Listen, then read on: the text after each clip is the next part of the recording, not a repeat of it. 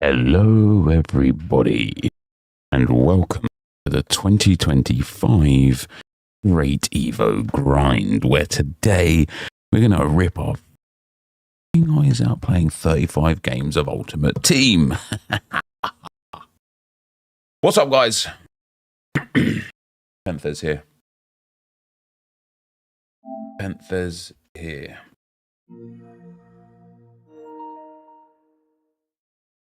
Hello?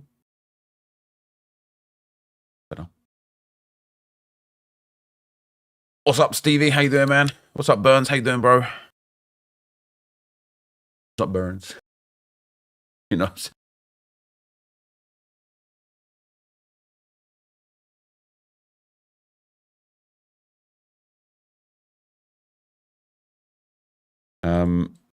How is everybody today? Good morning. Yeah, I want to start on those. Larson, Munoz. Did Bellanova get upgraded as well? I don't remember what his card was. It's going to be easier if I go. Trackers. Oh, they don't have the winter card trackers on here. Okay. Was it literally just like +2s? Or was there like any extra bonus stats or anything? Hey, this Canate is ridiculous, isn't he?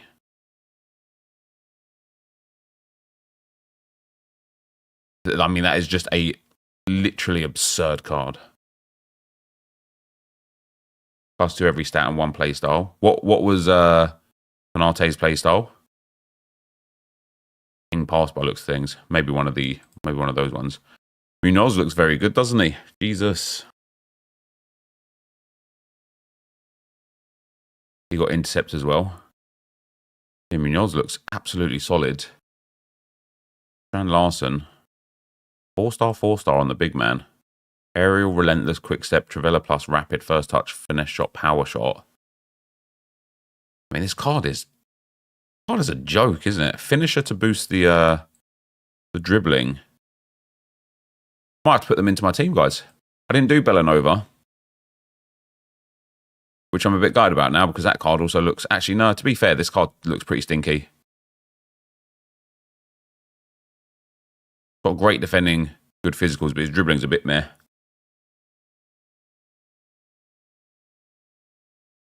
The upgrades make the Season 4 players look even worse. Like, it's one of those weird things, right? So I have some... Once we get a few viewers in here, I have something to talk about today with FC25 and my relationship with it and how it changed, or at least how my feelings about the game changed significantly last night. But it's one of those things where EA continually do things that we really enjoy, and then they don't do them again. And like Mode Mastery, I thought was good. It wasn't the best thing in the world, but I did think it was good. It was engaging. I really like those Mode Mastery cards. I like the rewards that were available. I thought it was good. And they just couldn't be bothered to do it again. So they just instead changed the rewards and gave us, like, you know, promo cards in rewards instead. Then when it comes out to like these winter upgrade cards from the season, first of all, the cards themselves were just very good. And then they had a chance of being upgraded. And I sit there and think, everybody's enjoyed this. And so why not do it again? Or do a promo on it? Like, you know, you could just do it again and be like, you know, how long have we got left in the season? We're at 19 games now. Let's say in another 9 games. So release another like 5 or 8 players across like some different leagues. And in 8 games time, so, you know, the middle of February, if certain teams are placed in certain positions, they get upgrades. Like, it would be so good. Yet, for EA, they just don't seem to care, do they? Thoughts on Numero Foot promo? Looks dead to me with none of them having 2 playstyle pluses. Did none of them have 2 play? I didn't know that the stats were official. But in general, anyway, the promo looks garbage. The only thing that might save it is if they are live cards.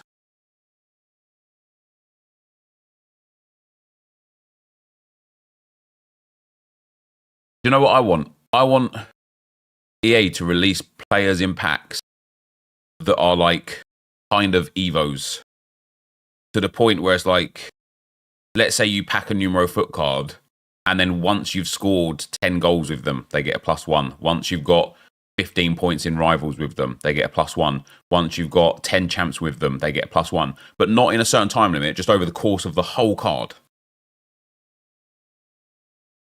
So you've got the rest of the whole game cycle to just boost them up as you want.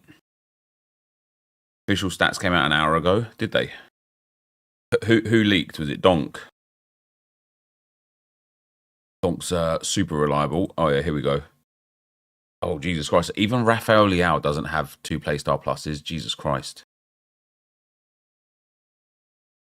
Yeah, that promo. I mean, for them to release a promo in January with 486 rated cards, 487s, 688s, 389s, 390s, a 91 and 292s. And of the 292s, Lewandowski will not be a premium card, will he? He just won't be. Lewandowski will not be the sort of card that people are going, oh my gosh, have to get him over.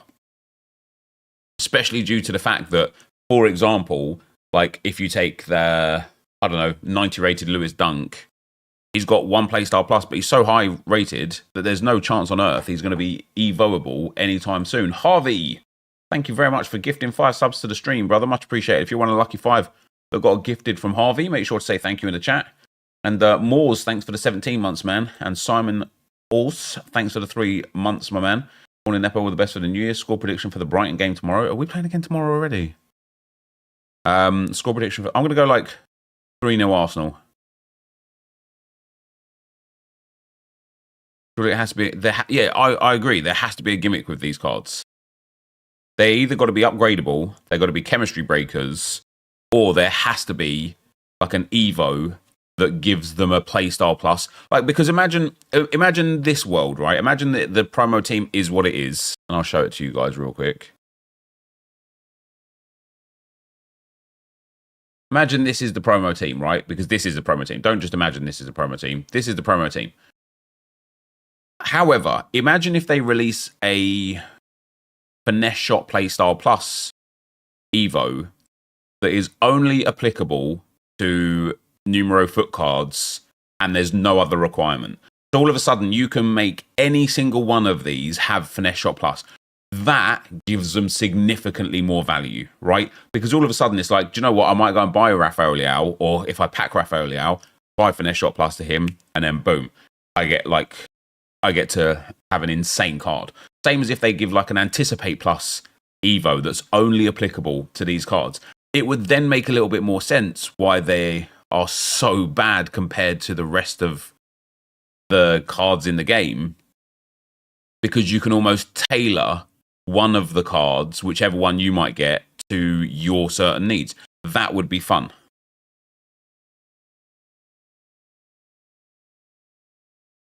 Only player who would fit my team is Vlahovic, but I have an Evo from Centurions that looks better. And that's the other problem, isn't it? Especially with with Attacking Avalanche. Attacking Avalanche Evo has given everybody an attacker with 2 Playstyle Pluses. I made this tweet yesterday. Hold on, you have to look at this other screen for a second whilst I change over. You and me. I kind of just built a random team on Footbin of players that I thought were very strong in the game or whatever. This team is really, really accessible. Like, you don't even need Buffon. You could just buy like a 20k goalkeeper. You don't need any of them. You might already have your own player. But a team like this is like a bare minimum of teams that you face in the higher echelons of the game right now. And it's what led me, and this is what I was saying before, guys, where I was like, there's something I want to talk about with like where I was at last night, like mentally. Oh yeah, by the way, I got Torre out of the Hero SBC. I've still got about 30 games to play to finish off the evos that expire tomorrow at 6 p.m.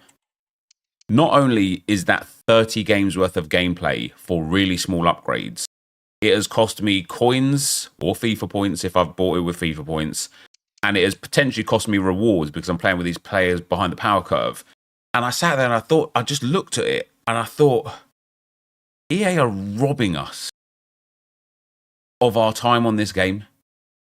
Like, the sheer volume, and because I thought about, like, I've waited with evos. I waited a long time to do these evos. That's my fault. I could have done them as they went.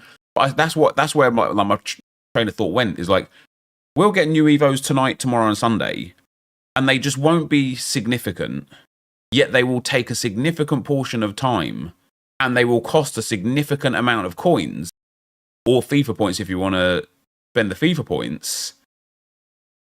And what you get back for it is cards that are significantly under the power curve. And I was just sitting there, I was just thinking to myself, like, I actually feel like I felt embarrassed almost. I genuinely felt embarrassed that I had given EA so much of my time for these cards that are shit. All because I love the idea of improving the players within my team. And it's frustrating even more so because I can't even tailor the cards to the way that I want them. And the only reason why I'm doing them is exactly what Beanie in the chat says, is FOMO. It's just FOMO. Like this Nwaneri, he's 4-star, 4-star, cam and left mid. His stats are just awful. Not just for an 87 rated card, but just in terms of like the current state of the game. And it's like, he's got playstyles I don't give a shit about. Why do I care about slide tackle and intercept on a cam? Why do I care about acrobatic and aerial on a guy that's 5'9"? Like, I really wish they would allow us to tailor these cards to our own specific needs, rather than give us these like very generic upgrades that don't really suit or apply to anybody. And it bothers me. It bothers me a lot. It's like 11 a.m. Why are you streaming? Oh, my bad, the Dream Team. What time should I stream? You let me know. I'll end the stream. I'll come back when you're ready. I know some people like Relentless Plus, but I still haven't used my Jude Evo because I just don't like it as a solo playstyle plus. Yeah, that's fair enough.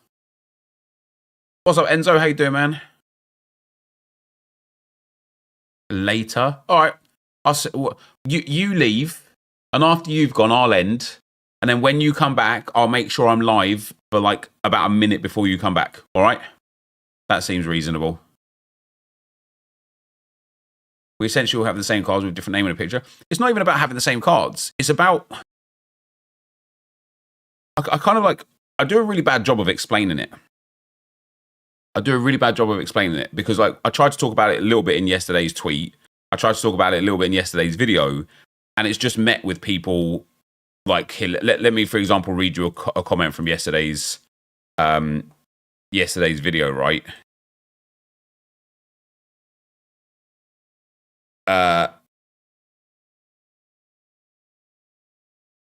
Should be titled, Man Who Plays a Football Game for a Living Annoyed Because Other People That Play the Game Use the Best Cards. Because, like, my perspective is, I want to use an Arsenal Evo team, and I can't, like... use it because everybody else has got sick players. And when people just want to see that as, oh, you're just complaining because you're not good enough, or you choose to do it, it's like you're missing the point. The point isn't that people have got sick teams. I can have a sick team. I can go and build right now an absolutely mental team with the players that I've already got and the cards. Like, if we even take a look at the Munoz, Bosch, what a card. Get Urian Timber out, get Konate in. Maybe keep Gabriel, but also that Nathan Ake is absolutely insane. Pop him in. Ashley Cole is fine. The midfield is probably mostly fine. Have I got any other like top end meta cards? Potentially, right? I could definitely go and buy some cards. There's some icons right now. There you go. I've got a Vinicius Jr. and a Del Piero. Like, I can build a sick team. It's not like it's not. That's not what my problem is. My problem is that it's so easy to build a team that is of excellent quality, yet it's so hard, respectively, to complete evolutions and build SBCs for players that are significantly worse than the easiest top-end meta team you can build. And it makes me feel embarrassed and mugged off that I'm doing it. Genuinely. I sit here and I thought to myself, why the fuck am I breaking my back to get these evos done for cards that most likely will be sent into an SBC when a better evo chain comes? Because I know for a fact, when EA release an evo that like Nwaneri fits into as a bronze card that takes him straight up to a 90 rated card, the 87 Nwaneri that I've got is fucking gone. And I'm like, why have I spent all of these coins and all of like, I'm looking at the game like, in a different light, and I'm just like, I don't know why I'm doing these evos.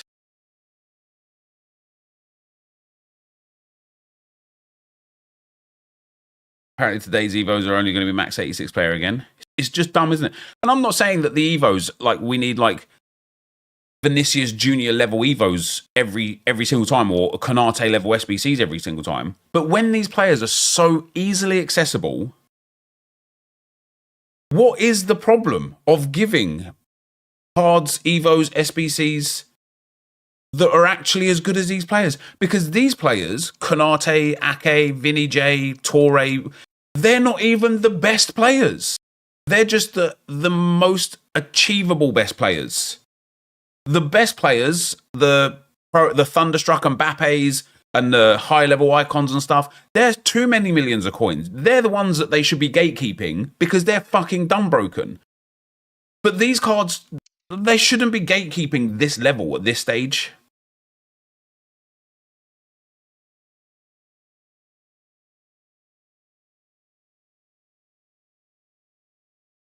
Well, the gripe is some of the evos make no sense. Like, some give plus 10 composure but 0 reaction, so we end up with 87 rated cards.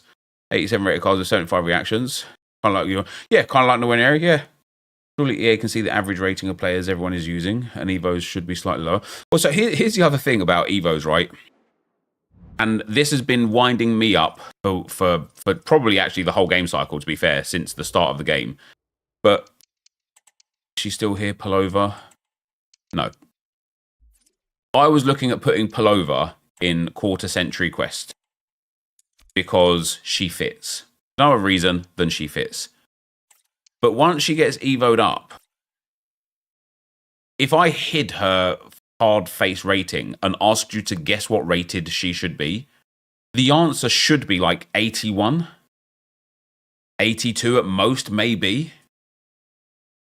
And yet this is an 87 rated card, which means the next boost is going to take her to a 90 rated card, and she's going to be the equivalent of like an 84 or 85 rated card. And it fucks me off again, because all of a sudden this card is now, this card is never, ever, ever going to be engaging or enjoyable. And I wouldn't mind it if there was a place to use these sort of like 87 rated cards that EA are shoehorning into the game now. Everything at the moment, in promos, in SBCs, in evolutions, it's all 87 rated, right? I wouldn't mind it if they gave us an Evo Lounge that gave consistently achievable rewards where you can take these players and actually enjoy them. But how can I... What am I supposed to do with this card in Rivals? This card looks dreadful. It absolutely, doesn't it? It looks fucking awful.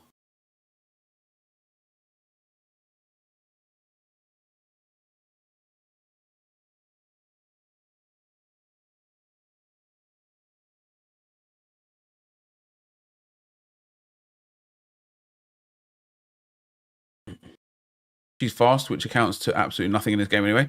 Absolutely safety. Pace is pointless. Well, I don't want to say pace is pointless in this game because I think Mbappe is like broken good, and a lot of that comes from his pace and play styles. But Desno, thanks for the 13 months, man. Javi Fiasco, thanks for the 6 months, brother.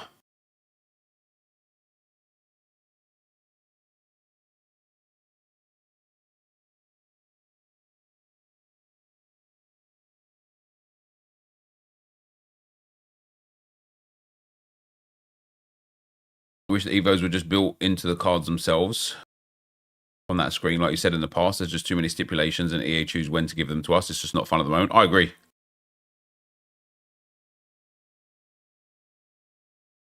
Could easily just have an Evo Cup mode with similar rules to draft. Yeah, or literally like the simplest solution that will require the least effort for EA is to have an Evo tab here in objectives and just refresh, give us daily and weekly Evo objectives.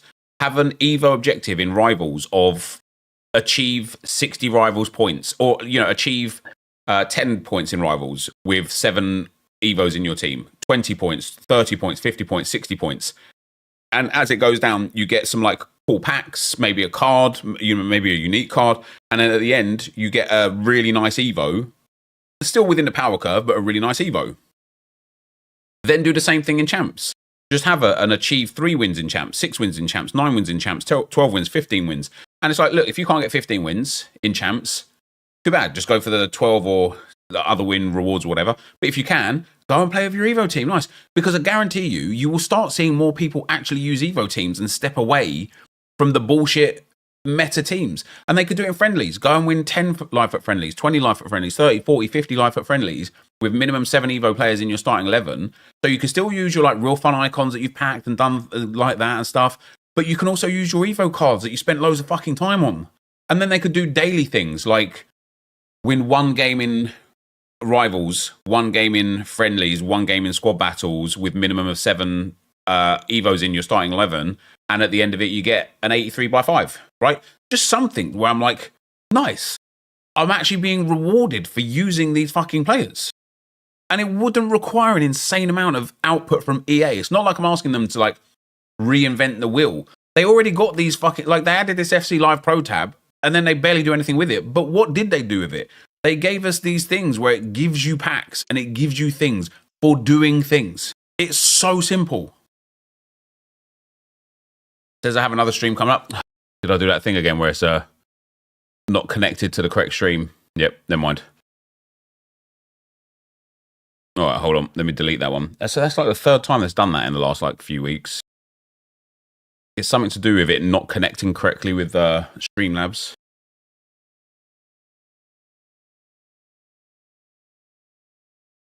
Sadly, keeps people out of the store, not wanting to gamble their money away. But the thing is, if you have to have 7 Evos in a thing like that, you can still have 4 other cards. And also, you could spend FIFA points on Evos. Actually, interesting question. How many of you guys spend FIFA points on Evos instead of coins? I know last time I asked, I was actually blown away by the fact that it was a significant amount of people that spent FIFA points instead of coins. I genuinely couldn't believe it.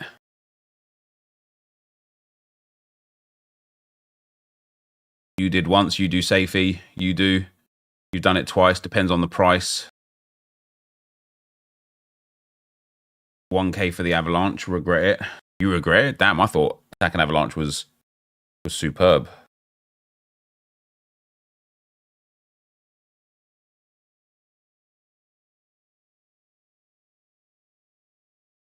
FIFA points are better value.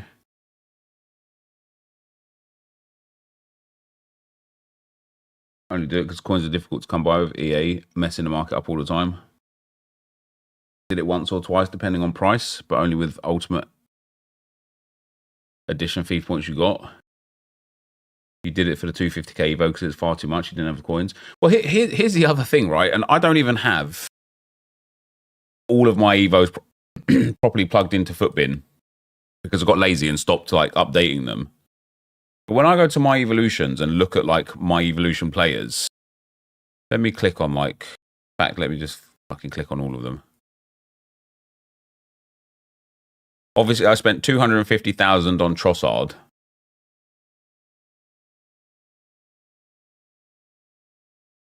That was free. That was free. 70,000 and 140,000. What's that? That's 210, 270, 300, 360, 460,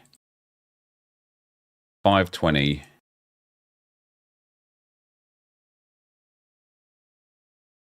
600, 690, 740, 750. I've spent about 1 million liquid coins on evos. 1 million.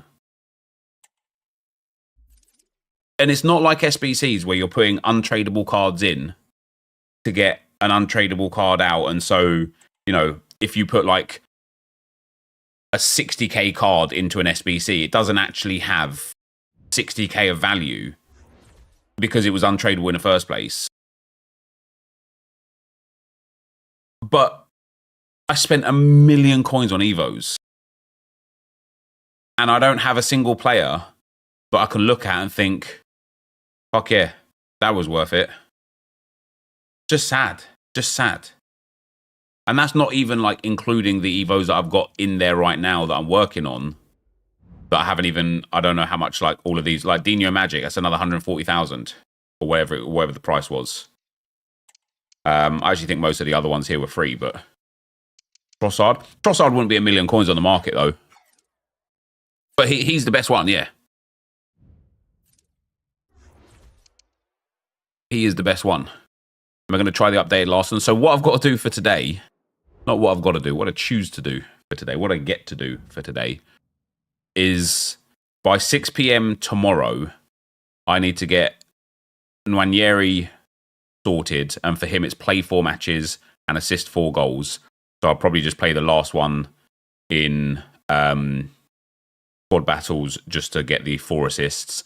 And then I've got to play 4 matches, win 1 of them, and score 5 goals. So again, I'll probably just play the last game in Rivals. So that's 6 games of Rivals. Sorry, in a squad battle. 6 games of Rivals and 2 games of squad battles.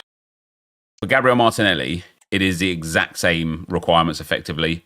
Play 4 in Rivals or Champs, and then win 2 and assist 3. But the play in this one includes squad battles, but the play 4 in this one doesn't. So after I've played 4, if I haven't completed the other objectives, I then need to go to squad battles to finish them off. And it's the same with his final tab. If I haven't completed the win 3 and score 3 goals, I then need to go into Rush or Rivals to finish off the final objectives. So I've got to do those 2 before 6 p.m. Saturday. It's not going to be fun. It's not going to be enjoyable.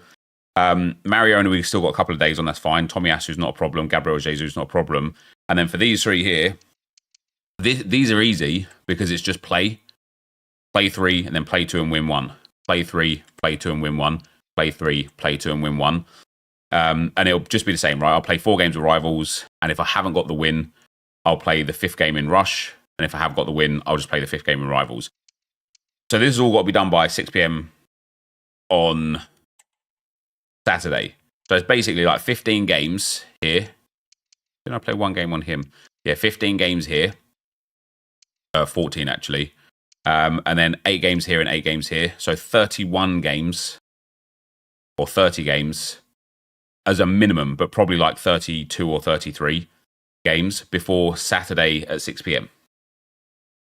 And then Mariona's got 2 days. She's actually quite easy to do. It's not too strenuous. Tomiyasu is also quite easy to do. And Gabriel Jesus is also quite easy to do. And then we've got the other evos that are there. But what I did yesterday, I already finished some evos yesterday. I sat there and played squad battles for hours last night. I finished Plange. He's now up to a 65. He can get out of the team now. I did the first tab of Nwaneri and the first tab of Gabriel Martinelli.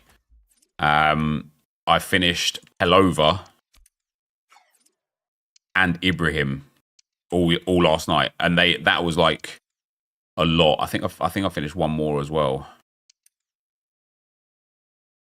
Maybe not. No, maybe I didn't do any more. If you have to do evos 1 by 1, you have to play the game longer. Looks better for yeah. True, it's true. I will play with these cards. These new upgraded cards. I will probably put Strand Larsen in as well and test him out. Damn, I don't have any Sentinels anymore, guys. You know what? Don't mind upgrading his dribbling anyway. This is a cool card. 2-star, 3-star sucks a little bit. I'm not using Ake. He was just more of an example. I'll go back to Gabriel on him.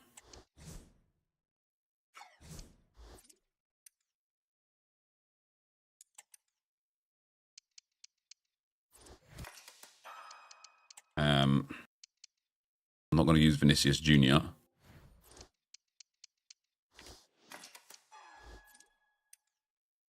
Why are you evoing players like Plange and Ibrahim? Just because there was either a choice of missing the evo altogether or using an ex-Arsenal player. And in my head, as I'm sure a lot of you guys have done with some of the players that you've got, in my head, I was like, nice. We'll evo Plange up. Then another evo will fit for him, and then another one, and then another one, and I'll have like a crazy card. But that's not the reality. And the more I'm kind of like talking to myself, you know how like I've kind of like gone back and forth over do I want to just use Arsenal players, just use Arsenal evos, this and that. I wonder if just like a better solution for me would be actually like almost not necessarily restarting all the evos, but almost being in a position where I'm like, right, I've got all of the Arsenal players that I want again, first owner at gold, silver, and bronze level.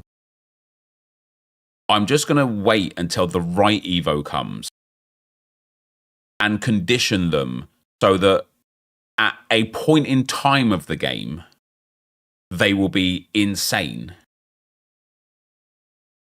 And in the meantime, for all the other evos, just go and get like some really fun low-rated bronzes, like you say there, Millimount, like some unique Korean players or unique Indian or Chinese players or whatever, and just evo them up for a laugh in the meantime and have a really good team.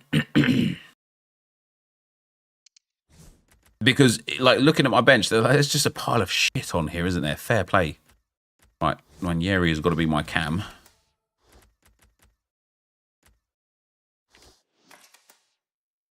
Some of the bronze have insane stat splits, which cause some super insane cards, rated around 80 to 83. Yeah, well, we've got it on the crappers, right?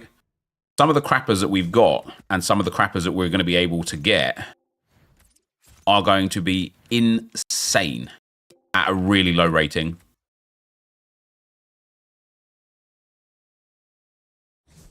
All right, let me change roles here as well.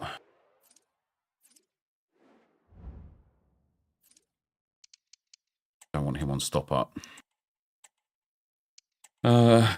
Wing back, false back, attacking wing back. I'll go over a bit of attacking wing back balance on him. I don't want Torre at centre half either. Holding for him.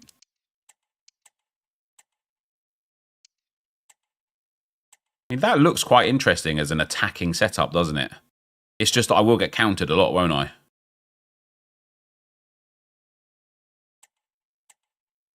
I still might try it. And then I want Larson as the big target forward up front there. Maybe I don't have enough attacking players as well because I've only got Saka and Larson attacking. Everyone else is balanced.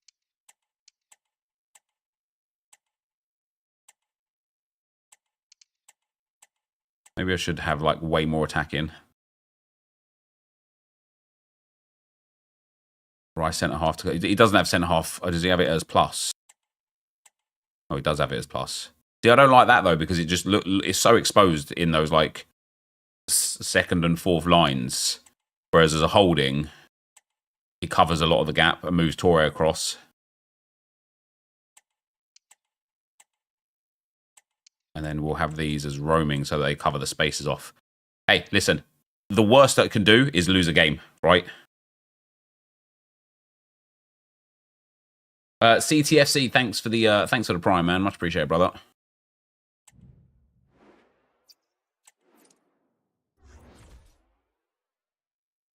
And we're going to be using Ranieri to start, but probably bringing on Ødegaard at some stage or another. I just need to play 4 games as well. I don't need to win. It's not about winning. It's about experimenting, experiencing, and enjoying these winter upgrade cards, this Yaya Toure that we managed to pack, and our new evolution, Ranieri. If I lose, I lose. Who cares, right? Who cares? Who's going to get upset about losing a game of FC 25? Certainly not me.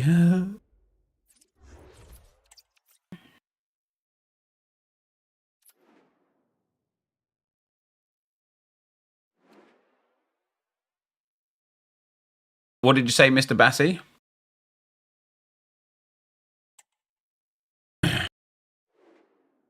What's up, Gojo? How you doing, man?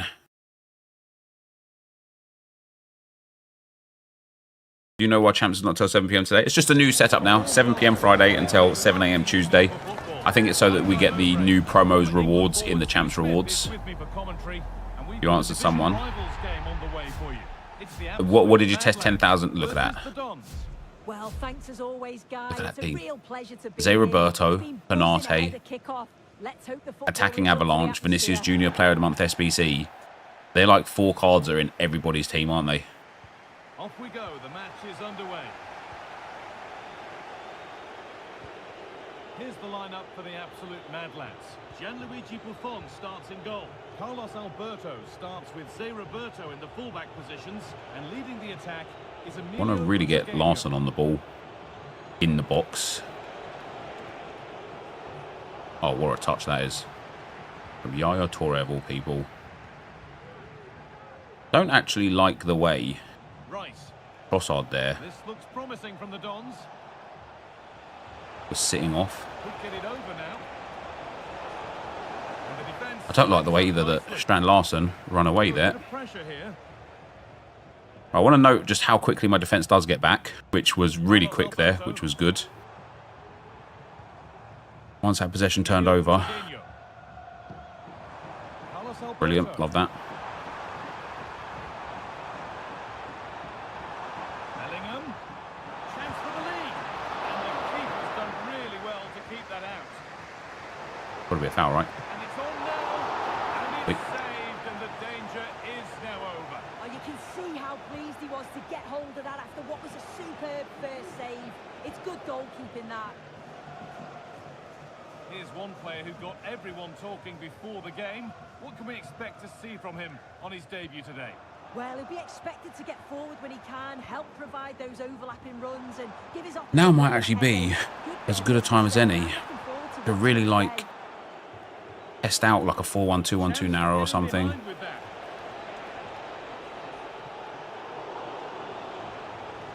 Jesus Christ, my players literally just cannot hang on to the ball, can they? Tevez. Gervi. Zé Roberto. The Dons have possession again.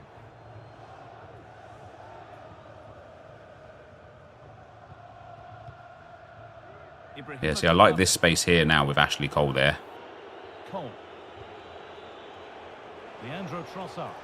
Just about able to keep it in.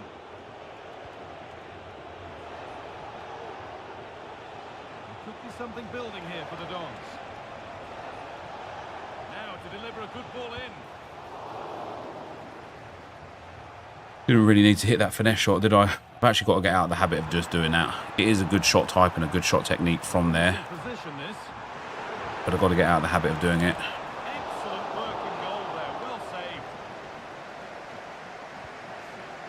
Yaya Toure. Munoz. That's atrocious. Who played that pass? Was it Nwaneri? That is atrocious, isn't it? Carlos Alberto. Now Canate. The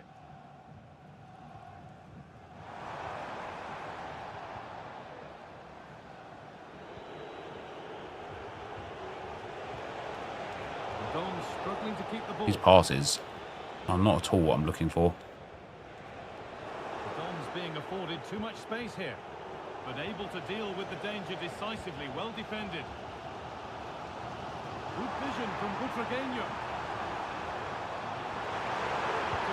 What a save, Martinez. Fantastic save. Was it Munoz, was it? He closes the angle down, makes himself big. It's a really good stop. You want to play champs, it kills your whole day. You can play champs. Not until later.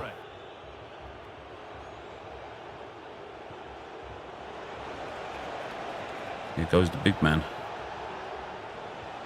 Still level, but this attack could see that changing. Saka, encouraging signs to the attack, but it hasn't led to Passing anything. options are not great here. Tevez. Now Bellingham. Lovely, incisive ball. Good, patient build-up, but not quite the end product.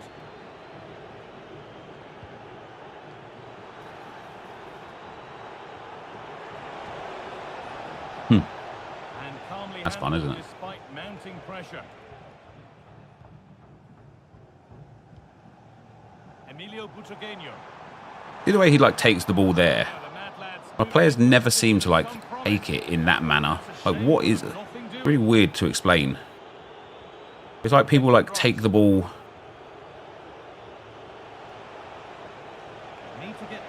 I literally don't even know how to explain it. Genuine chance.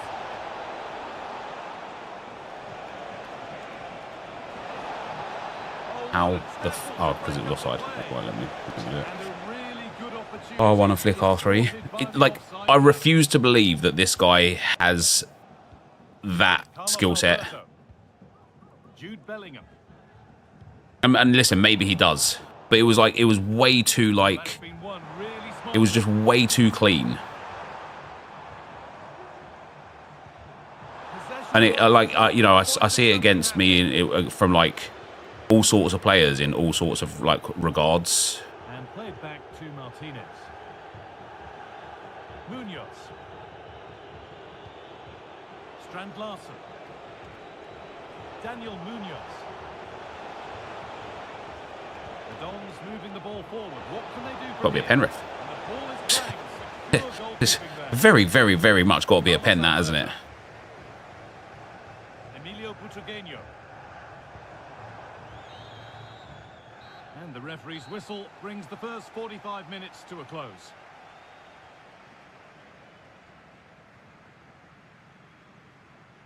Champs ends on the Tuesday. Well, like 7 o'clock in the morning, yeah.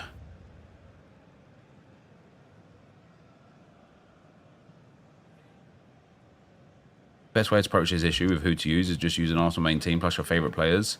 It just won't end up with an Arsenal team though. That's the thing. Let's put these fullbacks on attacking.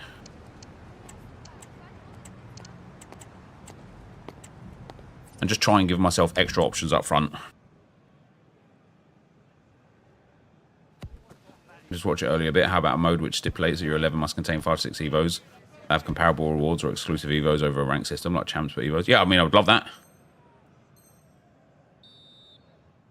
I wonder if EA would love that though. I don't think they would they? Back underway for the second 45.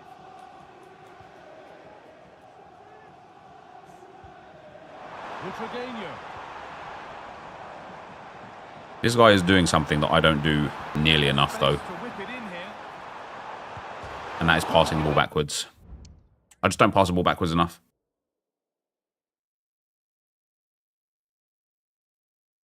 Ghost Puppy, thanks for the 34 months, man. Very much appreciated, bro.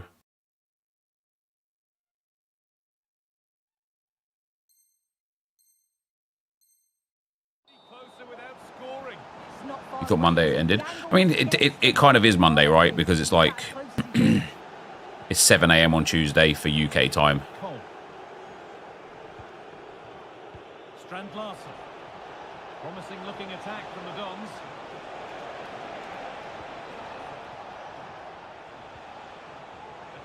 He's going to be offside, eh? Obviously, you just didn't aim it to him. Fair enough, EA. Yeah, I think it's a bit of both. You've got to give him time to get back on side. Surely you can see what's going on. Like that touch there. You telling me this guy does R3 and R1 every time he's touching the ball like that? I genuinely just don't believe it. That's not my ball, no? Cool.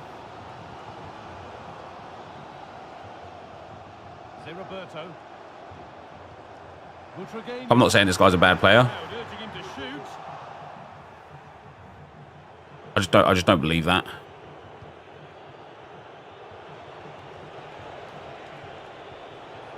Read the pass well and cuts it out. Mate, how lucky is he getting with these rebounds? Tevez. Play continues as the ref lets that go. Getting a bit congested in the middle of the park. Could turn out to be a really Chippy good chip. ball. Never mind. That's nicely won Got the shot off, to stay though. off the threat. What does R3 and R1 do? Well, it's like not R3 necessarily, right? Just like right analog stick, right? So you use R1 and the right analog stick when you receive the ball, and it will like push the ball in a direction that you want to start running in. Damn a bit. Space to attack here for the Mad Lads.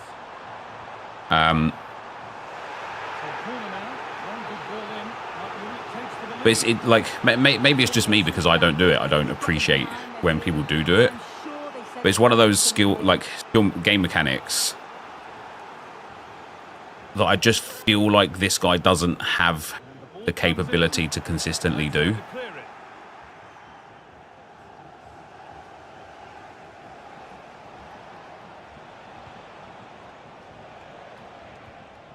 And it's been cut out. There's the turnover. And yet it seems like he's doing, like, he's just rolling me a lot, like, especially down the line. And it's just really weird.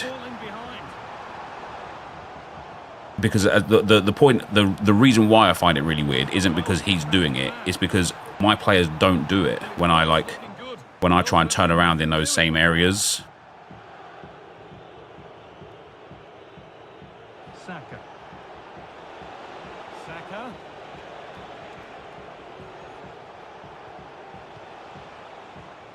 Chance to get in behind with that. What a touch that is. Strand Larsen has been disappointing. Carlos Alberto. Rafinha now. Butragueño.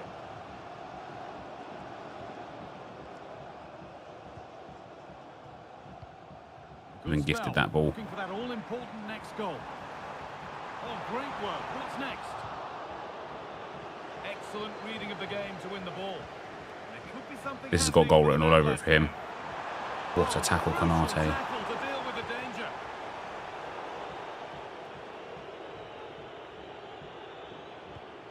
And the ball is lost. My days, what a touch, Strand Larsen there.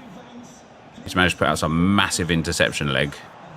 How's Munoz been? Munoz has been really nice. Kanate's been good. I feel like I probably should already have a goal or two of Strand Larsen. He's kind of let down a little bit. Steven Gerrard.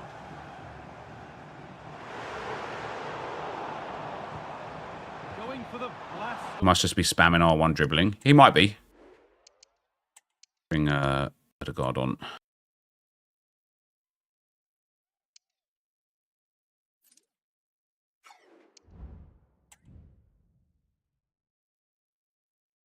How do you receive a ball?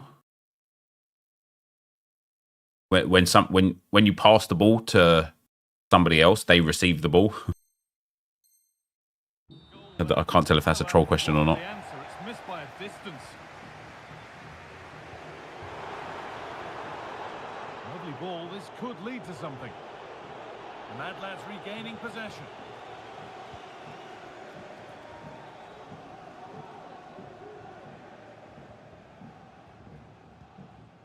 NepentheZ. I'm reading every pass there. What is Torre doing? Where is he going? Rafinha now. That's In cool. the right position to cut out the pass.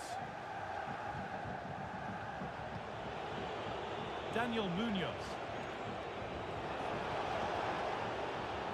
The one time I didn't go for the pass. And the Mad Lads have lost it now.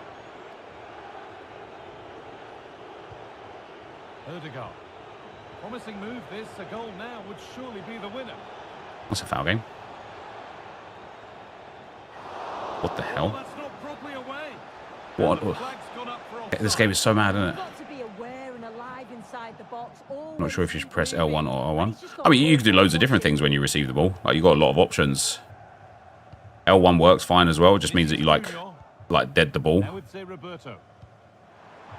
I fucking hate that player switch because it just kills the momentum of the run. Working hard to win it back there. Gabriel, please. Thank you. Well, the fans certainly aren't happy with the decision. They think that was a penalty. Well, is Gabriel actually making it up the field? Already have one, thanks. Yeah.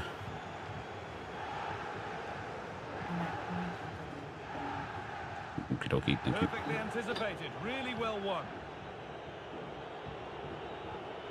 Daniel Munoz.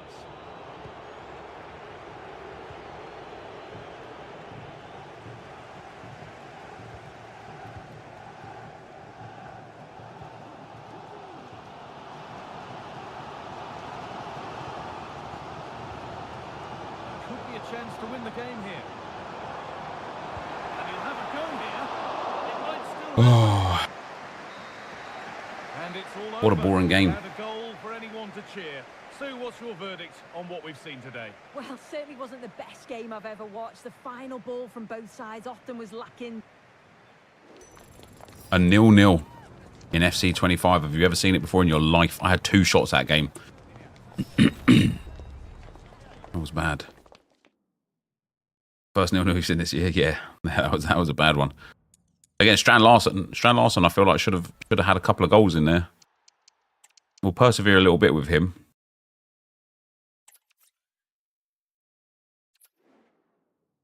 We will persevere. We'll persevere with this tactic the same a little bit as well. Need to start learn the patterns.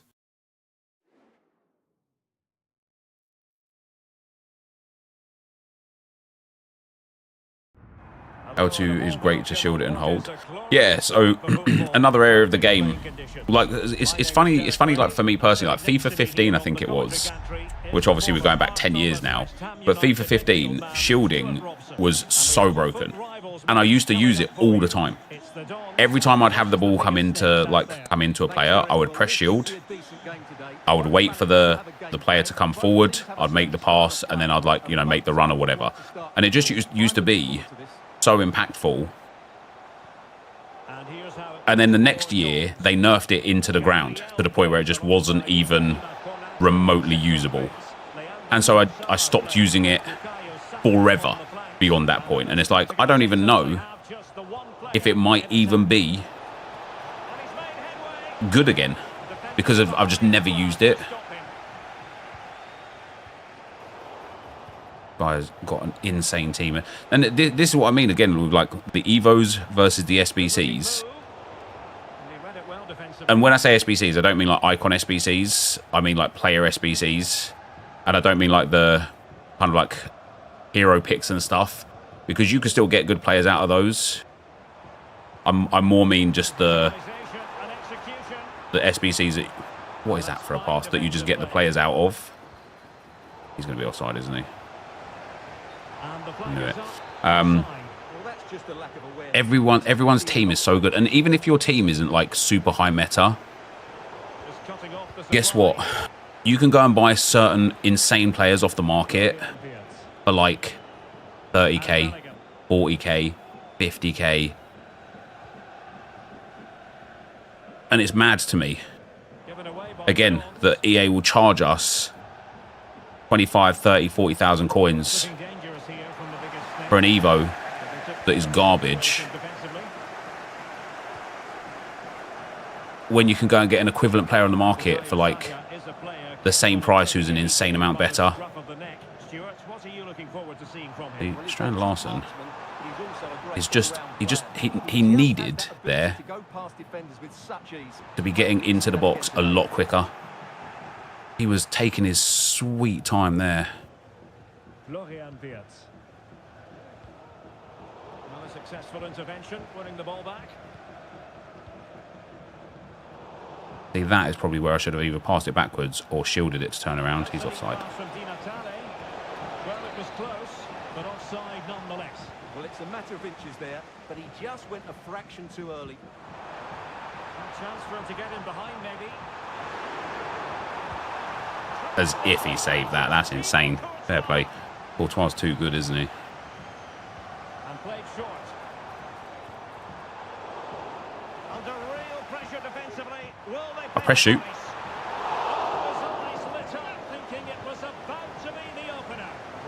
What a touch that is from Trossard there.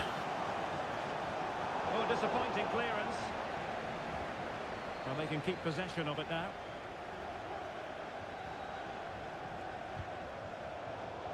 And snuffed out the danger immediately. Well, just overdoing it. Wasteful again in possession. Just for Rice again, game.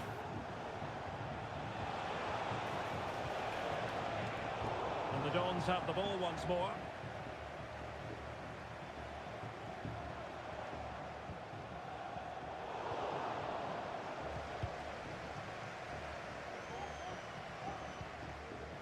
Jurgen Strand-Larsen.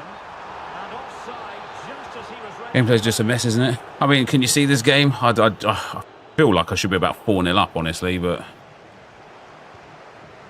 Oh, that's an expert piece of defending. Not, so that's bloody annoying. This could be troublesome.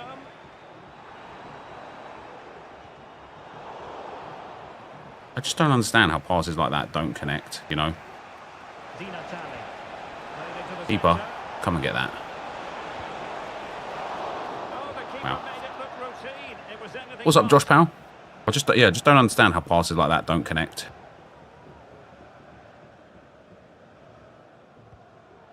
Bukayo Saka. Wonderfully weighted pass. Under pressure. That's better. That's better. Lethal piece of finishing. Drilled home with true conviction. Tremendous goal. Cole. And played in.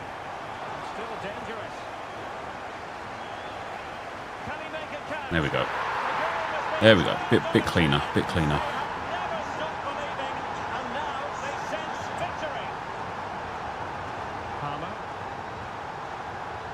Well, a classic example of how to intercept.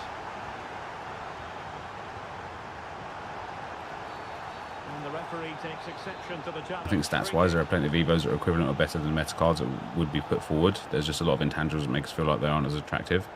I think there are, you're right, because like I feel like when we look at the crappers, there's some cards there that once they get enough evos in them, they're going to be mind-blowingly good. That's got to be a pen, right? Yeah. They're going to be mind-blowingly good.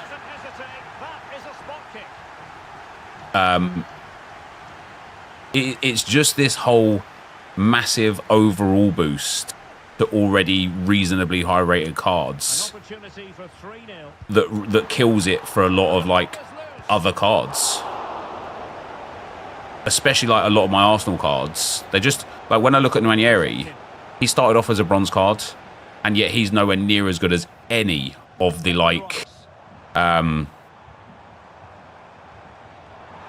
hippie chips. He's nowhere near as good as okay. Physics would have Courtois back in the goal, but never mind.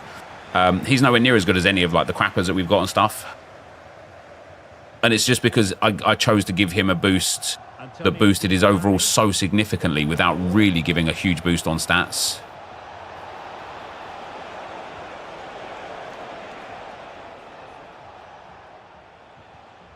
Well, the stoppage time situation, 1 minute here.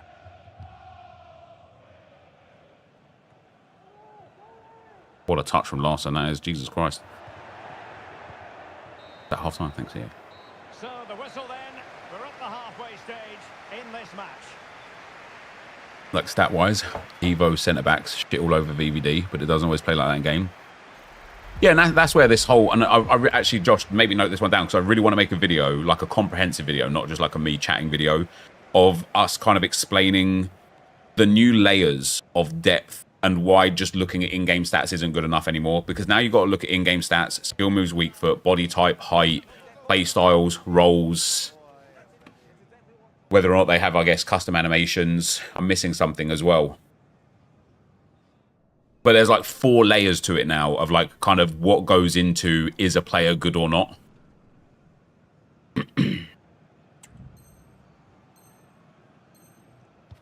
Oh yeah, accelerate, that's for sure one of the things as well. And away they go again, no doubt about it. The biggest snakes need to raise their game. Wrong one. It's Raul. And a goal. That's first shot of the game. Just yet. I feel like it should be about 6-0 down. On they go. A goal can And here it always is, make 2-1. such a big difference, and you just sense the biggest snakes believe in themselves again. Well, doesn't have to do it on his own. Well, that's one for them to pursue. Nice. That's class, innit? That's class, innit? Love that. This Trossard is so delightful to play with.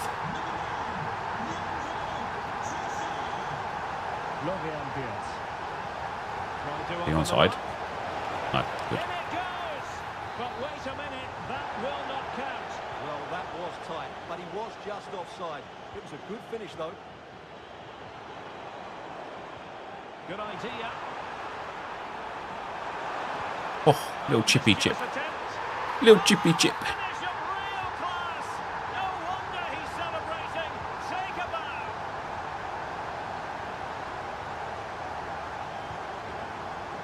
Saka. Didn't realise Saka was through there. And the biggest snakes have it once again. Oh, good tackle. It is to be a throw-in. What's up, Ian? How you doing, man? Florian Wirtz. Now with Bellingham. Fun.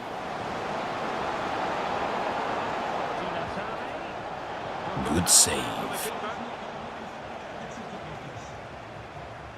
Declan Rice. And he takes it away.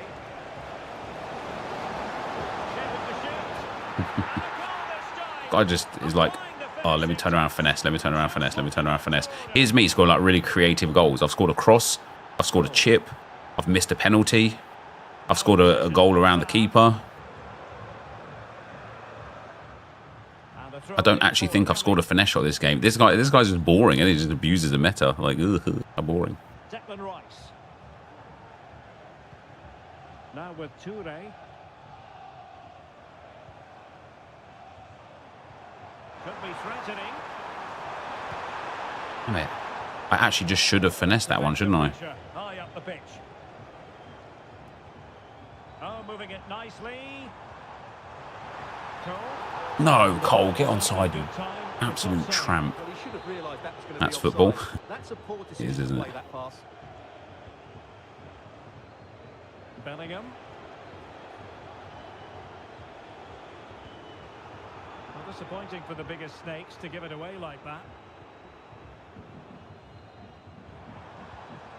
Over the top. Oh, I've spotted something. It happened once, and I got Nwaneri through, and I missed the chip shot. It happened once, and I got Nwaneri through, and I scored the chip shot. And it just happened there, and I didn't play the right ball. Now he must favour the cross. Oh, my days. And they'll get ready for the throw-in. And I think I've just found something that is game-breaking to the way that people play this game. That's going to allow me to easily score thousands of goals. Good move in the making this from Snakes. Raul. Opportunity. Good keeper movement to NepentheZ. My ball, love that. Yeah, thousands of goals. Let me test it. And if I'm right, it'll be party time, baby. Really closing him down. Obviously, he needs to get the ball out of the field first, mind you. A But swift challenge and a throw-in coming up.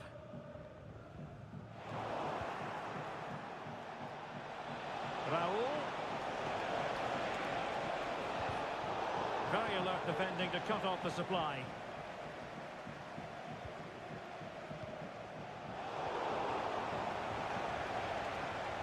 Well, constantly giving the ball away isn't going to help matters.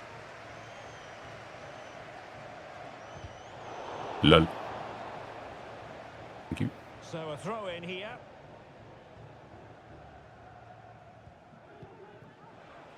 Wasteful from the Yeah, this guy must have gone like seriously intense pressure because I cannot get out my own third. But it was squandered. Goal kick. And this is where I should just do that.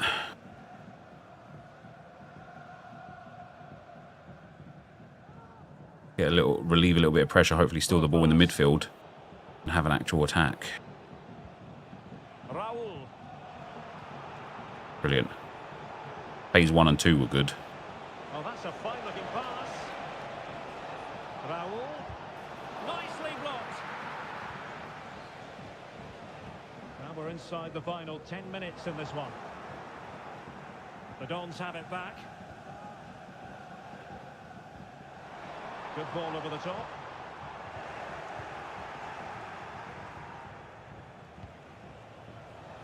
Raul.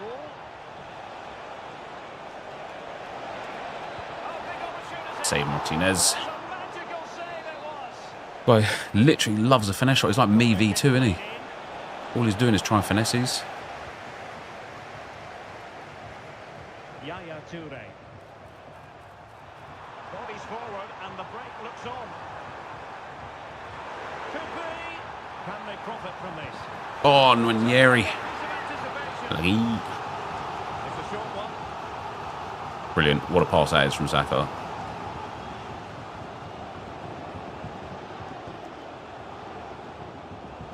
Couldn't quite find his teammate.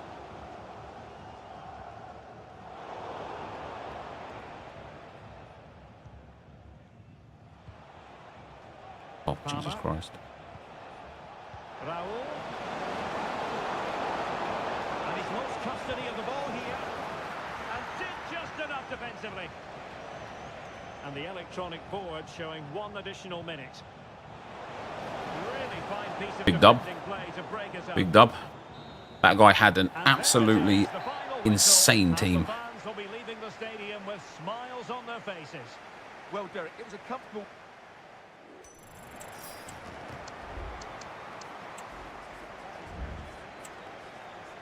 He had the promo Di Natale. I don't know what version of Raul he had. He had a, was it a 90 Palmer? The free Jude Bellingham. 91 Wirtz. Promo Xavi. Cole Konate. 93 Van Dijk. 90 Frimpong. And Courtois. He also used 4-1-3-4-3-1-2, which is a formation I really want to try as well. Aaron, thanks for the super chat, brother. He says, what's up, NepentheZ? What do you think has gone wrong at United and who's to blame? Also, would I take Rashford at Arsenal? Would I take Rashford at Arsenal? Yes. What do I think has gone wrong at United and who's to blame? I don't think there's like a simple answer to that. I think you could probably assign blame to everybody from the top to the bottom of the club. What's gone wrong is you just haven't recruited players that have fit what the manager had in his mind, I suppose. You know, I think that's what's gone wrong, really. And then Fraser, thanks for the 2, brother. Giving up on evolutions will always be way behind. Yeah, I do agree with you. I think the whole rating is a double-edged sword. If you make it so it calculates off a new card, Evos will be far worse. I bet Nwanyeri went through Jude Evo. Yeah, he did go through Jude Evo, yeah. Because obviously it gave him the biggest boost. But my thing was, Josh, you know, what you say there to Millimol, people have an unrealistic expectation of what they will be and what would be good for the game. It's like, I somewhat get that. But when you look at, let's go to my Arsenal women's team.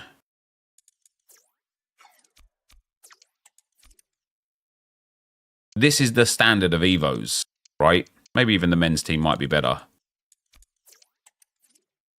And all I can't help but think is when someone like Konate, who even as his 89 rated in the season pass was great and now he's 91 rated, exists.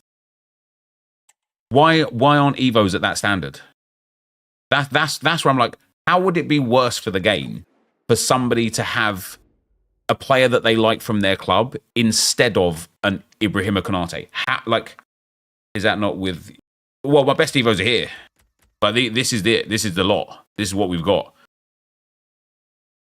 And I literally just sit there and think, like, even this Munoz, not a single right-back Evo comes to his standard. And he's a free card. So why aren't Evos at that level? Why aren't Evos there? Why aren't Evos here with Konate? Why aren't Evos, in terms of, like, I guess, midfielders and stuff, at the sort of caliber of that Jude Bellingham, you know? Who's buying packs then? But who... right, fair. Who's buying packs then?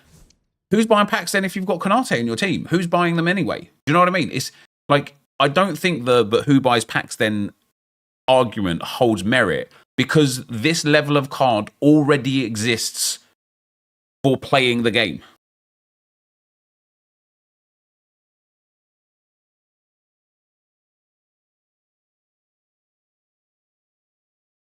you propose the idea of giving an Evo option to give the season stats of a season pass back. That would be fun. Because imagine if I could make my Saliba gold card like this.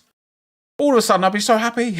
I'd be sitting there like, nice. I've got an insane Saliba, you know, an insane like Ben White or Tomiyasu. I've got this crazy Trossard. I've got Bukayo Saka's promo card and like Rice's promo card. All of a sudden, I wouldn't be happy. Let's not be unrealistic. I'd still find ways to complain and moan.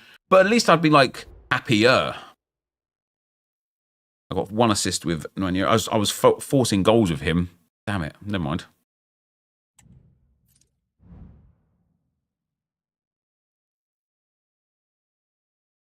Look at in-games on Larson or Munoz. See, I think Munoz's in-game stats are very good. His defensive awareness is a bit low, but his physicals are brilliant. His defending is good. Very good. Passing is really nice. Pace is very good. Dribbling's very good. Relentless, quick step, rapid, anticipate, intercept, and long ball's very good. Rolls are nice. And, oh, he's only 5'11". I thought he was 6 foot, but I don't think, like when we look at this Tomiyasu that I've got,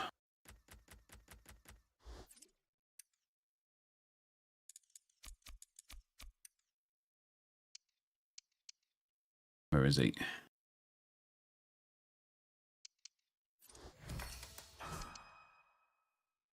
He's got 1 more passing, 4 less physical, 1 less defending, 2 less dribbling, like 9 less pace,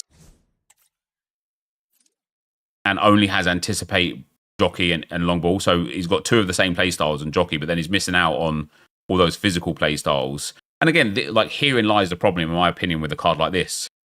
The actual attributes are nice. 6'2" is nice. 5-star weak foot is nice. His physical's not quite as good, but his other attributes aren't bad. You know, pace is a little bit lacking. But then when you get to this area, which I think, and I think you agree with me as well, Josh, that this area, this page is far more important once you get to a certain level on this page. He just has nothing there. He just has nothing there. Like, anticipate is nice, jockey's nice, long ball pass is nice. But like, you know, what would we expect on a fullback? Maybe like a whip pass, maybe a bruiser, press proven, first touch, quick step and rapid, relentless perhaps, intercept and block. Like, he's missing out on so much. I think you specifically are screwed because Arsenal have high rep, so you don't have long enough chains for a Tommy type player.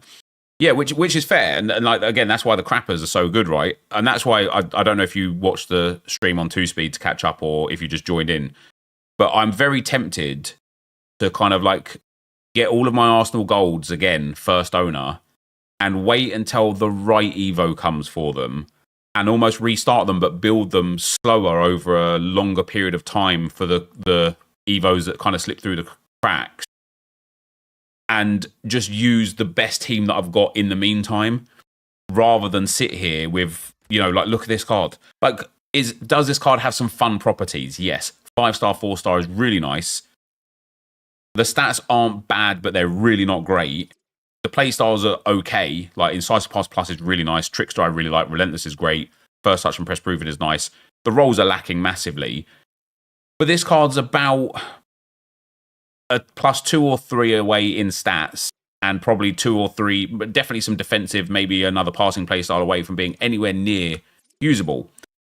Or like, not usable, but like comparable, I suppose. And so I look at a card like this and I think maybe I should just restart a Manum. Outside of defensive and physical, do you not think that clears the Jude that everyone uses? Yeah, but like, probably does. But that defense and physical, and I think it's going to be roles and play styles. They got both got same play style plus, so they've got same passing. Jude has got more dribbling, more defending, more physical, little less shooting, little less pace. Same play style plus, doesn't have the 5-star, 4-star, only 4-star, 4-star. But this is where I think, again, maybe picking like certain bronze players will be even more key, because Bellingham's 6'1" and Manum's not, and that makes a difference in game. He's also got better passing stats because he's got low crossing, low free kick accuracy. His dribbling is, I'd argue, is better. I mean, it is better anyway. His play styles, 6 and 2 threes, I think, for play styles. Then his rolls are much better. But and here again, here's the caveat.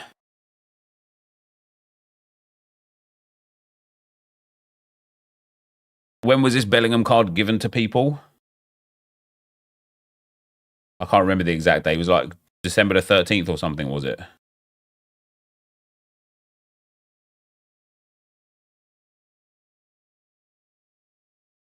This Freedom Annum cost me 140,000 coins. And Jude Bellingham was given for free. This Freedom Annum, I don't think is quite as good as Bellingham. It's definitely comparable. I think the defending and physical is the one for it. You mean for Cam? He's got the same as Manum.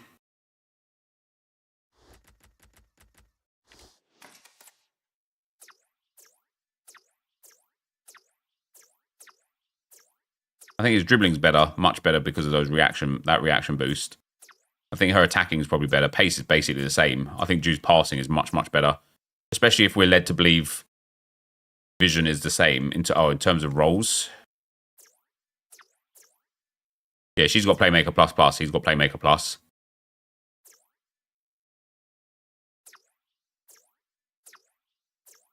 And then in terms of play styles,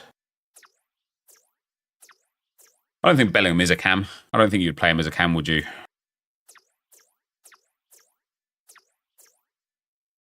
Even looking at Manham's playstyles for a cam, let's say we played her as a cam. One passing playstyle, I just don't think is too great. No quick step or rapid, no technical. Player I don't really care about. First touch is nice. Trickster's really nice. I think the Trickster fake shot is still massively underrated. But obviously Bellingham as a cam also doesn't have the passing playstyle. But I wouldn't I think Bellingham sits in that centre midfield role more than a cam. At which point, again, the Playmaker plus plus becomes, or even the box to box plus plus becomes a bit more valuable. But the more to the point is, Bellingham was free. Manham was 140,000 coins. They are comparable to a degree, but Manham was 140,000 coins. El Torero, what, 3 weeks ago? Bellingham was free like 4 weeks ago, or maybe even 3 weeks ago as well, to be fair. They might have come around the same sort of time.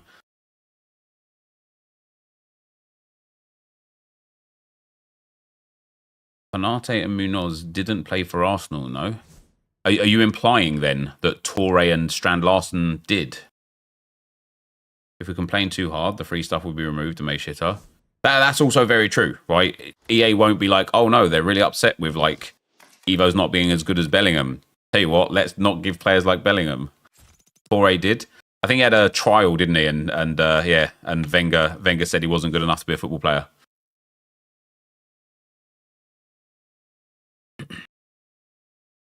Same can be done with discard promo cards, hence why you stopped the retro RTG, because it was pointless. Well, it was pointless. And actually, if we look at some of the retro players, I've probably packed some of them, to be fair. If we look at some of the players that we were evoing in the retro RTG that then got promo cards, it was literally like a, what's the fucking point? I'm not going to have packed one now, though, am I? I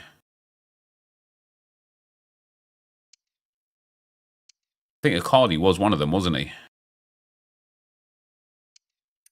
Oscar was one of them, and this card is just way better than anything I could have ever created from an evolution for that Oscar card. And it's only 10k. Who else did we have? Muriel's got a promo card, but I missed out on that one, so that one doesn't really count. Aubameyang, and again, like, this Aubameyang with Finesse Shot Plus, I couldn't have made his 82 rated this good.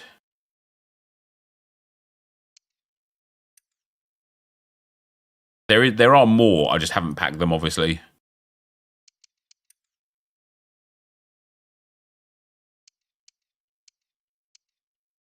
Oh, I turned down the opportunity of a first own McCabe yesterday. That's annoying.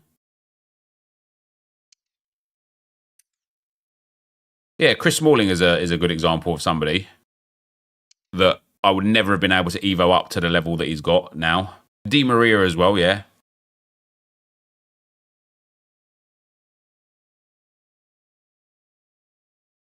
so many cards at a 10 to 40k range that's so much better than every Evo going. Yeah, but like what Josh says is fair in some regard, though. I would much rather spend 30, 40, 50k Evoing a card of my choosing to fit what I want rather than buying the promo card, for sure, right? Yeah, Santa Cruz, Santi Cazorla, Nani SBC. Yeah, there were so many. I definitely agree with that. I think my biggest issue is, it's the fact that if, let's say an evolution comes out today that Bronze Ranieri fits into and gets pushed up to a 90 rated with stats that are far better than this 87 one that I'm going to have, I can't just do it and have them both and then think to myself, oh, don't worry, in 3 or 4 weeks' time, we're going to have another evolution where I can take the 87 above the 90 and kind of keep just exchanging between them. I have to literally delete this one to get the other one. And it's really frustrating. The Globetrotters basically made your retro RTG pointless, as most of the cards that were on there had much better than evolution ones. Yep, and they gave chemistry as well. And so I either wish EA would allow us to kind of like keep multiple versions of Evo cards. Thanks, babe. At the same time, or again, should I? Because I reckon Ranieri and Lewis Skelly are going to end up getting promo cards, right? Future Stars, I think they'll both get like Future Stars cards, or at least one of them will. And I wonder if it's time to start looking at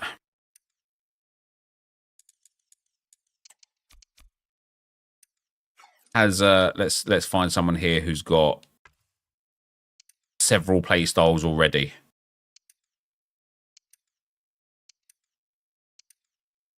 I had one.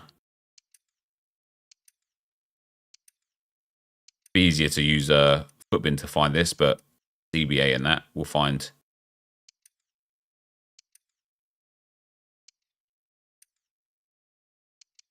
Far throw, nobody gives a shit about that, do they? Sorry for swearing.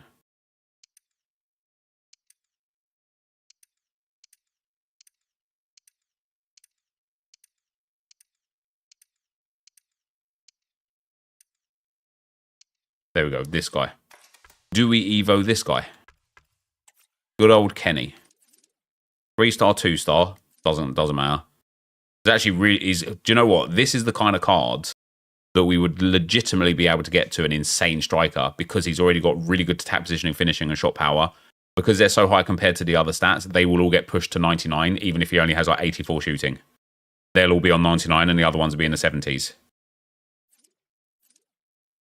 He's got roll pluses at striker and cam. He's got 54 vision, which is good for his passing. His agility, ball control, dribbling, and composure are decent, so his reactions will stay low. But is this the sort of card where it's like, maybe not him per se, but do you know what I mean? Like find a card that's already got, that's a really low rate bronze, that's already got like 3 or 4 rolls, 3 or 4 play styles, 3-star, 4-star, or 4-star, 3-star. Maybe fight, like how Boras uses Hudlin because he's 6'9". He will never feel meta no matter the stats. See, but you're just wrong. You're wrong on that regard. The meta comes from the obscurities and from the anomalies, not from the stats. And so finding somebody 5'10" isn't an obscurity or an anomaly. But, for example, Park Chu-young, this card will end up being better than meta cards because he's 6 foot tall. I need to get him up to 4-star skill moves for sure, but he has got exceptional passing for a striker.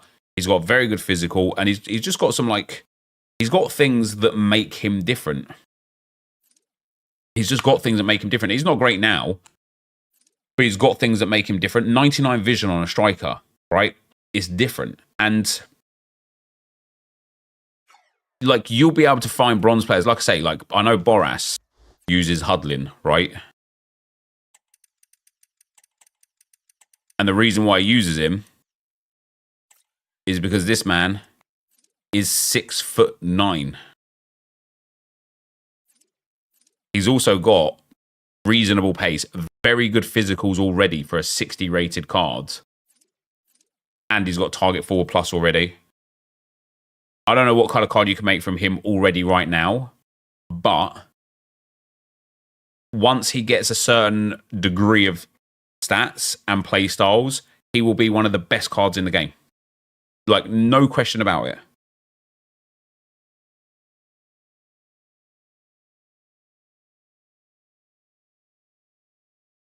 Some people were able to get him into attacking Avalanche. Oh, is that right? So he's got a few insane paths, has he?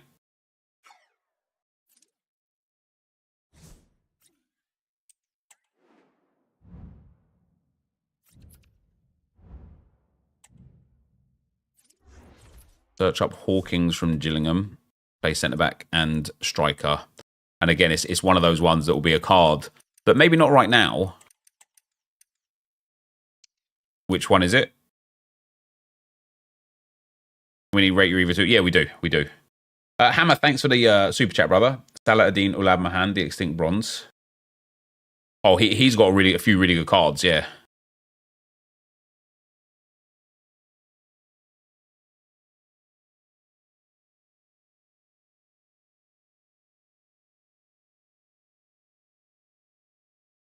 Luke Bolton for Wrexham is a good one. Bronze with 4 play styles.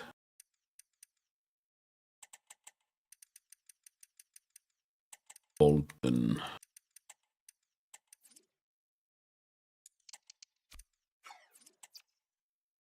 Five play styles naturally and good pace. Whip pass, slide tackle, relentless, first touch and rapid. And he can play right mid. And he's got attacking wing back plus. And he's got good pace, good agility and balance, and good stat. Like, this is the sort of card that will genuinely end up being one of the best fullbacks in the game. How tall is he? 5'9", 3-star, 3-star. Like, this honestly is the sort of card that will be one of the best fullbacks in the game. If you bother to, like, evo him up correctly. Do you know what I mean? It's all well and good, like, just throwing him into an evo that gives him a stat boost, but what's Otto got? Again, for a 64 rated, really good physical, really good agility and balance, really good pace.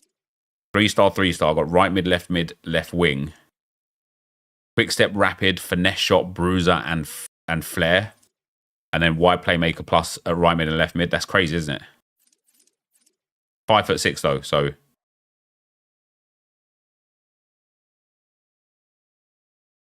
Check out Wang Peng.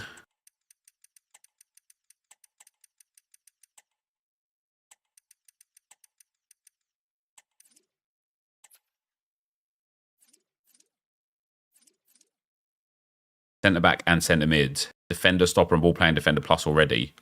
No play styles, but again, his physicals and his dribbling for a centre back. This is the thing. This motherfucker, right? This is probably why you chose him, Josh, right? Because you can just see that this card, when he gets up in stats, is going to have exceptional pace split. He's going to have incredible passing because he's going to get to 99 short pass, long pass on vision, whilst crossing free kick accuracy and curves stay extremely low. He's got really good agility and balance for a centre-back at 6'1". So what's going to stay low? His dribbling and reactions are going to stay reasonably low, but he's going to be good as well. His defending is really well split. His physical's already really high. This is a sort of card that by the time it gets to like an 83, 84, 85 rated card, is just going to be absolutely mind-blowingly good. You sent me a pic of a great bronze Evo.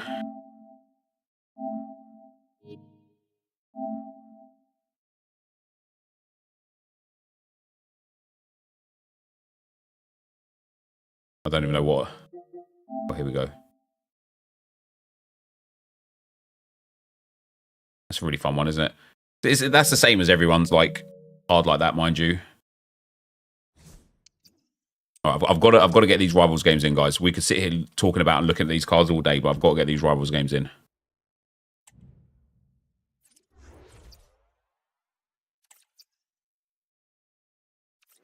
I've got Carter Vickers, who's only 80 rated, but every defensive play style with Bruiser Plus. Send it on PSN messages if you can, Josh. If you can't, don't worry, but it's a lot easier for me to show the stream than switching all my screens around. Well, Well, conditions really couldn't be any better here tonight. A very warm welcome to you on this fine evening. My name's Guy Mowbray, joined for commentary by Sue Smith. Right, what are we up against here?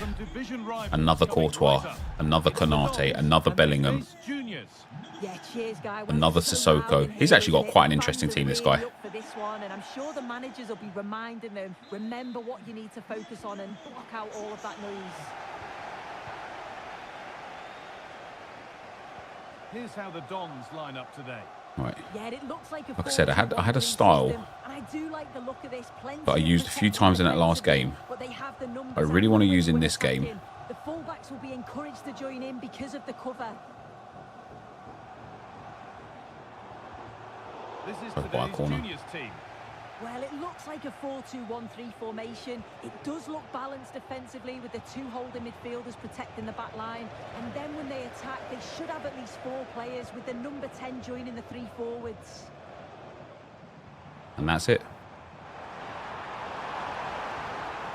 Decent move looked to be building. For those That's it. really aggressive defenders, Good be vision. onside. For those really aggressive defenders, Good chance. just shielding when they walk towards you. Jürgen Strand-Larsen. Turns them around. Yaya Toure. Saka. Can't believe I haven't greened that. That's not a chance. You've just got to keep the ball much lower than he. See how his whole defense split open. Not so much given away as cleverly won. Oh, worth a shot. And the Damn, I keeper really thought that was the wasn't correct able angle. to it. His whole defense split open when I just held shield with Strand-Larsen. Unsurprising who we've singled out as our player to Oh dear, I watch. bite too much. What should we expect today, Sue? Yeah, he's done really well since joining them. He's the club's top scorer. The fans seem Hold to... on, Sue, they're in here. Oh, really good goalkeeping there.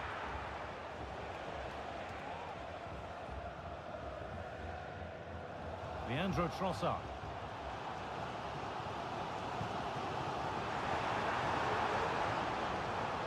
Keeping it nicely here. But That's a nice play as well. Could have gone over the top, I know. It looks the right ball. In behind. Can he finish? Let's go, Saka. And there's the first goal of the match. Deadlock. Here's SBC is the worst card you've used all year. Try Ljungberg. Federico But yeah, they're both really bad. They both got really bad cards last year as well. Now there could be a real chance developing. But not the end result they wanted from an Just no need to rush that pass. I just don't know why I do it sometimes. Like, he's not even pressing me or anything. Like, I could just take my time. Aim is there as well. And here as well. Like, just let the play develop. And go over the top again, NepentheZ. Go over the top. I will score so many more goals if I start going over the top with my through balls. Strand-Larsen. Cole. And this could be. That's a lovely goal. He moved his keeper out of the way for me there.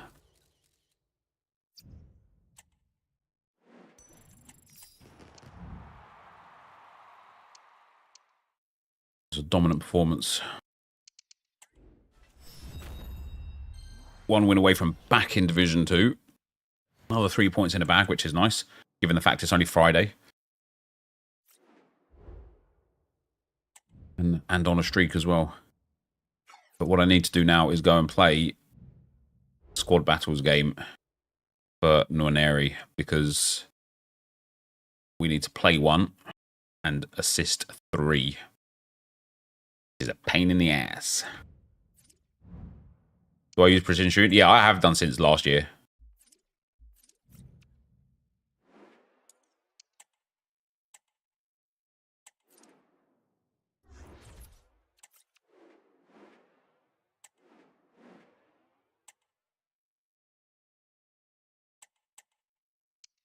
Oh dear.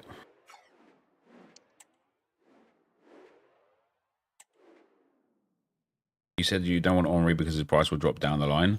By the same logic with Nueri's Evo and buy his promo card later. Both coins and Evos take your precious time. I mean, it's slightly different though, isn't it? All the tactical analysis. It's Stuart Robson. And what we have to look forward to is this Foot Squad Battles contest. It's the Terriers up against the Dons. Well, Derek, when looking forward to this game, you can't help but notice... Because if you just start applying that logic to everything in life, you might as well just sit in a box until your time's up. Be able to cash in. Good defending to stop a decent-looking attack. I wouldn't consider what I'm doing right now a waste of my time. Well, it could be on for a I would consider it a good use of my time, you know. magnificent start. An early goal. Has Saliba gone down at all? I'm not sure. Henry dropped to like 1.1 something, but he's recovered and he's like up to 1.3 now, which is quite annoying. Because I was going to buy him for today's RTG video. Instead, we're going to have to go on to these, like, theme it around these other players that we've got. And then what we've got with Saliba. Yeah, Saliba's Thunderstruck is about 1.3 million as well. But I honestly just look at that Saliba card and I just think it's just not worth 1.3 million coins. It's just not. And it won't take long for that card to completely crash and burn. You know, Team of the Year, for example, if he even gets like a like honorable mention card or a nominee card or something like that, that Thunderstruck card drops down to like 600k immediately. And it's like, not only do I not want to have that massive loss of coins, I also don't want to have a player that I just don't think warrants that much value. Saliba plays so good in game. So does the free Konate that I've got, you know.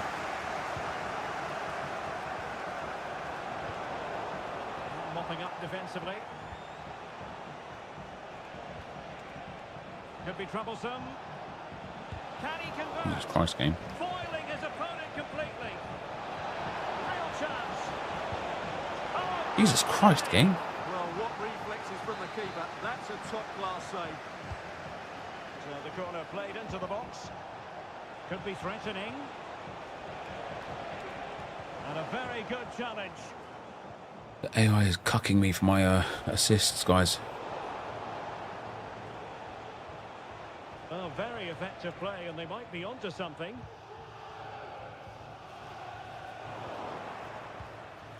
Saka. Could be. And a goal to increase their advantage. It's a 2-goal lead now. Konate is going to be endgame. I wouldn't say he's going to be endgame, right? Because once you start getting into the realm of 3 playstyle pluses, 4 playstyle pluses, better skill moves and weak foot and stuff, like, he will drop off. But again, it's like it just takes me back to that whole conversation we've had all day today of like how EA manage certain things. Because if that Konate was a market card, he would be over 1 million coins, and they gave it for free. Now, is there is there like a world where they just didn't think it would be possible that Liverpool would be top? Yes. But even if that Konate just remained as an 89 rated card, it would still be like a 7, 8, 900,000 coin card. And I just can't personally fathom how they're more than happy giving a card not only of that magnitude, but for the team that he plays for, which already has loads of quality players as well, the nation that he plays for, that also already has loads of quality players as well.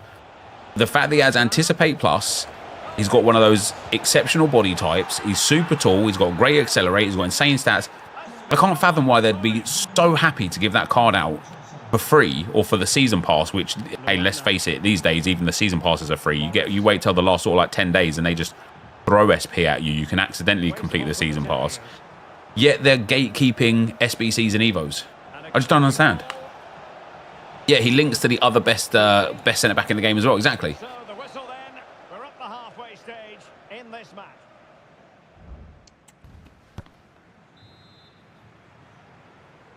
Back in business here then, and the Terriers left. And I do sometimes think, like, what is the answer? Because the answer most certainly isn't just making every single player the exact same and whatnot. But it also then makes me think, what the bloody hell is the point of having lower rated cards?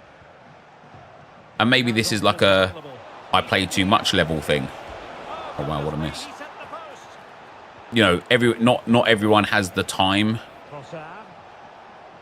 to get the high level cards. Not everyone has the patience. Not everyone cares enough. But at this stage, for example, I actually don't mind that Thorgan Hazard, right? I think it's a decently priced SBC for what you get. A good, you know, an 81 rated squad and an 83 rated squad. You get Eden Hazard on loan for 10 games, and you get a tradable like I don't know, Electrum pack or whatever it is. I don't think that's that bad. However, what the fuck is the point of the card? What is the point of the card? What is its purpose in general? Because you could make the argument, oh, what about for new people that have just got the game? This is like a good card for them to get to kind of like start building their squad up. Maybe so, but you could just go into the market and buy something.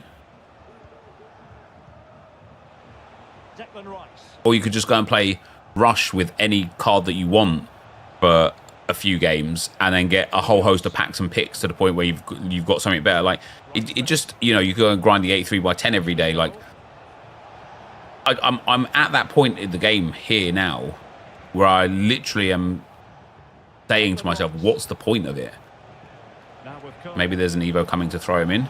Yeah, but even if there was, I think it'd be better than what's on offer.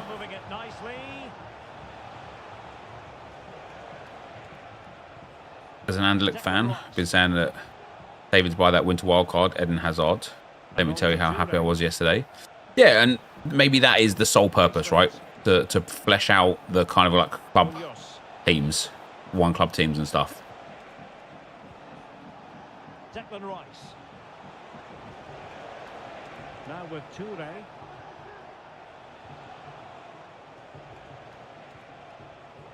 Munoz. 91 dribbling on an 86 is insane. Slap a Hunter Flash Evo, and he's very good 87. I don't disagree with you, but I guarantee you there's a card on the market for 10k that's better.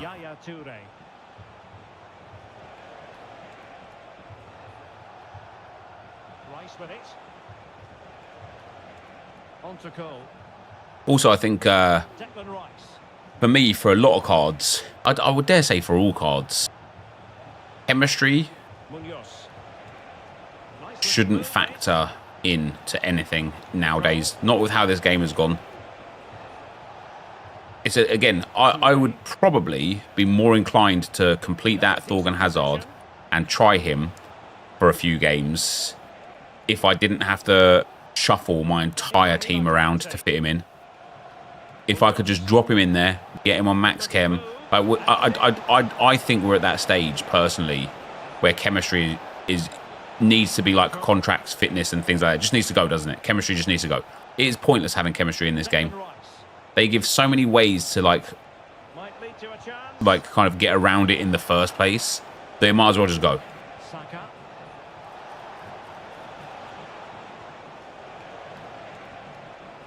And on to Toure. Declan Rice. Well, there is going to be stoppage time, but only the 1 minute. Textbook closing down. And there it is, the full-time whistle here, and it's a victory for... Globetrotters replacing Radioactive. Yeah, Globetrotters is very good for chem. Icons are better for chem. What else have we got for chemistry breakers? There's quite a few, isn't there? Already. Heroes, obviously. Chem is needed for SBCs, though. Is it? Let's take a look at Thorgan Hazard, for example.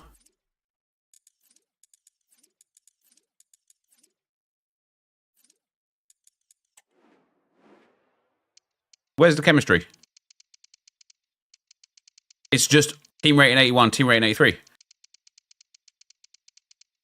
For challenges only. But what's challenging about it? Like, let's go to the challenge. Okay, let's look at New Year's kickoff.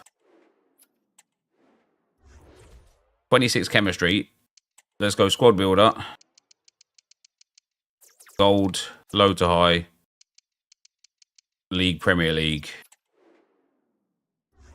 Okay, other than the fact that I need to put a couple of rares in and a bit of rating and one new league, what was challenging here? What service? Sorry, what purpose was serviced? I don't even need a chemistry player here. In fact, let me go to my SBC storage.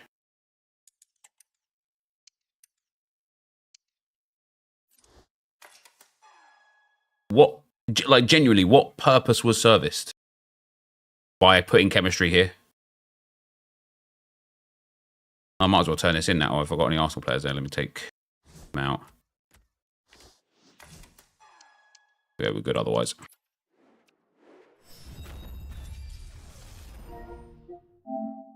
This is Josh's Wang Peng Evo. That's centre-back / centre-mid. Isn't that just an insane card? Still needs a little boost in dribbling, defending, and physical. Pace is good. Shooting's good. Passing, maybe another little boost there. But he's 78 rated. And these cards are why, A, I really am enjoying playing on the Crappers Evo account recently.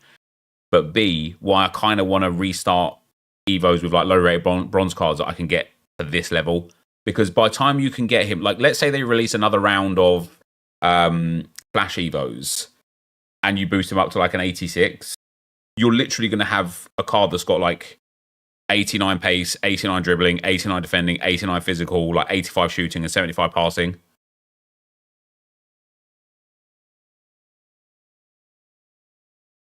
You sent me Enquiries.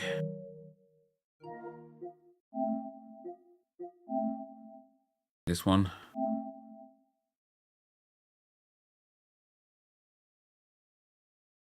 Yeah, see, this card's a bit iffy, right? He's got great pace and very good defending, but physical's weak, dribbling's weak, passing's weak. But he's only 75 rated. That's still cool.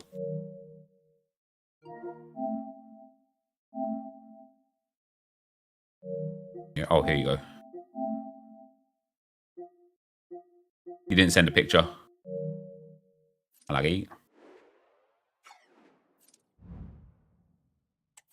All right, we've got Enquiries' first tab done there. What does he gain from that? 3 shooting, 12 jumping, aerial, and left wing. We now need to play 4 again, win 1 again, score 5. So probably be play 3 again, and then just play the final game in squad battles. But we also built that 100k tradable pack where I'm about to pack an icon. Let's go. Oh, I've got an 8x10 as well. Where did that come from? Oh, yeah. The rush objective that I finished. So happy with that as well. That's really nice. Really cool. That's good. That is good. And the tradable 100k pack. Not a walkout. Oh, that's fun.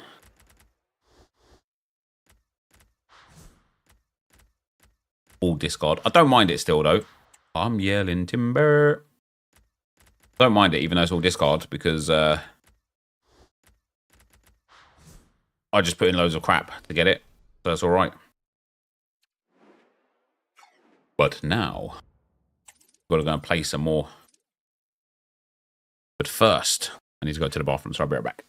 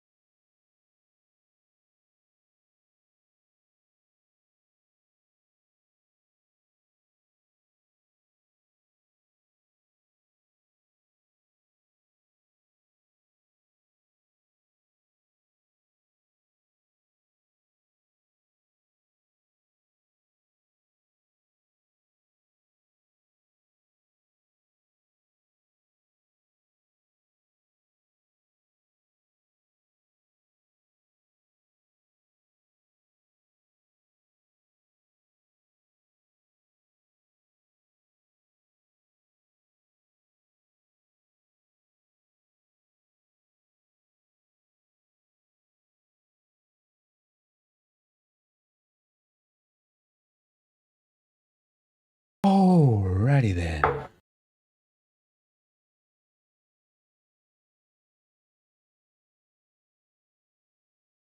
All right, let's get some 3 more Rivals games played.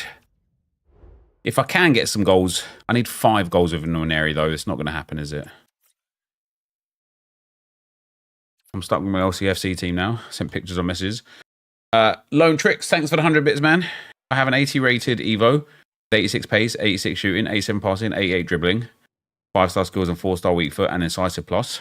And that's why that's kind of what I mean as well. Like doing the right things for certain cards. But that's why the Flash Evos have been so good. Because, oh, this guy's got 4213. Because it has genuinely been, like, capable to, he's gone offside. It's genuinely capable to build up one player to being, like, insane. Here's how it looks for Wolves. Tim Howard stands between the posts. Surely he's offside, right? Thank you. This guy's a hyper sweat, you can tell already.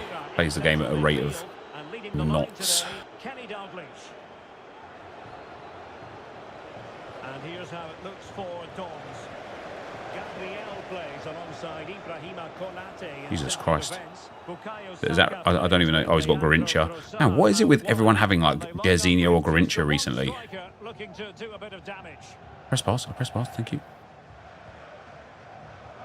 Really committed himself to the tackle and a throw in now.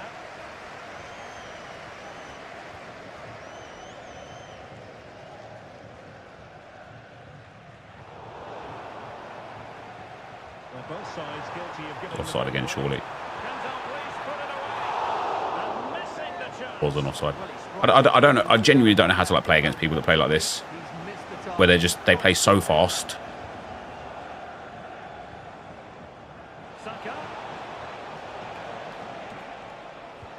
That I can't even like register what they're doing before they do it.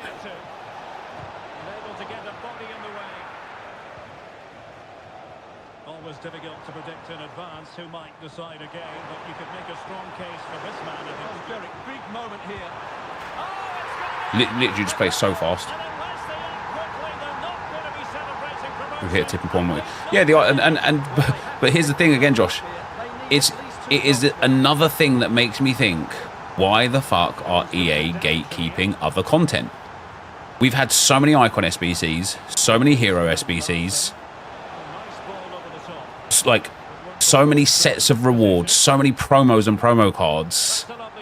I just genuinely cannot fathom. I genuinely cannot fathom why we're being kept on Evos.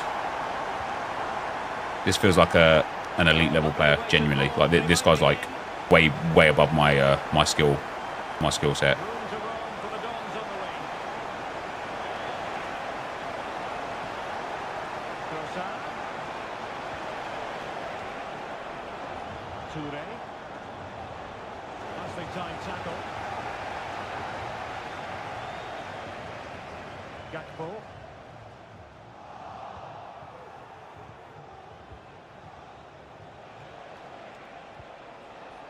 Munoz using all his defensive acumen to cut it out.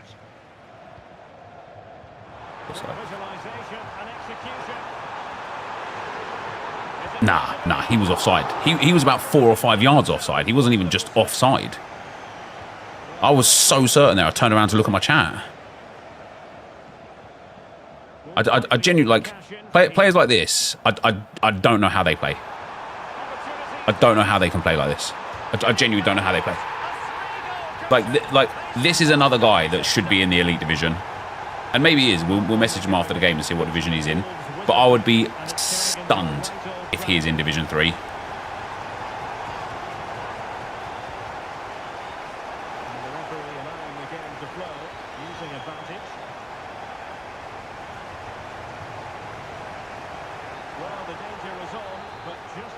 What are you laughing at, Callum?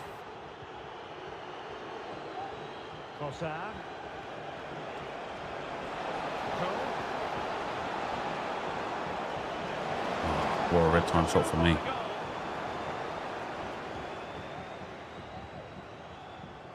Good work from the Dons to win back possession. Jürgen Strand Larsen. Why is he holding on to that ball? Come off it now. Free kick given.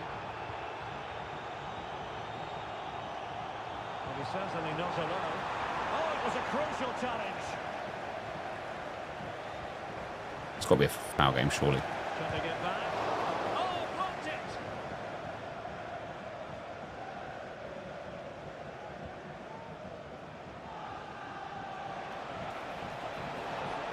Saka. I've pressed past their game. Come on now. And now with Tosa. And a good challenge to bring that attack to an end.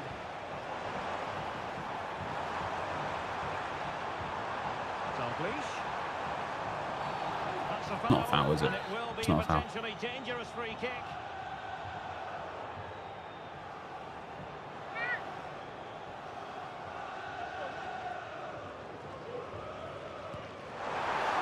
Paul Martinez. Yeah. No, I don't want old eggs. Sorry, but well, they are. Yeah, please. As those stats tell us, their attacking play today has been exceptional. Defenders have come out at the right time, the midfield have completely dominated the game, and the front players' movement has been excellent. Delivering it into the box. A chance for them Just shot that Trossard, maybe. in the form of a corner. And short it is. Can they get in behind them? Well, they have it again.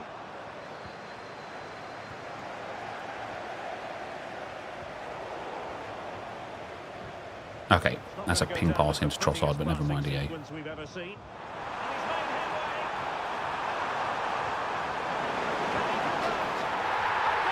Thoughts on Konate outright? I mean, it's good, isn't it?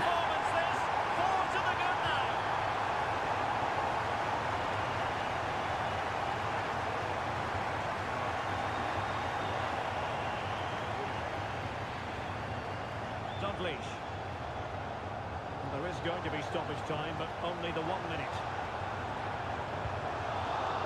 Just the challenge that was required. And there goes the half-time whistle. That will do it for the first half here at Villa Park. Do you also get an insane player or team when you need to win? No, not necessarily. You got Lunin as your tier 1 rare? Oh, Jesus.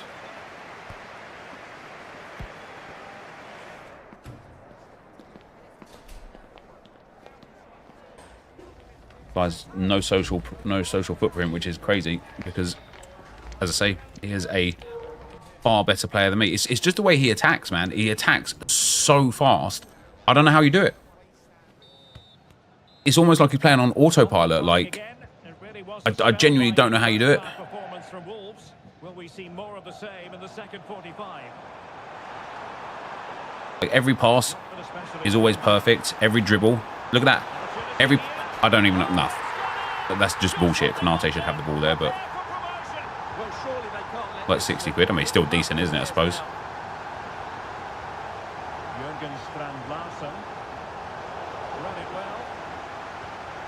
Obviously, it helps that he's got a fucking mind-boggling team again. What an opportunity.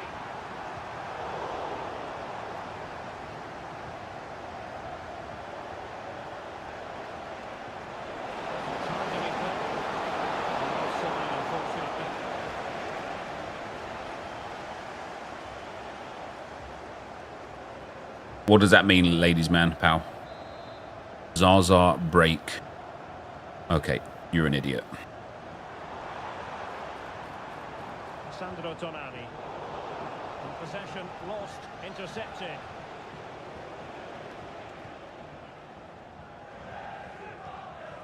Tonali with it. Given away by the Dons. Dalglish. And the keeper there to deal with it. Guys, G Food out. It's like, as I say, like this for me is like he's If he's not in the Elite Division or Division 1, he should be. I'll ask him after, because, again, I'm curious as to why a player like this is in a division like this. He just couldn't get above it. A decent effort, though.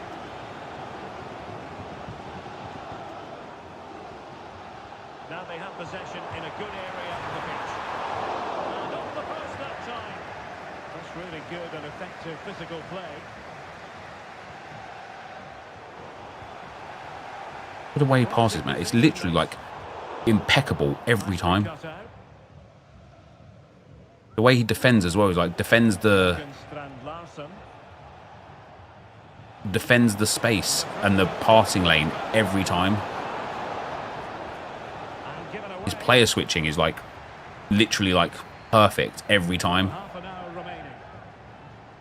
Racing forward, trying to catch them out. Oh, just mistimed. I think a lot of people purposely don't go up divisions because it's less sweaty. I struggle to believe that. For the simple fact that I've almost never get somebody that just gets into the game and quits again. I've had it a few times, but it's almost never. I've had it one time, actually. One time somebody's come in, paused it, quit straight away from kick-off, where it's like, okay, this person looks like they're probably just like trying to stay in a division or whatever.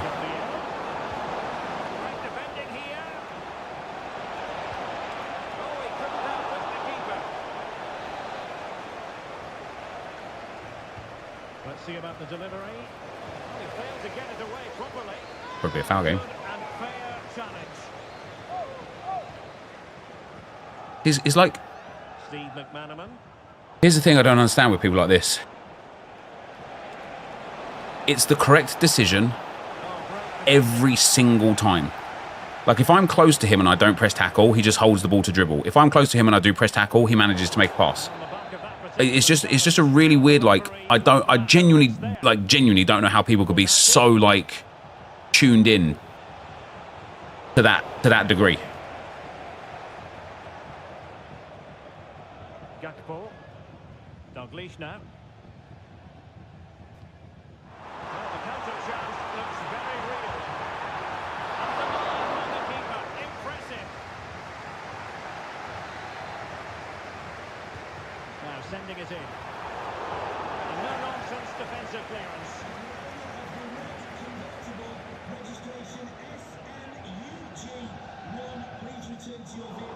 Well, he's given it away. On to Cole.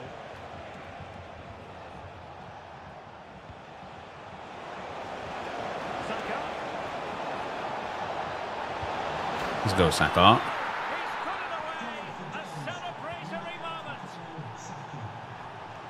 Palmer with it. Sandro Tonali. And back to Garincha. And the referee allowing the game to flow, using advantage. The Dons finding space on the flank. And credit is due for that good piece of defending.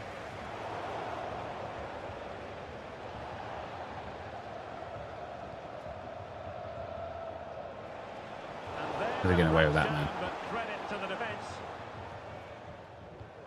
Incisive pass. And the flag has gone up here, offside the decision.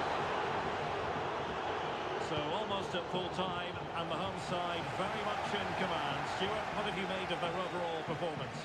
Well, the result has never really been in doubt, has it? They've created so many chances with some brilliant attacking play. I think they've looked an outstanding team today. A foul game, surely. Sure. Well, that's how the EA, please, come on. opposition at bay. Those passes that he keeps doing, I don't understand. They split my defense every single time. Not what they needed, but they still Look, oh, thanks, man. Well, it's been They split my defense every single time. I don't get it. Like, it's like my defenders wait for, look, and again, I don't understand. I don't understand. devastating. I mean, that pass at all, is it?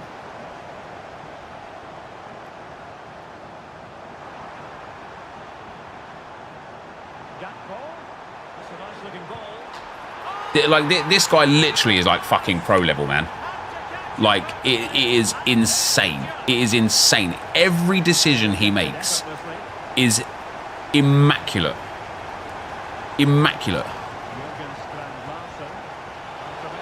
It's insane.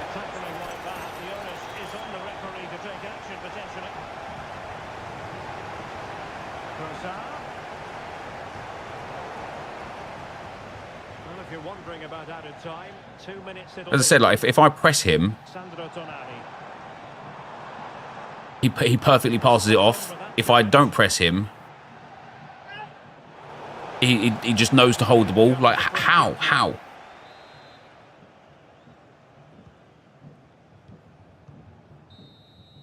And the referee brings this contest to an end. It's a sad. I'm gonna bet. Look at that, man. I had a more of the ball, but it was, look, he's got a 7.1 fucking XG. I've never seen anything. Look at the, how?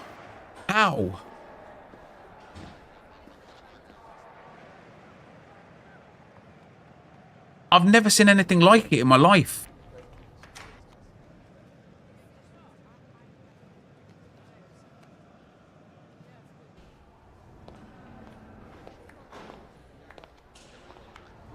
Look at the number of intercepted passes I have compared to him.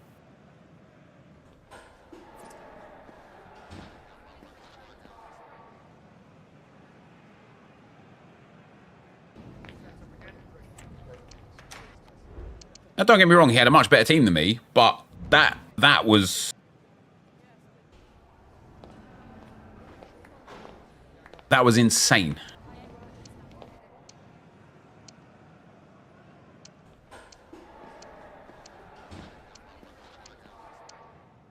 I wonder if my fullbacks were as low as his. No, see, mine don't. I have to set my fullbacks to stay back, don't I? Even my two CDMs compared to his. Look, his Vitinha goes up, but his Tonali barely did. Tonali was like a lot more defensive.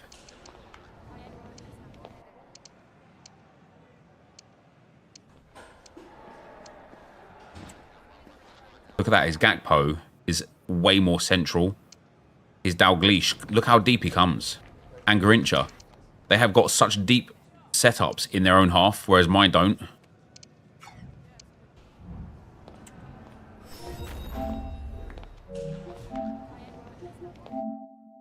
I'm betting his messages are turned off.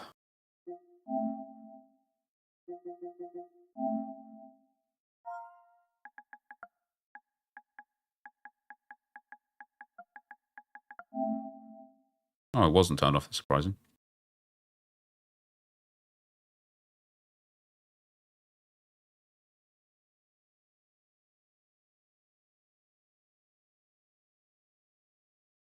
You're still debating whether to do Socrates or not.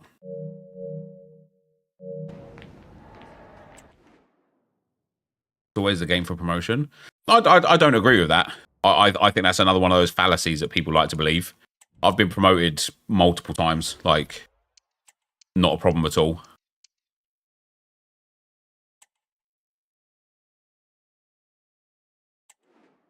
Ask for his tactics code.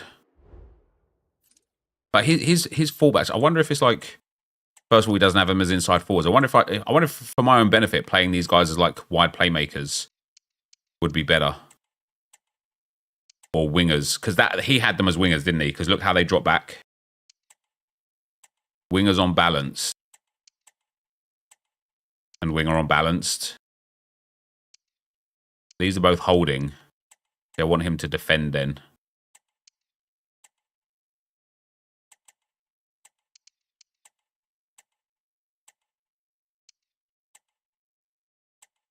Let's set him to a wing back balanced and a wing back balanced. Much better balance in general. Cam's on shadow though. You don't get the runs on the cam you got without a shadow striker.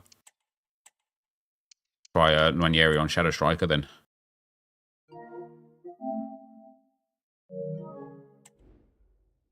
Good time to experiment with the tactics, considering we just need to play and not win right now. 2 deep line playmakers rather than holding for more support. But he didn't have the support. He was in that exact 6-0-4 formation that seems to be like taking over rivals at the moment. The amount of times we played yesterday where we got absolutely smashed because people had 6 defenders and 4 attackers with no midfield was crazy. And good evening on what is Lone Tricks, thanks again for the 100 bits, man. Much appreciated, bro. Down on the players as we speak. I'm your match commentator, Derek Ray, at the microphone. And sitting alongside me is the former Arsenal, West Ham and We've got Holtby in CDM. That's an interesting one. And what we have coming up for you is Robin Hack at left mid as well. What do you anticipate seeing, Stuart? Well, both teams know they need to start the game well here. Try to dominate the midfield area and get their... Oh, also don't necessarily think that he beat me because his tactics were better than mine. He was just insane at the game. He was just much better than me at the video game. 4-5-1 formation with 3 players in advance of 2 holding midfielders. But it's important that the wide players come in field to join the centre forward at the right time. And he's in. Oh, tremendous work from the keeper to avert the danger. And that's a corner. Good bit of defending.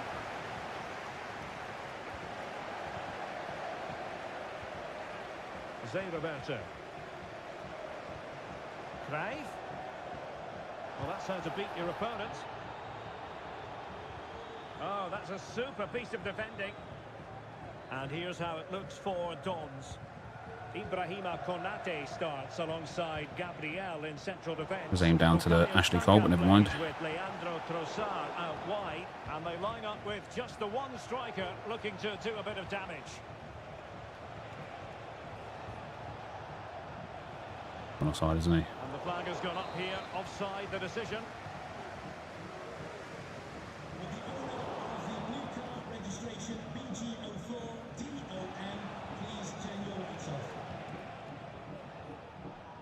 A lot of excitement whenever Bukayo Saka is in the lineup. Stuart, what might we see from him in this game? Well, his recent form speaks for itself. Nwaneri just doesn't have that. Maybe it's actually not even Nwaneri there. Maybe it's the fact that Strand Larsen doesn't have the passing ability there. The Dons could be onto something. Thanks, babe. Thanks, babe. Yeah. Trossard. Thanks, babe. Anything finished with? Just the cups there, yeah. Declan Rice. Good Dons move in the making. Probably a foul game. Challenge.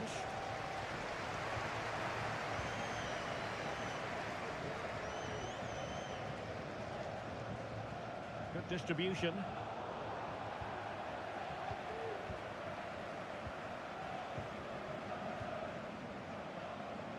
Ludovic Giuli. Just the challenge that was required. One of the notable things in that game, in the stats at the end, was how many intercepted passes I had compared to him. Ashley Cole. What could possibly lead to that? Obvious pass choices, bad pass choices, like bad pass, like option or whatever. That's just not a foul, is it, game? Free kick given.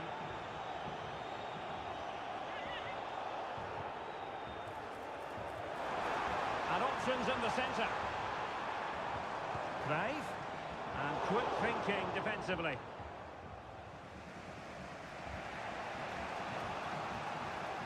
Trossard. Showing real patience. Can they forge ahead? Cole. And there it breaks down, but credit to the defence. Honestly, looked like he'd just stopped playing there. Encouraging move from the Dons' point of view, but quick thinking defensively. Trossard. Can he finish? He's his keeper. He got a good palm on it. Well, you have to think they're going to take the lead at some point, because they're really looking dangerous at the moment. Yes, they just have to make sure they stay defensively compact here. And defensive play to be applauded.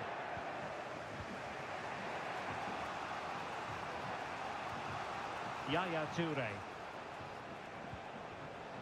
Jurgen Strand Larsen. Offside the decision. Just stay onside, Trossard. There, man. Is unnecessary. It's unnecessary to be offside there. Robin Hack. And he stopped them in their tracks. Gabriel. Now with Toure. Ashley Cole.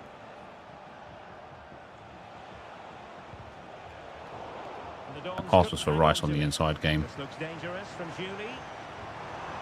This looks more than decent. Crave. That's Martinez. The keeper wanted to take it cleanly and did. Well, after pressing like that, maybe the short route to goal.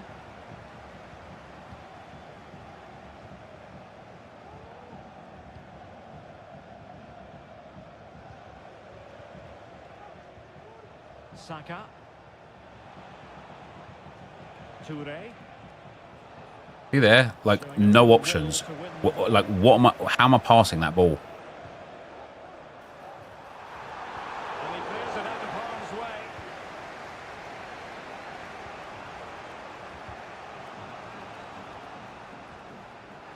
Well, they couldn't keep hold of it.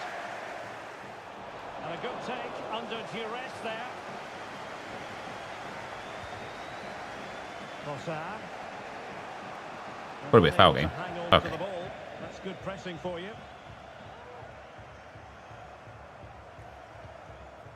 Cruyff.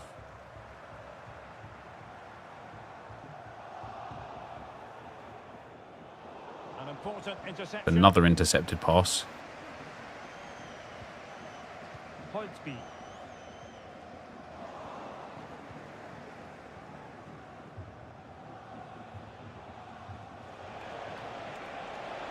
The Dons being afforded too much room. Let's go. Come on. That will do it. They've been pushing for it, and now they've been rewarded. What's up, Ricky Pout? A chance then for the respective managers to address Thanks for the raid as well, brother. Much appreciated.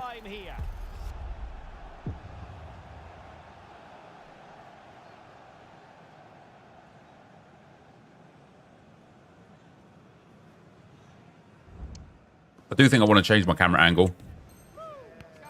Even though I feel like I see more. Mentally, seeing more of the pitch should allow me to see more of where my players are and what's going on and stuff. I actually don't think it works. I just don't know if that stands true to actually be the way that it is in practice. I feel like in practice, whenever I play in those stadiums where it's like just a little bit more zoomed in, I feel like that's where I'm like, oh, that was a nice camera angle. This looks promising. Oh, could be. And now it is there for him. And a goal it is. The keeper readied up part of the... And maybe my camera's just too zoomed out. Xavi Simons. You know what I mean? Rewarded for that brilliant high press.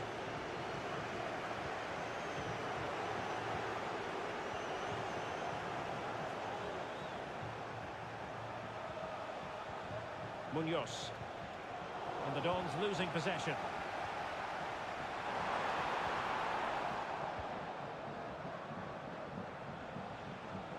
Oh, skipping away. Well, he was able to make amends. And passing it through. Oh, mischievous attempt. Oh, that was a moment of pure... Zoomed out, it was more passing and dribbling errors.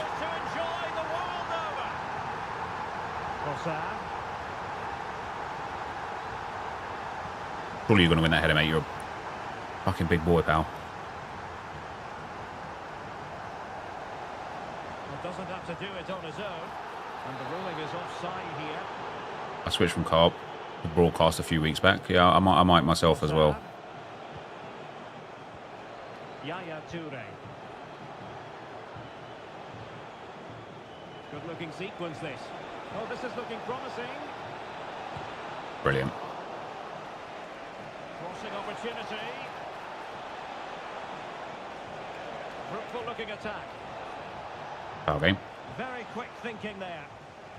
Where just people just get away with like absolutely slaughtering me. Xavi Simons. Well, this looks really productive. What can they do from this position? Well, nothing comes of it. It looked promising. You know what I mean? I just genuinely don't know how that's not a foul. Like, he's made no attempt to get the ball off me. Oh, Rice, you got to keep your run going, mate. You got to keep your run going. The Dons come away with it. Trossard. Well, a swift challenge and a throw-in coming up. Well, that's really strong play to keep hold of the ball. And the pass was just that little bit That's off. his ball, is it, Really Gabe? found its Fair enough. target. He gave it back because he He's knew. given the ball away unnecessarily. Jurgen Strand-Larsen. Ashley Cole. Gabriel. Touré.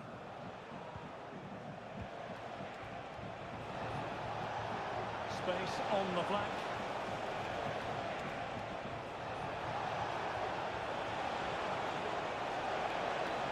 And quick thinking defensively.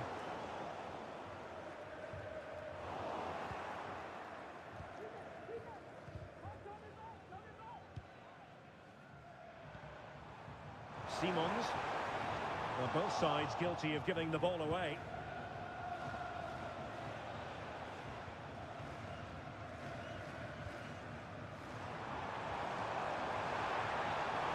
They could really get at the opposition.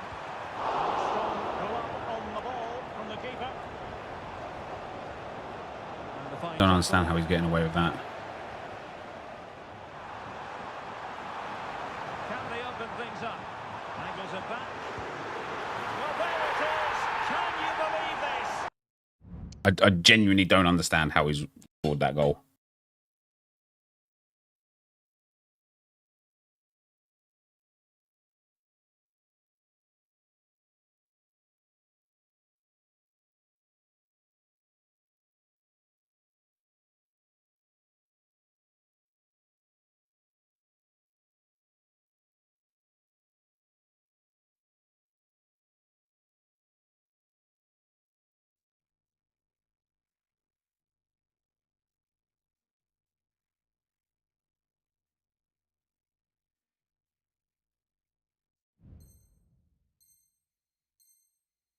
From two down, they now find themselves level. From two down, they now find themselves level. Plenty of options.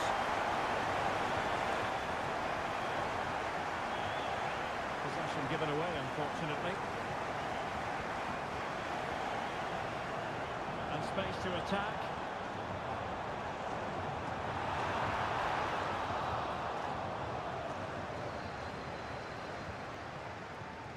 Munoz.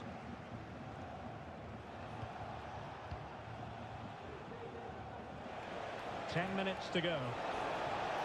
Still pushing for a winner, but the danger averted for now.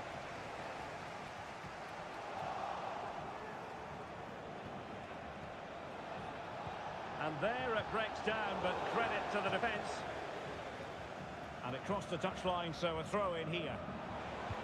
No, Trossard, you've got a 5-star weak foot, pal. Come on, that's just got to be better. Neymar. And showing the importance of width. Well, that looked to me like excessive force. What was the referee's reading of it?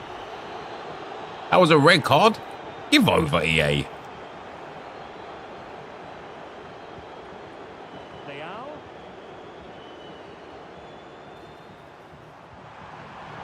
Superbly read and executed.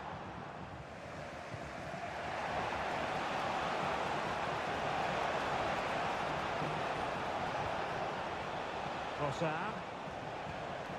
Rice with it. Wasteful from the Dons. A really good pass.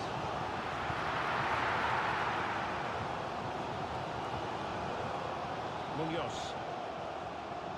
Bukayo Saka. Well, that's a really good authoritative tackle. Throw in here. And Zé Roberto cutting it out. On the attack, is there to be late drama? Really good ball there. And he's in. There's no way I've actually scored off of that. Well, against all the odds, That's unreal. the front.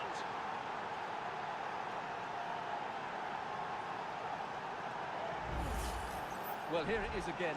The ball over the top is an absolute... All I tried to do is punt it clear. I think the keeper should be beaten in his near post quite so easily. I thought that was stoppable.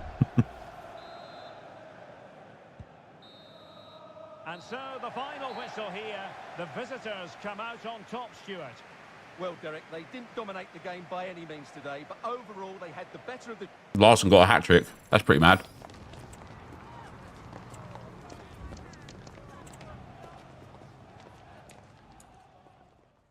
All I tried to do, because of the time there, with Gabriel, was punt it clear.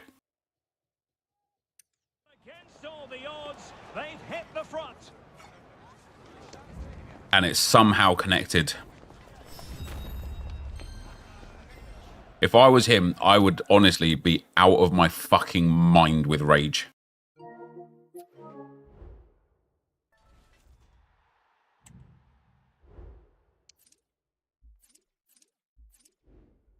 What am I munching on? I've got eggs on toast. I need to play one more, then one squad battles game. Might as well do the squad battles game now, to be fair, but...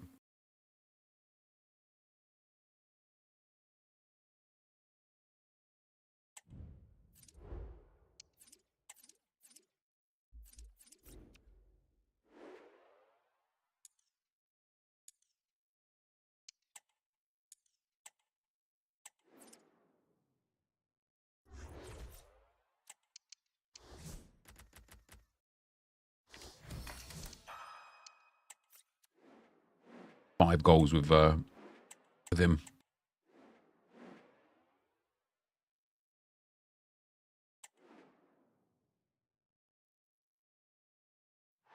Welcome everyone on a perfect night for football with the Happy New Year, Bert Powell. beaming down. I'm Derek Ray, perched here on the commentary gantry, and sitting alongside me to provide expert analysis is Stuart Robson.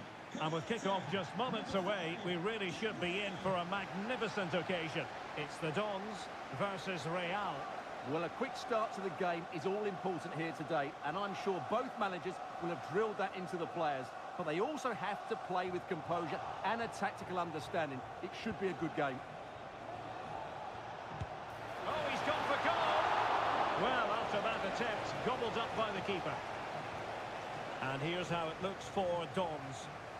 Gabriel plays alongside Ibrahima Konate in central defence. Yaya Toure plays alongside Declan Rice in central midfield. And so many different ways to configure an attack. In this case, it'll be two men up front. Oh, Derek, can he finish this? There's one. Brilliant piece of finishing. Magnificent goal. Ashley Cole wasn't bitter about Arsenal. Why would he be?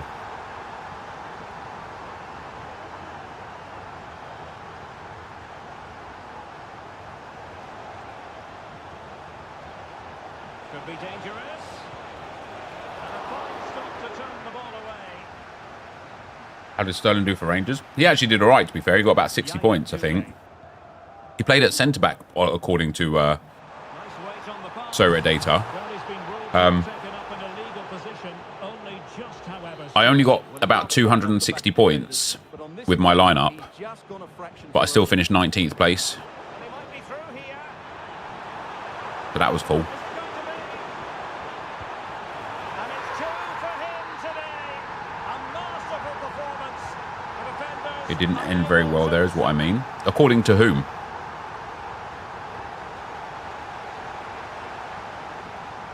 moving forward effectively. Might be a chance here. And that's the hat-trick. Tearing apart this defence time and again. They Is a good insight to what happened. The thing about what happened is, first of all, I don't actually know what happened. A, it was many years ago, wasn't it? chances on. But B, much like with Van Persie, it's one of those things where if fans just decide to hate your choice, whether or not you were in a good place or bad place, it doesn't matter if the fans have just decided that you're a piece of shit and you're this and you're that. And I've just never subscribed to that way of thinking. Like, Van Persie gave everything to Arsenal. He left because he wanted to win trophies. He left and won trophies. Ashley Cole left Arsenal seemingly because he wanted a bigger paycheck. Arsenal didn't want to give it to him. He went to Chelsea, who gave it to him. He went and won trophies. Arsenal, like, lost a lot of talent in that era because we had a very, very, very, very, very strict wage and transfer policy. And that's why a lot of our top players kept leaving. Arsenal lowballed him an offer. He didn't want to leave. And there you go. He said he was offered what he wanted. And last minute, the higher-ups changed their mind and said they aren't willing to give it to him anymore.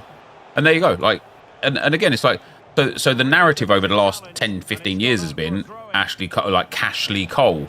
And, he's money hungry and this and that. But it's like, you got to pay these stars what they're worth.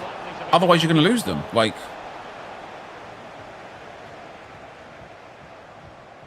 and Ashley Cole was the best left-back, in my opinion, in the world at that moment in time when he left Arsenal. Why wouldn't you want to pay him the money he deserves?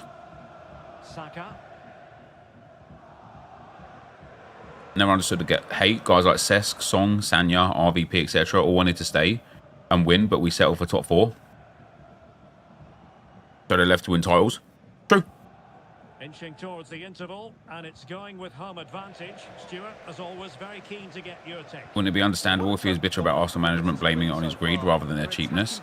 It's always that weird thing, isn't it? Like, I don't know what you guys think. I wish there was way more transparency with, like, what players can and can't say and stuff. Like, if I was Ashley Cole in that era and that had happened, I would have literally put, like, out a statement. I'd be like, guys, this is what happened. They offered me what I wanted. They pulled it at the last minute. Like, I feel like I'm worth the contract I'm being offered. Arsenal don't want to pay me the money. So I'm going to go to Chelsea because they're offering me like a better opportunity. I wanted to stay, but they don't value me as much as I value me. Do you think any Arsenal fan would go, oh, fuck you or anything like that? No, they wouldn't. They'd be livid at the board. They'd be like, pay him the fucking money. Like, give him what he wants. 45 minutes. Is it possible to think they could turn this around? Trossard. Arsenal stuck by RVP when he was injured for years. Then he had one unreal injury-free season and left United. Unforgivable in my opinion. You remember his time at Arsenal wildly different to how I remember his time at Arsenal. Because I don't recall Van Persie having multiple years of injury whatsoever. I also massively recall Van Persie being consistently our best player for about 5 years. So to say that he had one good season and then left after being injured for years, I just think is disingenuous. The crowd encouraging him to take it on. Oh, big chance. Oh, burying them beneath an avalanche of goals. No let up here.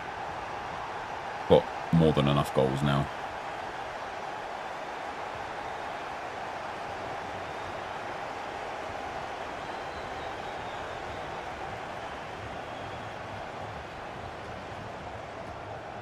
Referee spotted the little nick on the way through, so a throw-in coming up.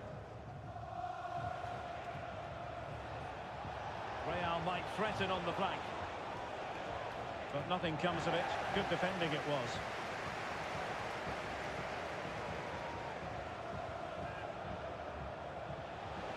Has a go.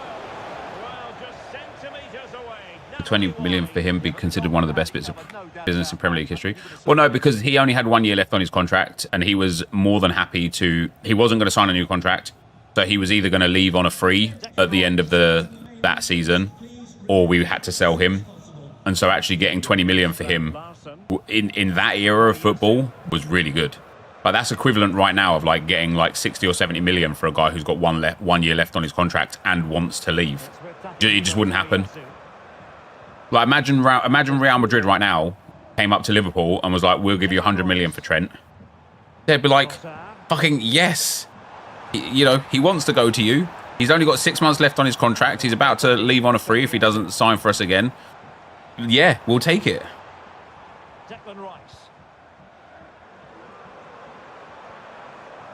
Tomiyasu. Gabriel.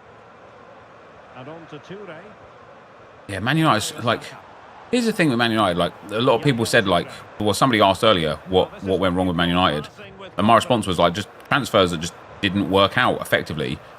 It's all right to purchase one player for a significant amount of money and it not work out. It happens. It happens everywhere in the world. It happens to every club. You know, how many times have we seen Real Madrid and Barcelona splash the cash? You know, what was it? Joao Felix was over 100 million and he was garbage. Like, the Pepe for Arsenal, 73 million, garbage. With Man United, you look at some of their transfers and it's just one of those situations where I think it's like there's too many of them that they've done. 70 million for Mount, 80 million for Maguire. And like, I think Man United fans will probably debate Maguire because he has been a mainstay in the Man United and the England team. But like the price that they paid for Højlund was crazy. Anthony's transfer was crazy. Like, you're looking already at about £400 million worth of players for 4 players who have massively underdelivered. Pepe was that bad? Pepe wasn't that bad. Pepe just didn't fit our system. I really liked Pepe. I had a lot of time for Pepe, and I wanted him to get a proper run in the team with him having the freedom to play how he wanted to play, and he didn't get that. He didn't get the ability to play how he wanted to play. And when you actually look forwards, it's evident that Arteta knew why he didn't want Pepe, and that is because Bukayo Saka exists. And so, you know, they like when it comes to Arsenal, they talk about. I've literally heard them talk about 3 players for Arsenal this season: Miles Lewis-Skelly, Ethan Nwaneri, and whoever that 14-year-old kid is. I can't remember his name. Is it like Pemberton or something that we've got that's already now playing for the under-21s, right? And he's expected to be literally like Dowman, that's it. He's expected to be a generational talent. And so, for example, the reason why we let Smith Rowe and Fabio Vieira go is literally because we were making room for Nwaneri. And you don't see that side of football, do you? You just don't get to see that unless they speak that. And I wonder genuinely if Pepe was just kind of not given the freedom to be who he wanted to be on our team because Arteta already knew that he wasn't going to be there because he already knew that he wanted Saka to be there.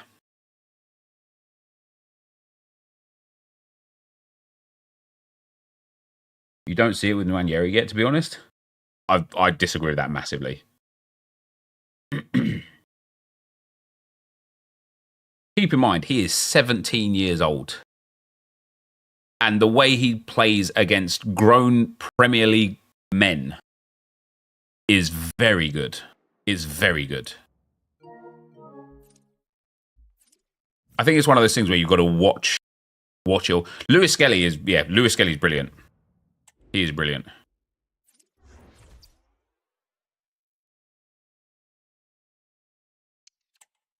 You would have died on the hill that ESR was Saka when they came through. I thought it was the truth. Like, I will say this now, and I believe it still to be true. Emil Smith-Rowe has a higher skill ceiling than Bukayo Saka. Emil Smith-Rowe could genuinely have been the best player in the world. I believe that, like, with my heart. I believe that Emil Smith-Rowe could have been the best player in the world, but he's injury prone, and that's it. That's it. Like, once you're injury prone, it doesn't matter what you could be. You're just not going to achieve what you can be because you can't stay fit. You know, that kind of that thing that they always say that is a bit cheesy, but it does ring true. The best ability is availability, right? And I think when it comes to Emil Smith-Rowe, I think he would have been a starting player in our squad in this very moment if he just stayed healthy.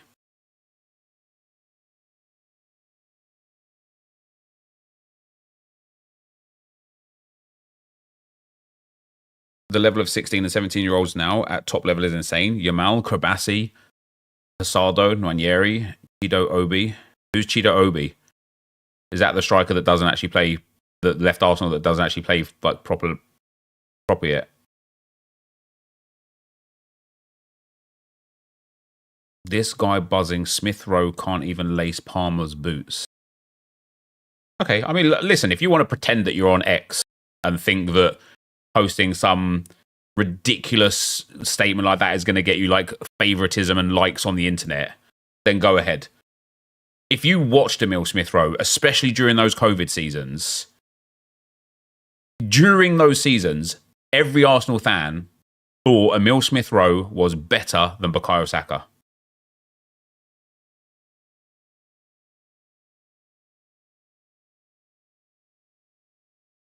Would I have put Wilshere in that bracket? Yeah, 100%. If Wilshere could have stayed healthy, he would have been the best midfielder on earth during his career at some point. He would have been the best centre midfielder on earth.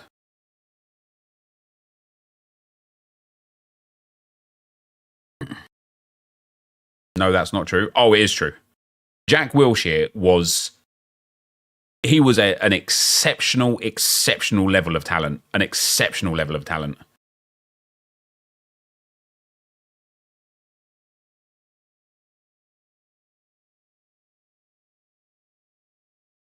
They didn't think he would walk again for Jack Wilshere. That's crazy, isn't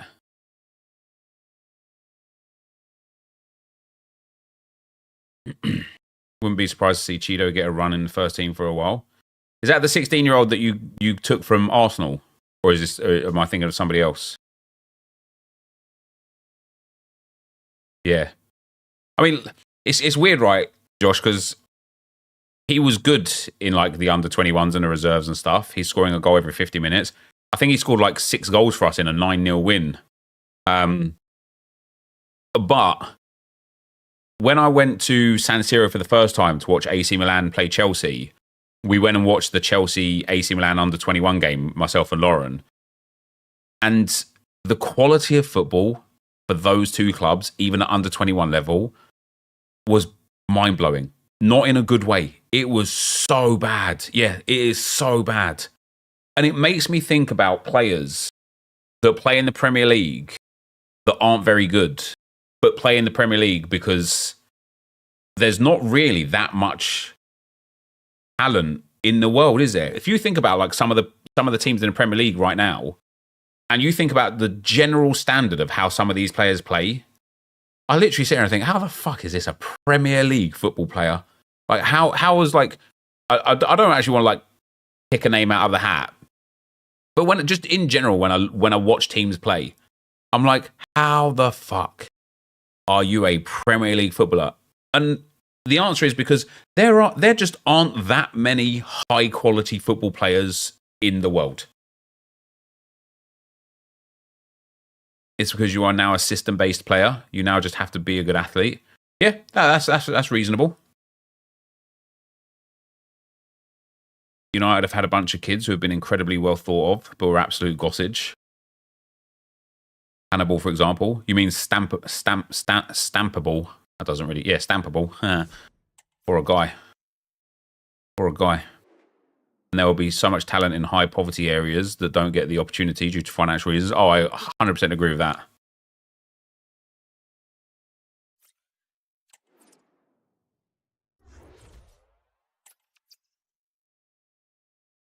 I don't think you can hype players up until they're in the senior team. It could be very deceptive in youth teams. Well, that's the thing with the Chido Obi guy.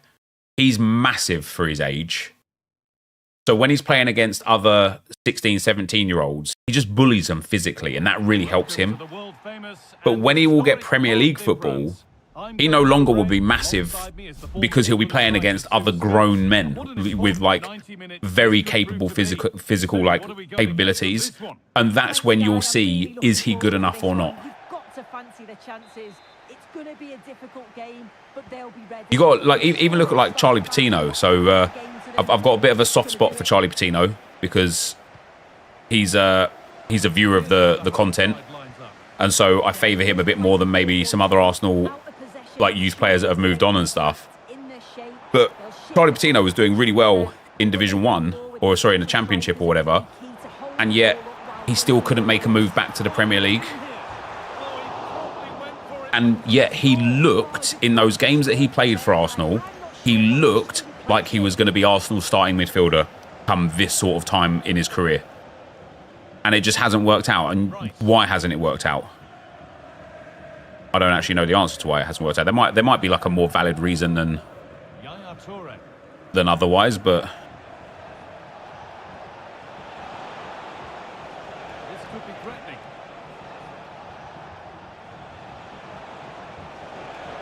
This has to be. move this keeper. And that is superb goalkeeping. That is such a crucial save. He shows really quick reactions. It's a really good stop. Goes for goal. Well, it was always rising. And in Thoughts the on end, Morgan it Rogers? went too high. Morgan Rogers looks very good, yeah. Roberto.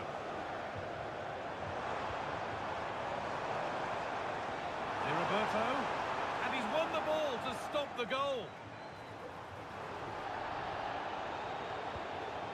Toure. This is who I've been looking forward to seeing most today. Are we going to see him play a prominent role here soon? Yeah, what a game he had last time out with his hat-trick. His link-up, his finishes, his movement. Hey, yo, I moved this keeper again. What a dick. Let's see what he can do today.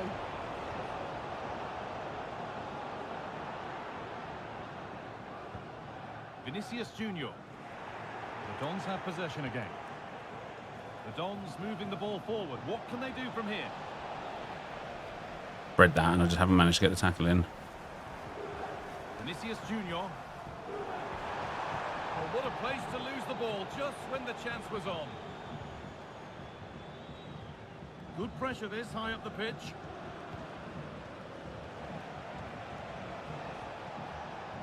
Leandro Trossard. There it is. That's the break. That's a bang, innit? That is a bang. Fair play. What a finish that is. So off we go at 1-0. Marco Asensio.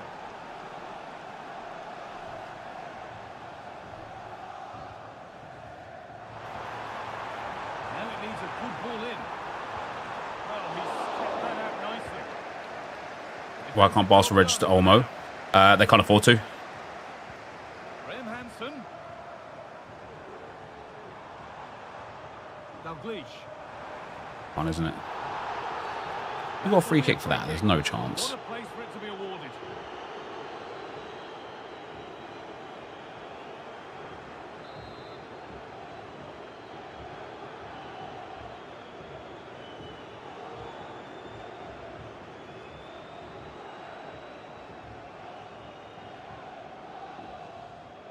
Yes, buddy. It looked a good one. Oh, thanks, mate. Back by a more than decent save.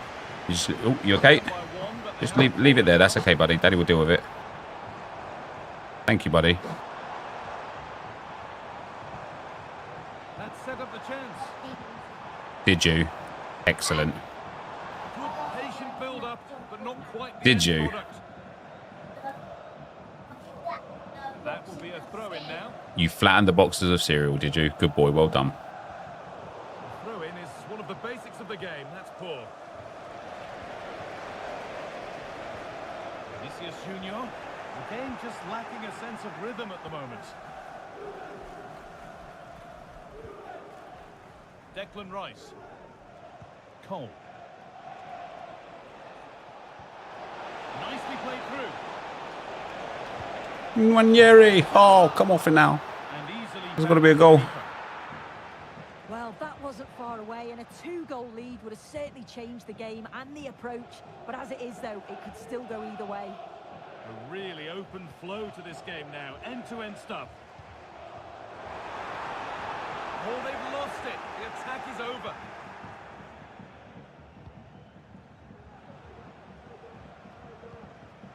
Cole.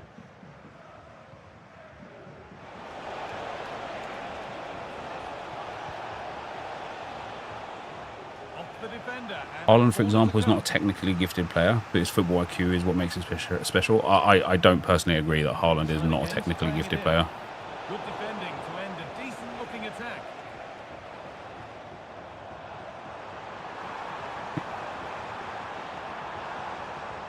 Looks a good ball. And it's lifted nicely. Saved and held on to as well. His second touch is a tackle. The amount of people who get their opinions from troll accounts on Twitter is genuinely crazy. We can have a discussion about somebody without you trying to get like likes and favoritism and boosts. As like, you know, not every opinion that you have has to be accompanied by an insult to try and put somebody down.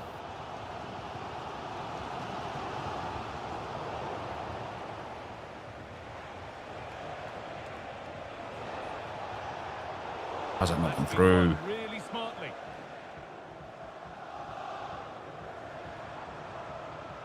That's good, strong play. Leandro Trossard. Onto Rice.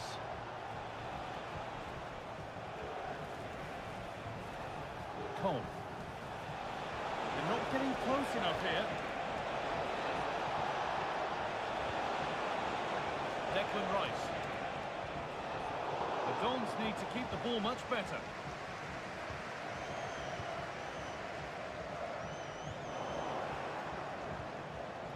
Pass has got to connect, hasn't it? It's just got to connect.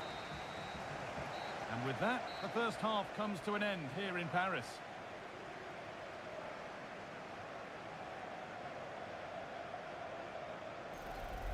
To be fair, Roy Keane said he was a League 2 player technical-wise. I think it's fair to say that a lot of Roy Keane's opinions are stupid.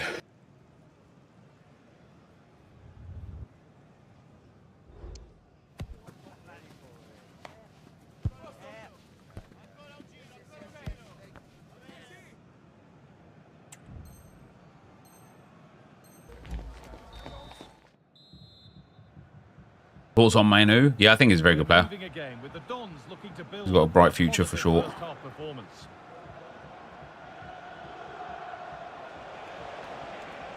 turn out to be a really good ball.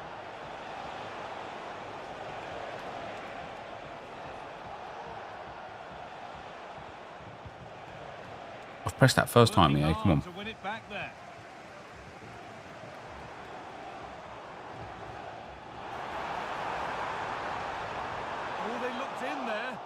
Nicely cut out. No time to dwell on the ball. I've pressed that first time again. What is with these like first time passes just not connecting?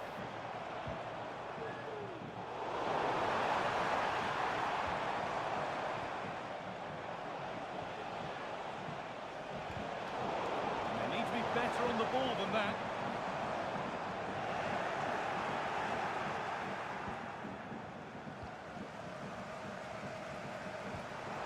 Beautifully weighted ball. Some good work to win it there.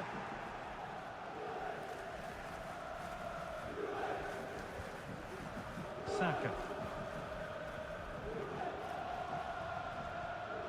Yaya Toure. Well, that's a little overhit, and that'll be the keepers. Oh, could be a chance here. Oh, surely. That's crazy. That's crazy. Oh, that's crazy, isn't it? It's so dumb, isn't it? It's just so dumb. It's so dumb. Why would the goalkeeper leave the ball from that point? Oh, could be a chance here. Oh, surely. He had enough when he saw it. I genuinely don't blame him. Like, why would the goalkeeper leave there? What was my first goal? I think my first goal was a good goal, wasn't it? Yeah, it was. Well, a good FC goal anyway. That insane finish at the near post. Strand Larsen has scored 5 goals in the last 2 games.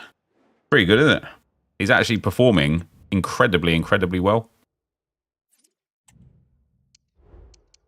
A lot better than I thought he would. An assist from Nwaneri, an assist from Trossard, nothing from Saka anymore. Now he's not inside forward. This is possession. Possession mostly up front. Shooting. Probably should have scored the other one as well that he had as a shot. Oh, here's another thing I want to look at, actually. How many passes, again, did I get intercepted compared to my opponent?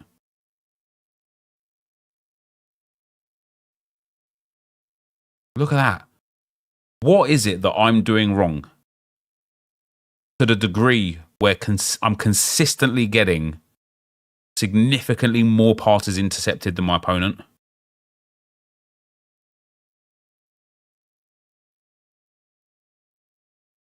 Is it just the fact that I've got players that don't have really good passing stats and really good passing playstyles? Pressuring the ball carrier instead of looking to intercept their passes. You don't switch nearly enough defensively. Probably. Probably. I pass more than first. I do pass more, yeah. I do pass more. Right, into Division 2. See what I mean about it? Not like that whole theory, that whole understanding of like your promotion game is like harder. I just don't agree with that.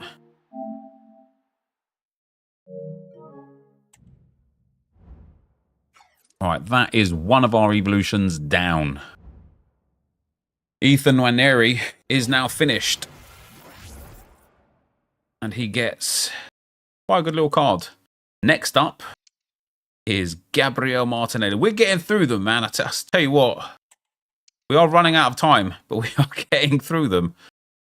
We need to do El Hombre Bala. I actually might put McCabe into if I could pack her again. Or maybe I use El Hombre Bala as the first Evo that I put some low-rated bronze player into. What do we say to that?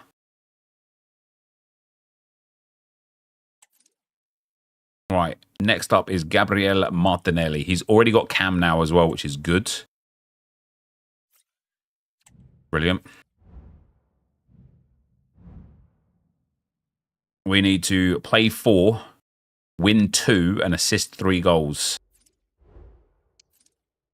Now, due to his services for the club in those 4 games that he just played, or 8 games actually that he just played, Ranieri can stay on the bench. This card's really weird because his attack positioning is not very good. His reactions and composure are quite low. But his defensive awareness is insane. But he's just not a defensive player. Just not a good card, this one at all, is it, to be fair? Just not. All right, Gabriel Martinelli goes in there. Maybe not.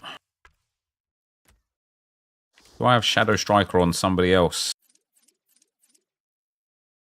Not him. He's got Shadow Striker Plus. He doesn't have cam. She doesn't have it. He doesn't have it.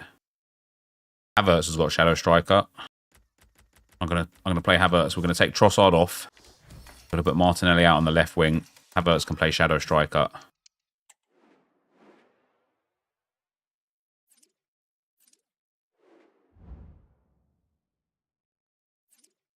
And Martinelli can play, I guess, inside forward.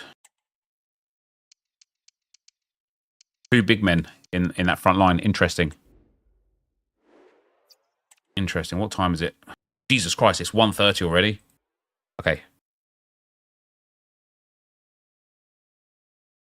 Haven't done any. Why didn't you guys tell me it was 1:30? I haven't done any lineups yet. So we're now going to do... Thank God I checked the time there. Otherwise, I would have gone into another stint of playing games.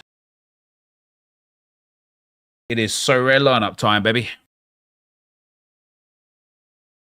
NEP, it's 1:30, mate. It's not. It's 1:37. What did I even say in the title? I said I think I have lineups at 1 o'clock because I wanted to give myself 2 hours. Fortunately, there's not going to be an insane amount of lineups because it's still that Christmas break. All right, let me actually... let me just delete all of these lineups. Let me just build one lineup and export it. So the first one we're going to do, David Raya in goal against Brighton. We're about that life. Got to go with Mr. Gabriel Magalhaes, right, against Brighton as well. Midfield.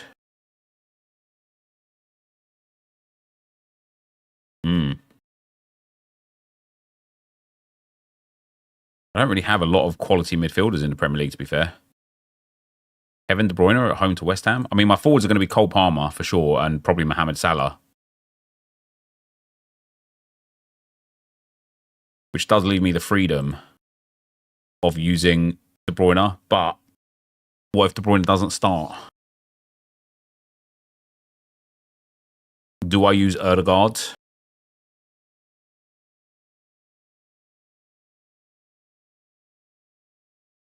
Odegaard's hit 50s. He's due. He's due a decisive, isn't he, Mr. Martin? Let's put classic Salah in there. That's probably my best first team. That's probably my best first team. Let me just export that one team so that it updates the lineups and what divisions they're in.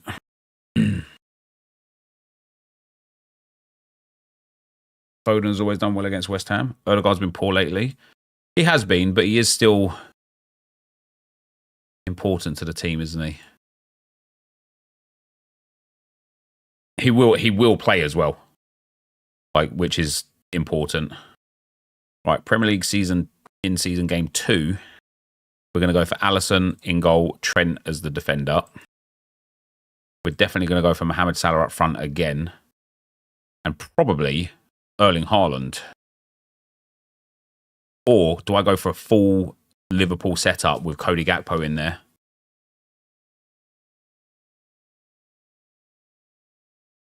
Odegaard is good versus Brighton, many spaces. I can afford one classic card still. Heung-min Son's not even guaranteed to start. How mad is that? West Ham are a mess. Manager has no idea. City looking to build on a win at home as well. I think City could do nicely. Jota's playing. What, over Gakpo? Oh, is Gakpo suspended? No, he's not. He didn't get booked, did he?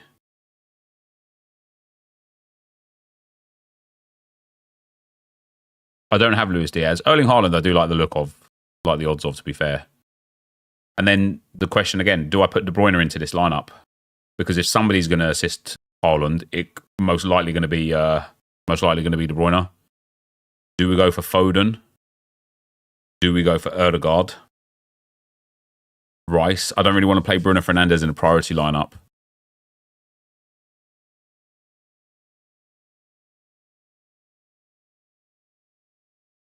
Son just doesn't have the ability to play this volume of games anymore.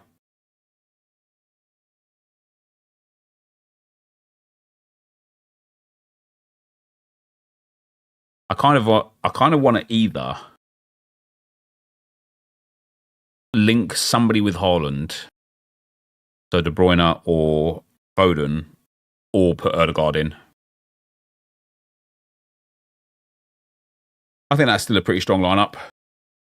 They all have 100-point scoring potential on the outfield.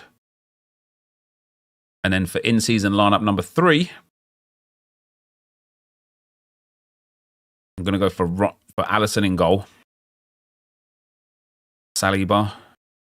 Rice.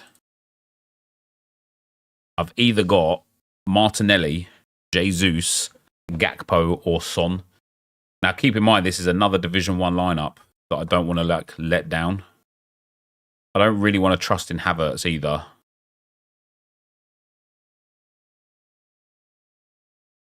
Gay at home to Chelsea is not interesting. I don't trust Bruno Fernandes. Although, against Liverpool, Bruno Fernandes might have a lot of defensive work to do. Might end up actually getting,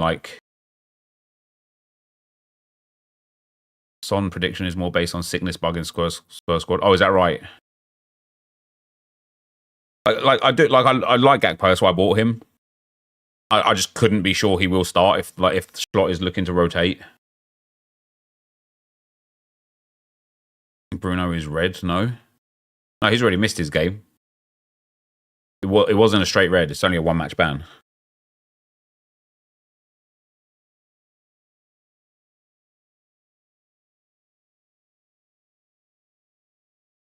Gakpo will get subbed on. Nikki, thanks for the 22 months, man. And Venzu, thanks for the prime, brother. Much appreciated. Agron, thanks for the 14 months, bro. Gakpo will start. You reckon Gakpo will start? I mean, I bought him for a reason, right? I should trust him, really, shouldn't I? And then it's, do I play Gabriel Jesus or Gabriel Martinelli? They both are doing good. I feel like Jesus is maybe the better option out of the two. Jota is playing, manager said. But Jota plays up front, so Jota will start instead of Nunez. So if Jota's playing, I would then presume that it will be Gakpo, Jota, Salah.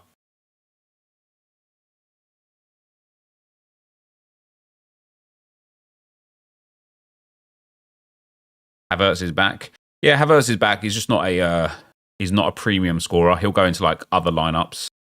What about Diaz? Well, I don't have Diaz, but Jota will come on. Diaz will start versus Man United. Diaz has been striker the last few games. Jota will replace him. So you guys still, Gakpo will definitely start. I'm going to trust in Gakpo, and I think I'm going to put Jesus in there as well. And I'm going to captain Declan Rice. That's another good lineup. For some of these lineups, sometimes it's less about can this lineup win and more about can I make sure this lineup doesn't get relegated.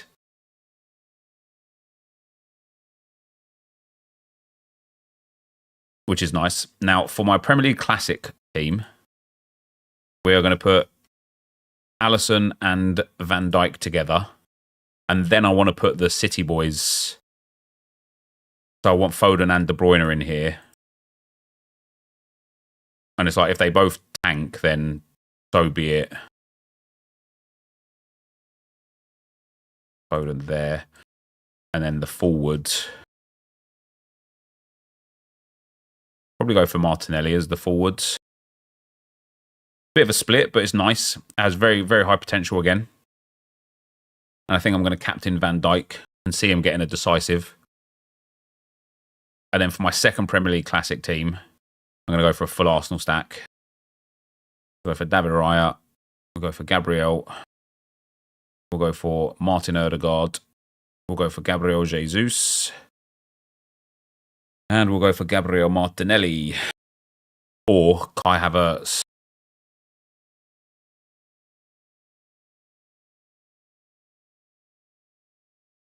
Does Marino start? I don't know, really. Gakpo's one off of a suspension. Do I go for the double defensive? Do I go for Saliba and Gabriel together?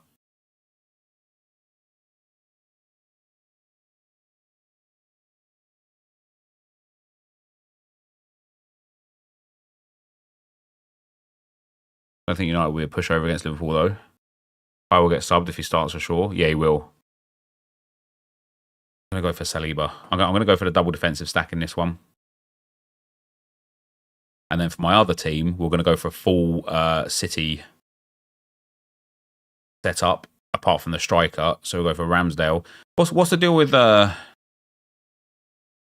what's his name? Edison. Is he still injured? Mate, he's been so awful, hasn't he? We'll go for Ramsdale in goal against Brentford. It's going to be a fucking nightmare, isn't it? We'll go for Akanji, De Bruyne. I don't have another City forward. So Jota is confirmed to start, is he? So I'd happily put Jota in there. And then either Gvardiol, who's been hit and miss. Yeah, that's not a bad lineup, to be fair.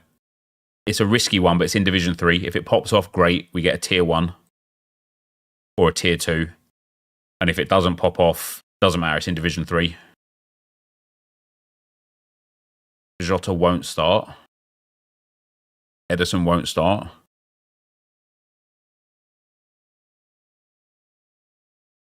So then the other option I've got is going for like a Heung-min Son. Although at home to Newcastle, not going to be easy for him there either. Or like a Gabriel Nunez, Gabriel Martinelli or Darwin Nunez set up.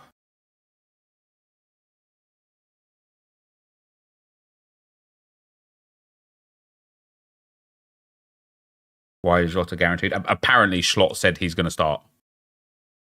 That somebody in the chat had said that, though. I don't know that for sure. Probably will start Jota and Nunez against Spurs in midweek.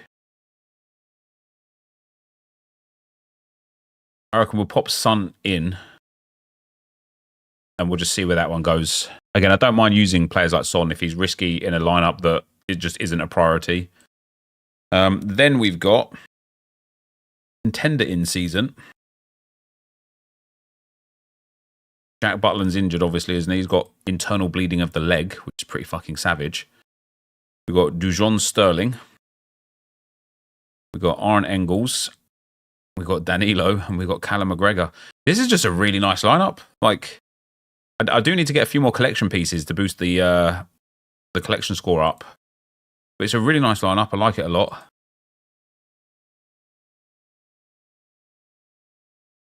I also like the fact that Engels and Danilo both didn't start the last game. 1000% Gakpo and Diaz, then Jota second half subbed in. 1000%. Very bold. I don't think I can do contender classic. I don't think I have a goalkeeper for it. I do not. Which leaves us for champion in season. Now, I think I have Real Madrid. I do. Which is really peculiar because other than the Premier League, there's not much other champion stuff going, is there? Which means my Real Madrid setup could be really good. Now, wow, Solé went to Udinese. He's finally got a transfer, has he? Jesus Christ. Now, my defence is a problem. Calafiori is guaranteed to start, isn't he? Because Timber is suspended. My midfield, my midfield is going to be easy in my attack. It's just going to be Bellingham, Mbappe, and Vinicius Jr. It's just who do I put in this defensive spot, and it needs to be an in-season. So either Guehi against Chelsea, which I don't like, Christensen against Villa, which I don't like, or Calafiori against Brighton, which is probably my best bet. Also, I hate the fact that this is in Division 2. I really need to get it into Division 1. I really need to get it into Division 1. So we will put... Why is Calafiori 11% chance on the bench? With Timber injured, with Tierney likely going to Celtic, with Tomiyasu injured, with Timber suspended and Ben White injured, there's no chance Calafiori doesn't start. Unless Lewis Skelly starts.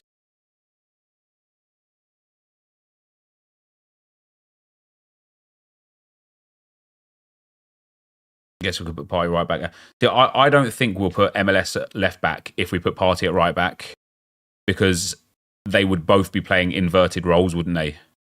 So the likelihood is it will be Partey at right back and Calafiori at left back, because Calafiori is more of a defender. Predictify went Skelly. Is that right? See, this is one of those ones where it's like, do I just go and buy a Real Madrid defender to fill in this gap? Because I don't want to put somebody that's a risk in with a team that is insane. He could have Calafiori at right back. He took Calafiori off after 70 for today's game, potentially. You will start Skelly in the cup. We probably will, actually, yeah.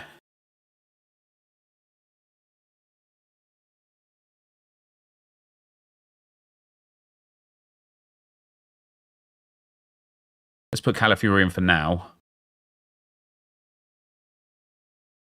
And we can revisit that. Oh, he's actually, as we're talking, he's dropped down even further. That's interesting. Right. Camp Classic. The only goalkeeper I've got left is Aaron Ramsdale. I don't really have any good defenders. But a lot of... Look out. Out. Suppose Nathan Ake will go in here. I kind of feel like Bruno Fernandes needs to be in a team. MLS 60%, Calafiori 40% for left back on Predictor fee.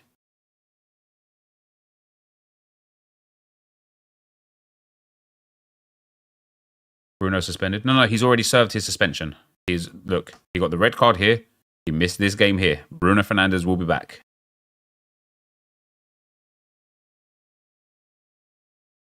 Yeah, Tonali's been in good form. I actually quite like Tonali. It's a shame almost to put this. I actually might play this in season because I've got in season forwards as well. I will play it in season. Put it into Division 3 in season though. See if we can get a promotion with it because it's not going to be like a pro. It's not going to be a good team. So put Ake there.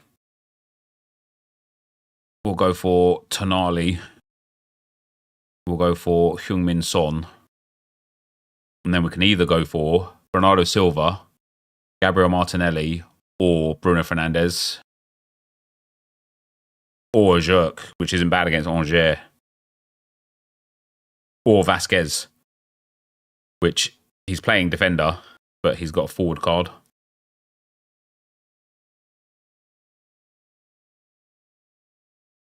Yeah, Man United might struggle against Liverpool, but Bruno Fernandes can still score well because he'll still be taking set pieces. He'll still be defending. He'll still be like there for the counters. It's a sort of game where Bruno Fernandes could easily score 60 or 70 points without a decisive against Liverpool because he'll just have so much defensive work to do.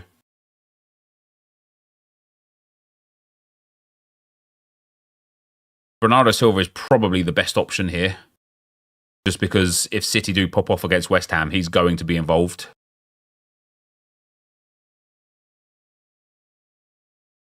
Guehi, I don't like the odds of at all.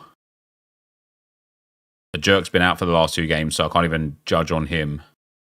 Gabriel Martinelli is good, but he's had 2 good games in the last 10 games, so I don't know.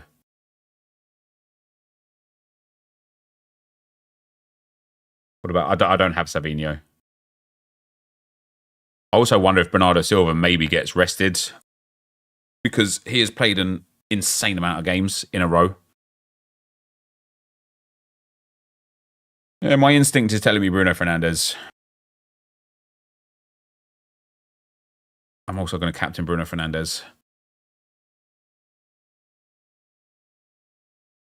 Cap 260. I don't think I have any goalkeepers. Oh, maybe Butland, but... Oh! That's fucking annoying, isn't it? Porto and Sporting play. Is there an all-star competition? Oh, there is, thank God.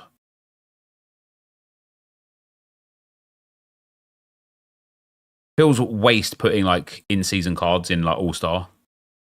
Bruno red card first half. Maybe. All right, so we've got Costa. Araujo. Oh wow, the Turkish league is playing as well. Is Fabio Vieira going to be back? Is he? I do like Sebastian Szymanski against Hatayspor. What's Jedson? Oh, Jedson Fernandes is suspended. Second yellow red. Wait, hasn't he already served that suspension?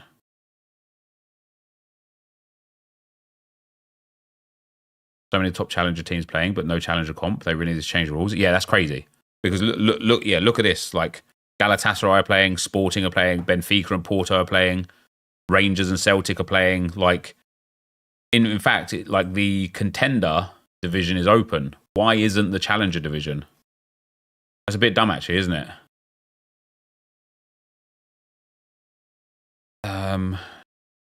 We'll put Gyökeres in. I think I'm going to put Mertens and Osimhen together in a different lineup. I don't know if I can trust in Fabio Vieira.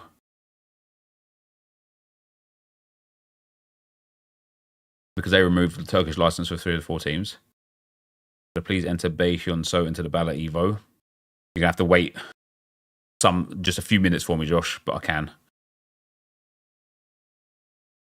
I'm going to captain. Oh, I don't actually know if I want to set that lineup. I'll put like a Mertens in there. Over Kochu. But has got a way better chance. If Mertens plays,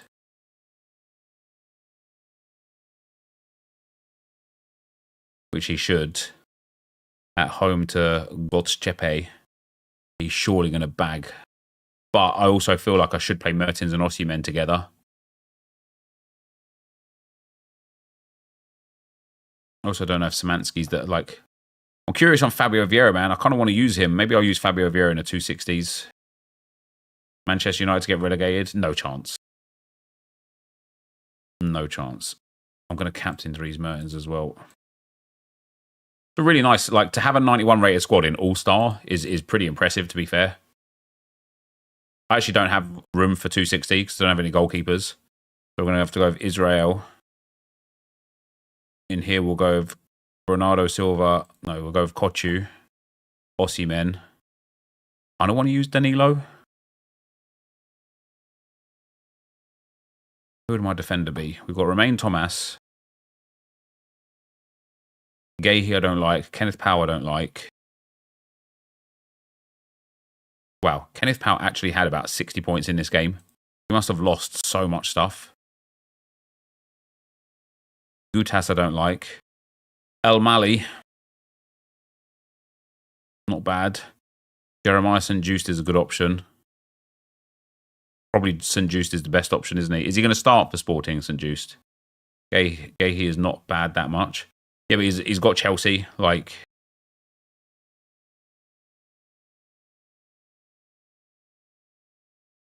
there's some doubt if Porto match will start due to fog since it's in the island Madeira. Interesting.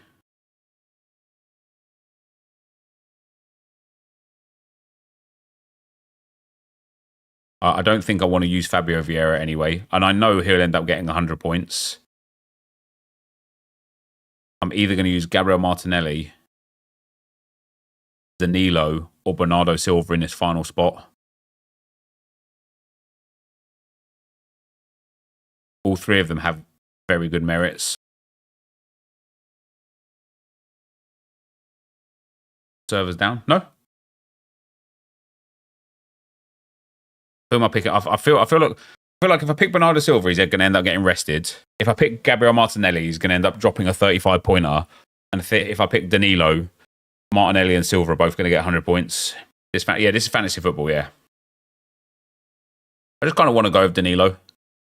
I like the idea of him just slapping a hat-trick. And that's it for my goalkeepers at rare level. So that's all the rare teams I can put in. And then we've got limited contender in season. I don't have a goalkeeper. I'm going to have to go and buy one. Cameron Carter-Vickers, Aaron Engels, Danilo, and Alistair Johnson. And we'll captain Alistair Johnson. I'm going to have to go and buy a goalkeeper to replace Butland, though. And then contender classic. I'm going to have to go and buy another goalkeeper as well. Almost Mendy. Is Scales actually going to be benched for Celtic? Tavernier is obviously injured. Kylian Kaibue. We've got Days and Maeda. And Liam Polesworth. I actually don't really have a good team here, to be fair. I'll use these in 260 or All-Star. Gales was awful yesterday. I think Celtic in general were awful, weren't they? Right, let's get Premier League in season. Apple, thanks for the 30 months, man. And we've got David Araya. We've got Gabriel Magalhaes. Martin Odegaard. We're going to put Jesus in here. And then we're going to go for a classic Declan Rice if I've got one. I think I might only have one Declan Rice, though. Oh, no, I have got a classic Rice. There we go, Bosch. And we're going to captain Rice. Austin Trusty will probably go back into the defence for Celtic. And then for Premier League in season number 2, we've got to go with the David Raya Classic. William Saliba. Now we use Declan Rice in season. But what other forwards have I got? Oh, I went and bought, what's his name? And he's been suspended now, hasn't he? Yeah, Matheus Cunha. Oh, injury. Who is it that got suspended? Was it Pedro that got suspended?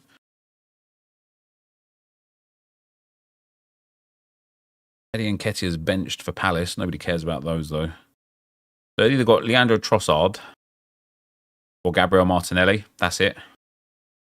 Why do I captain Rice? Set piece taker. Declan Rice has got really like high upside because he takes set pieces. It was Cunha that got suspended. Okay, yeah, he takes set pieces, especially corners, and he gets a lot of assists from them. But he also generally just gets good like points from playing the game. And so Declan Rice just has a really good like 100-point potential. So if he ends up scoring 100 points, to just get massive bonus. I'm going to put Gabriel Martinelli in there. And then I need another in season, and it's going to have to be probably Bruno Guimaraes, actually. Where is he? I was surprised he wasn't at the top there. I'm being blind. Oh, there he is. And I'm going to captain Rice there again. Don't know if Engels will start. Got coins thrown at him. And I think one cut his eye. He'll be fine. Why don't you play champs on stream ever? I mean, I do. Why aren't you ever here when I play champs on stream?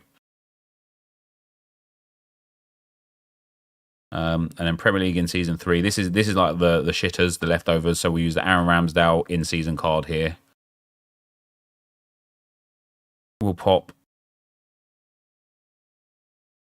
probably a Gabriel Magalhaes in here. Maybe like Kai Havertz can go in here. Oh, Mars Lewis Skelly is up to 50% expectation to start. That's interesting.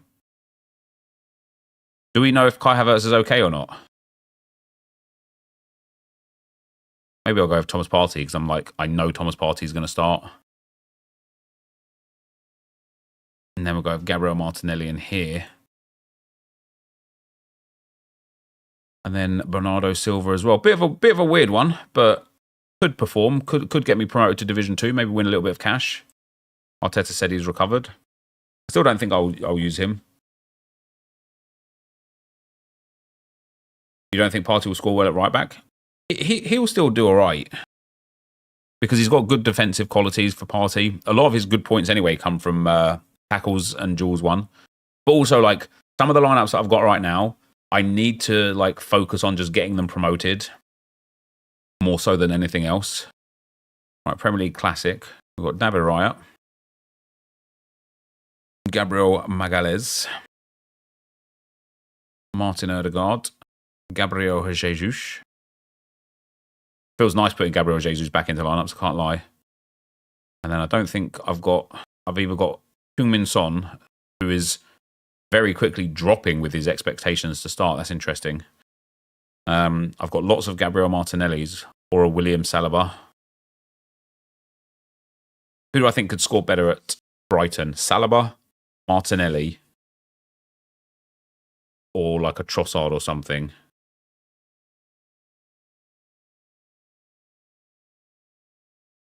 I think I'm going to go for that double defensive stack again. Arteta has said Kai Havertz is fully fit to start the next game.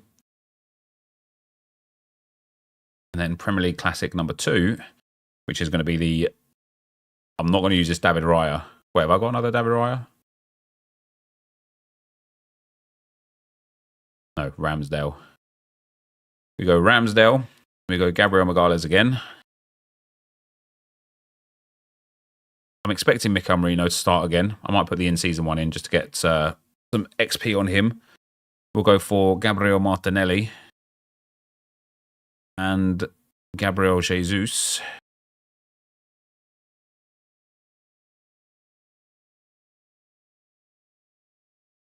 I'm going to captain Gabriel Jesus in there. Yeah, I mean, listen, these lineups, like I say, these lineups are all a bit iffy anyway. And then the last lineup, Aaron Ramsdale in there, William Saliba. Could either go Mikel Merino again, or maybe put like a different pick in and go for like a Thomas Partey. Maybe get like Thomas Partey on 15% in there. And then we'll go with Martinelli again. And then might go with Mikel Merino again, actually. Or do I put Heung-min Son in? Because if he does start, he can carry us from Division 3 to Division 2. And if he doesn't start, it doesn't really matter. It's a Division 3 lineup. Might be Kai, Odegaard, Rice. Yeah, Partey would be playing right back in this game. but you always play most of your games off stream. Okay. But your question was, why don't I play champs on stream ever? That's just not true. Marino is the risk. I don't know, after scoring in the last game, it would be foolish to take him out the starting lineup the next game. I actually think with the way we played against Brentford, it would be foolish to change the starting lineup whatsoever, to be fair. Apart from the fact that Partey will have to go at right back. And so therefore Rice will just come in and fill that role. Otherwise, I would expect the team to mostly be the same. Obviously, Kai Havertz could swap over instead of Mikel Merino. But I don't know if that's worth it. Right. Then we've got champion season, which is Thibaut Courtois again. And then we've got Rudiger. And then we've got Bellingham. And then we've got Kylian Mbappe and Vinicius Junior. And we're going to captain Jude. Unless he takes Ethan out, but I don't think he should. Yeah, I don't think he should either. David Fofana, third big injury in his career, is probably over. What's his injury? And then we've got Champ Classic, where I could either use Diouf away to St Etienne or La Seigneur at home to Reims. I think we'll use Diouf. Di Lorenzo. Højbjerg definitely against Le Havre. Oh, is Gaëtan Laborde back playing properly for Nice now? He was out for so long. He's out for the rest of the season? Jesus Christ.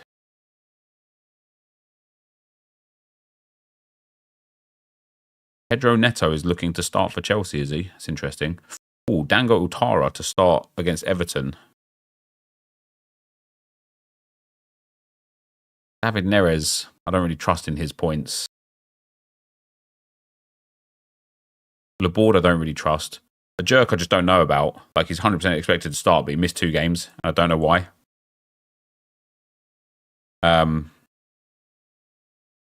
Lucas Vasquez is a good option, but because he's a forward card, he doesn't get the defensive scoring. Trossard I don't think will start anyway. Pedro Neto and Dango Otara are actually probably my favourite options from this list of players. Pedro Neto could absolutely get 70, 80 points against Palace. And then it just comes to Dango Otara, who's starting to score consistently well for Bournemouth, and they're at home to Everton, which is a really favourable matchup.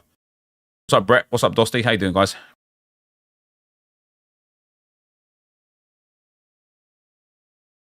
Dango's low-key a beast. Yeah, he's good. He was good before he went Bournemouth as well.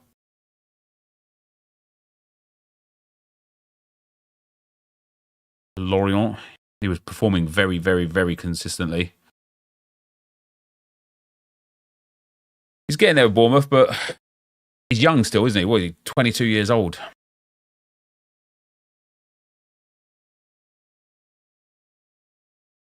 I am leaning mostly towards Pedro Neto, I can't lie. And then the last option will be... I don't really want Gaëtan Laborde in there. Might go for Lucas Vasquez. We've got Hicham Baudet. NepentheZ expected on the bench. Dennis Appiah. I think I'm going to go for Thomas Partey in here again.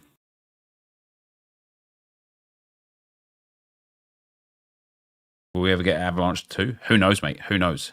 I certainly don't. After that, we've got All-Star Classic. I know I've got one goalkeeper, Larsenair. Then we've got Kakir, Schlawick. Oh yeah, I've got Costa. I've got all these Porto and Sporting guys again. Formos Mendy. So he has so many games where he just misses the game and I don't know why. Fabio Vieira. Jedson Fernandez. Watford are playing again. They're scoring all right, aren't they? I actually don't have very good players left, which is really nice to know. Apart from Diogo Costa. And then probably, Trincao and Galeno. I thought I had some other... I suppose I've got Fabio Vieira. I thought I had defenders, though. Who did I buy?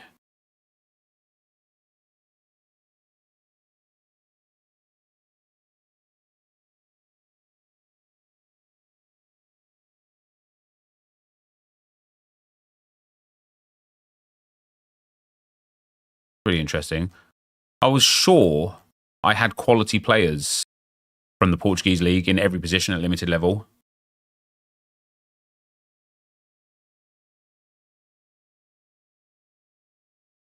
Yeah, apparently weather could affect the Porto game, but I'd rather have the players there, and if the game goes ahead, win, and if it doesn't, not win. I'd much rather that than not put them in and then have them end up hitting some like big scores.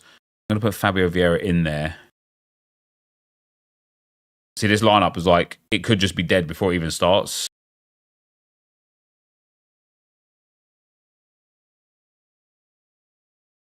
But I'm missing players that I bought. I can't remember who it is that I bought. Let me go.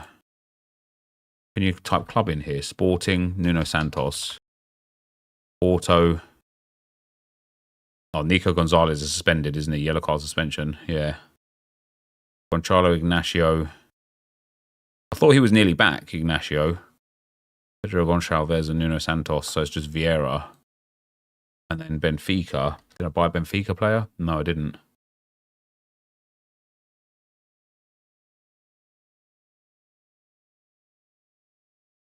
Interesting. I thought I had a better defender from there, but I guess not. And then so All-Star Classic Team 2.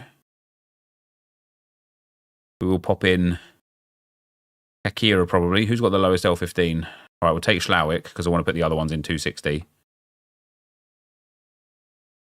Put in Romain Thomas. Pop in Kylian Kaibue. He got sent off last game. How can he be eligible to play unless it was rescinded? I'm gonna bank on Fabio Vieira again.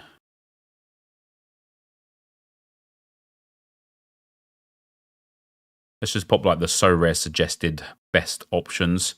I think it's going to be Kylian Kaibue as well. I don't know if he's going to actually be suspended or not, but that lineup looks like a pile of shit to me. Different comp. Might have been. And then we've got the 260. I've got 2 goalkeepers for it as well, which is nice. We've got Lassonnière and Kakir.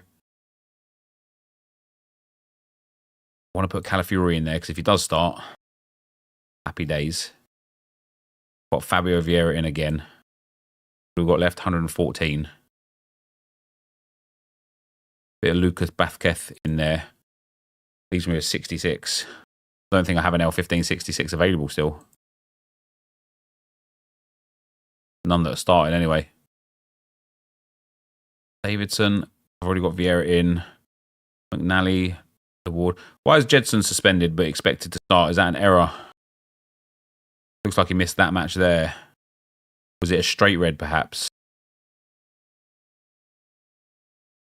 What's this game? That's European. That's a Turkish game that he missed. That's a Turkish game that he's back. So he's back. We'll pop him in there. He's been suspended on SRD for about 3 weeks, has he? Fair enough. Kaibue served his suspension in the cup game. Okay, gotcha. Happy days. And then for the second 260, I'm just going to let So Rare Data decide for me. As long as they're all 100% to start. Well, Fabio Vieira is actually okay, but I'm actually just going to let So Rare Data decide on that one. I'm happy for that. And then the only thing I now need to do is export these and go and get myself 2 goalkeepers for the other competitions. And then do my training lineups.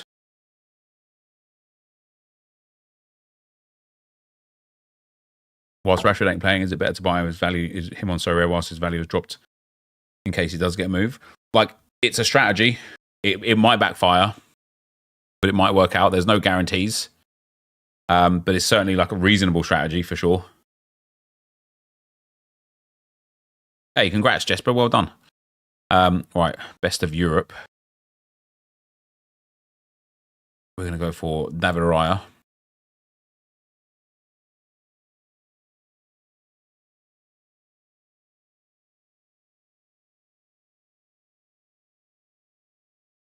Who have we got available? Trent Alexander-Arnold. I'll put Kai Havertz in here, actually.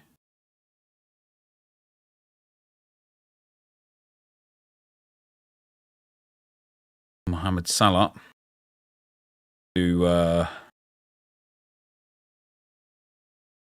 Cole Palmer. He's due 100 points, isn't he? Yeah, if Fofana has another long-term injury, it's tough, innit? It's brutal. It's brutal. All right, so I need to buy goalkeepers. One limited, one common, but I think they can both be classic.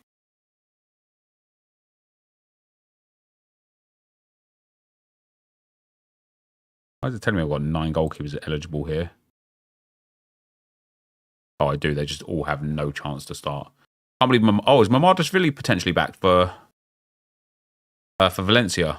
That would allow me. That would enable me to put another lineup in. Maybe I'll put him in 260 anyway. Let me do that actually. There's a special here. Let me put this team in. Your doggy's out for 6 weeks, is he? Put Mamardashvili in there. Doesn't have to be in season, does it? No. The expectations to start at like 80%. All right, we're going to do Mark Gahey. Certainly do Thomas Partey. We'll put Dango Atara in there as well.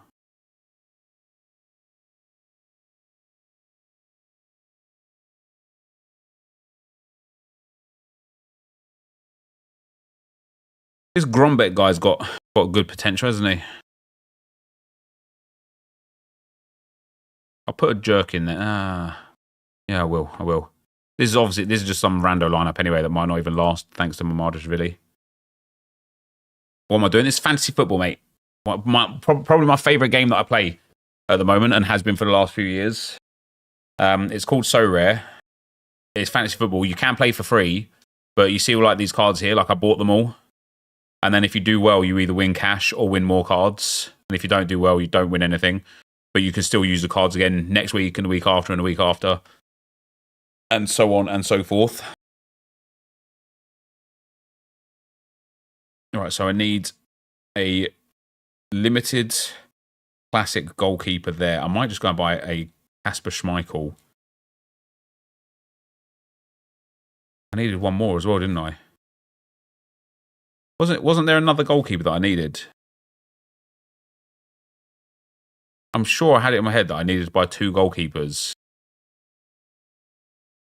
to cover off having some lineups.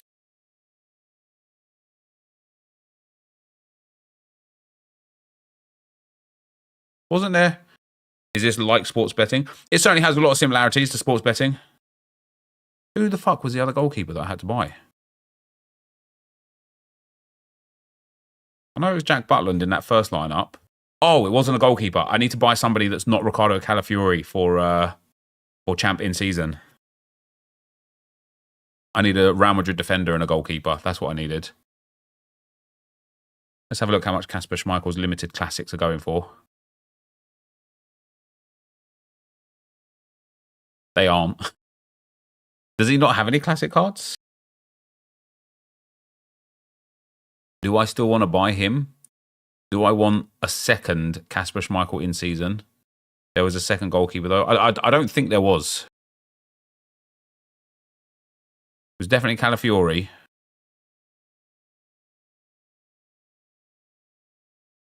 It was definitely, yeah, it wasn't, because otherwise I'd see them here.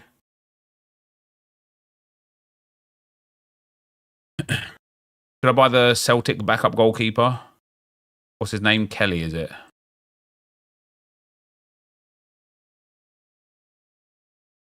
Sorry, the Rangers backup goalkeeper, not Celtic. £3 for Liam Kelly. I cancelled the lineup for the second goalkeeper. Yeah, because I think it was just bad, wasn't it?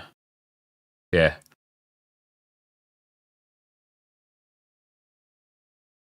I'm not going to be able to compete SP-wise. Or collection score-wise or anything, but I do think for this lineup here, which is contender in-season Division 3 anyway, even if it's just a small cash prize and a promotion, or even just a promotion, that's good enough. You spend real money to get cards to bet on games. No, you don't bet on games. It's fantasy. Fantasy football.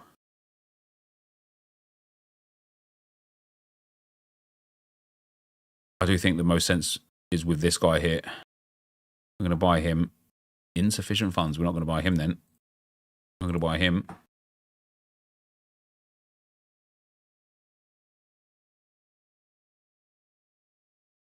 Liam Kelly could be in for a few weeks because Butland hasn't been good before the injury. Yeah, but I still think Jack Butland would be the primary goalkeeper no matter what. Saying that, I don't actually know because I'm not an avid follower of the SPFL. And then the next thing that I need, how much is Rudiger's rare card? Jesus Christ. Why is he so cheap? I mean, more so as like, because he just doesn't score very well, isn't it? Butland's out injured for a while. Well, he had internal bleeding in his leg, so.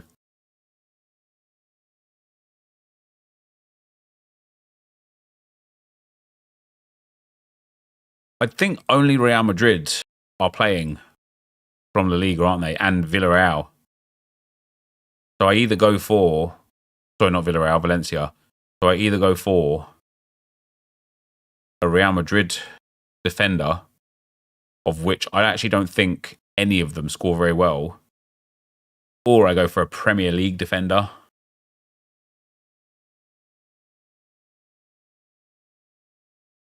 Mendy, Militao's injured. I think Mendy's injured. Alaba's injured. Fran Garcia and Raul Asensio are terrible. Vallejo's out. They're going to end up playing Tchouaméni and Camavinga in defence, aren't they?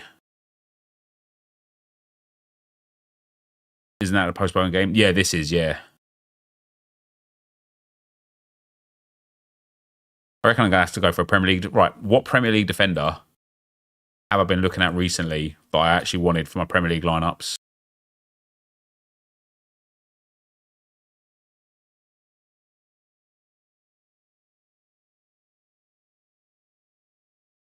In-season Van Dijk wouldn't be too bad.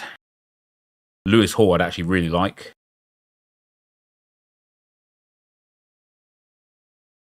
I'll tell you what. Andy Robertson could be a great shout. Because he scores really well. And the run of games that Liverpool have got coming up, Forest, Brentford, Lille, Ipswich, PSV, Bournemouth.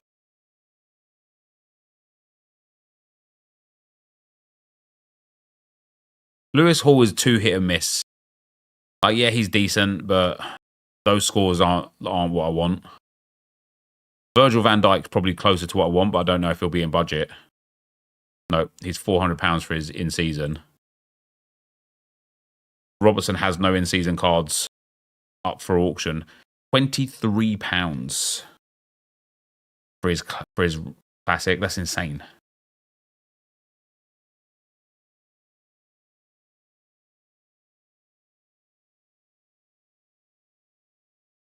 There's just no one I look at on this list and think I definitely want them. Really expected to be out, is he? I'd be very aware of Robbo. I think he'll get yeeted. You reckon? There's none of him on the market anyway. Robinson and who's the Ipswich Donny. I thought I'd see him at the top of the list, to be fair.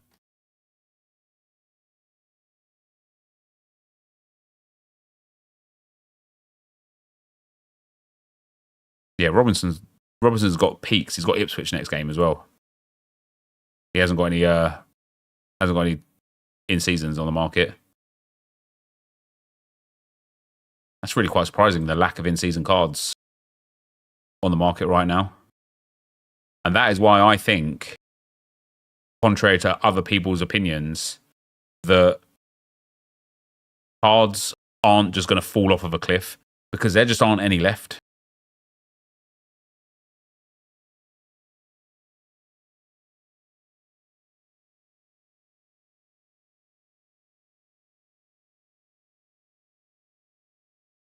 I don't really care about auctions. What we said on instant buy.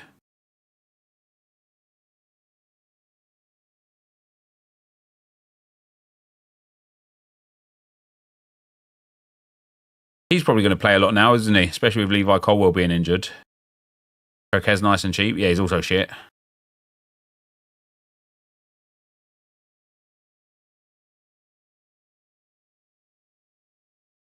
Dan Burn could be an interesting one.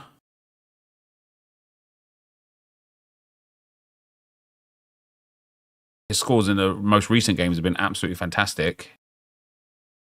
£7 for his classic. They're away to Spurs, but could be a good one.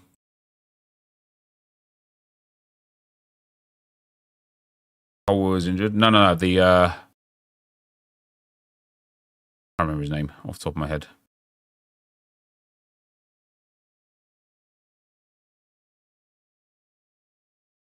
Forest centre back. I don't really want to buy Forest players. Fofana, yeah. There you go.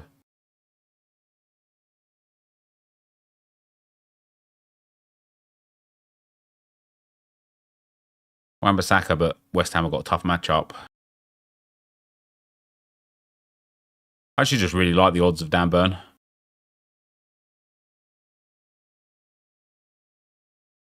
He's cheap. He's decent. I can apply my £12 credits and get him for £22. He's probably been selling for... Oh yeah, I wouldn't even buy that. I'd go and buy his... I wouldn't buy a brand new one. £25 for a Dan Burn. Badiashile is also out till February. That is only next month now, to be fair. Perquez has had a great season. Does his form not transfer to Surrey? Let's have a look. No. I'm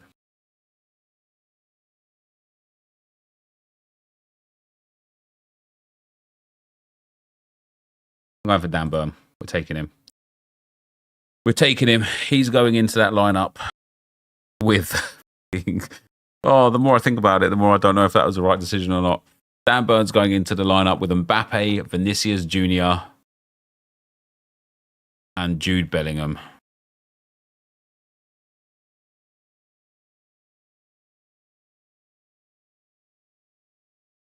Reece James. Yeah, I'm not going to buy a walking injury, that's for sure.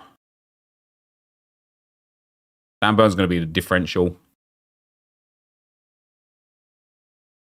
Botman is about to be back. Burn might still be decent short term. But yeah, Dan Burn's living the high life with the big boys. Does Shaw score well? I think when he's not getting sent off, yeah. He scores reasonably well for Fabian Shaw. Nothing crazy. That's that lineup done. And then we just need to change Jack Butland out here. Liam Kelly. That's that lineup done. Now I just need to do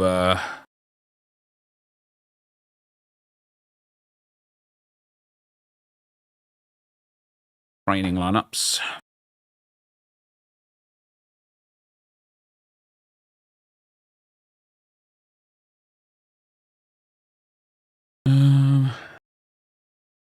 Butland can go in.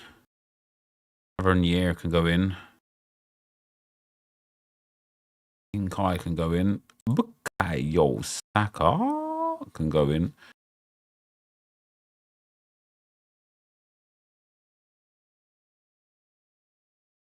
I think I did read somewhere that Mbappe's dream was once to be in the same lineup as Dan Burn. Yeah, I can see it. See it being true.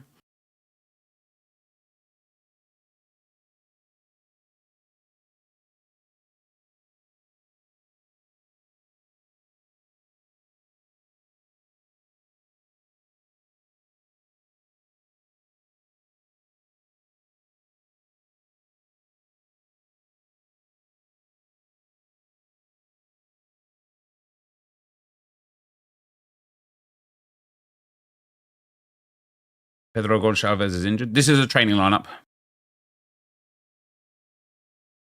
I'm putting him in training.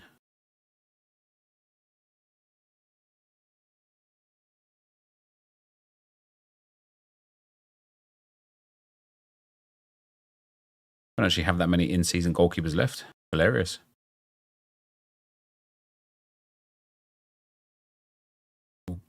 Train Urian Timber and Emil Smith-Rowe. And Dominic Fitz and Harry Kane.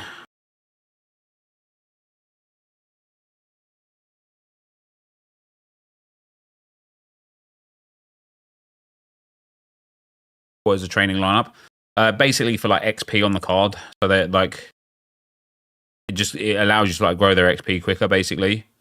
And the reason why I do it quite intensely is because it's a good way to just get an edge that other people won't have. So many people don't bother with training lineups, and then when it matters, it costs people like possibly like hundreds of pounds in the reward side of things. There was a few players I wanted to see here.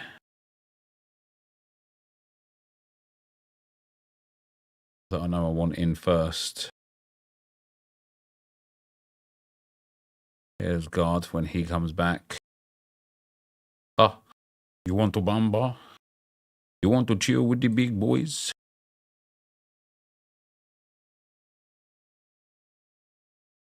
I had one more like superstar player here that I saw that I wanted to put in. I can't remember who it was.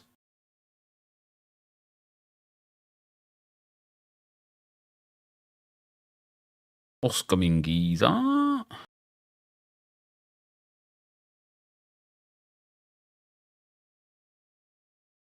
Maybe I'm just wrong. Maybe I'm just wrong.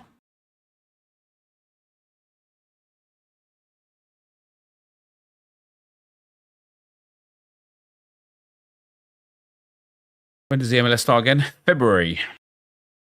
For the MLS. Right, only 2 more training lineups, guys, and then we're back on FIFA again.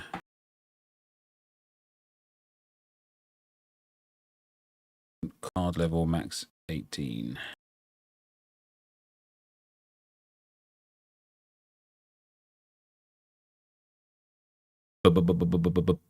Hey, yo.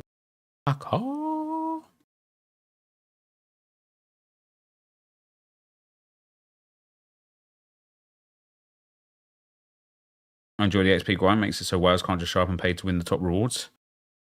They kind of can. Even the XP grind is like very nuanced.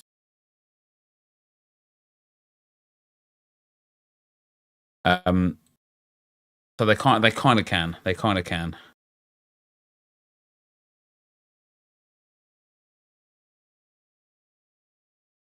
Because at the end of the day, taking a player that scores 100 points. Where's Bosch Cagley? Yeah, taking a player that scores 100 points is just going to be better than a guy who scores 70 points but has like 15% XP. I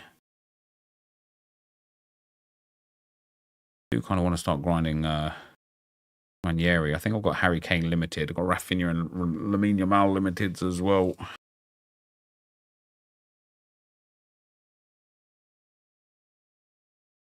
Where is my Harold?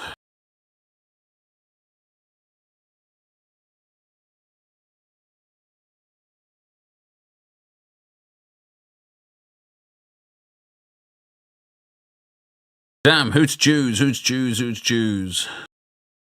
Oscagli, Wirtz, Rafinha, or Olise. I really want to buy an Olise rare card. Apparently we're getting Moments Mane soon. Yeah, I saw that leaked already. Right, there we go. That's that. Reasonably content with my lineups. I will double check it. I was going to say I'll double check close to 3, but it is already close to 3. Planning to clean up Div 1 champ this week with Courtois, Hall, Bellingham, Vinny, Captain, and Isaac. So I've got Courtois, Burn, Bellingham, Vinny, and Mbappe. You've got no chance against me. No chance, such as what you've got. Heung-min Son, Mikel Merino, and Fabio Vieira are my contentious players. Otherwise, everyone else reasonably looking like they're going to be starting the games. Even those players are looking like they're going to be starting the games. Hang on, don't jump on just yet. God damn it.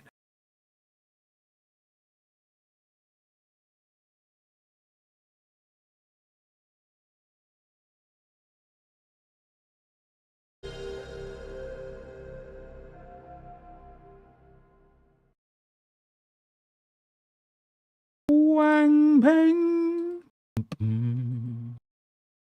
Wang Peng.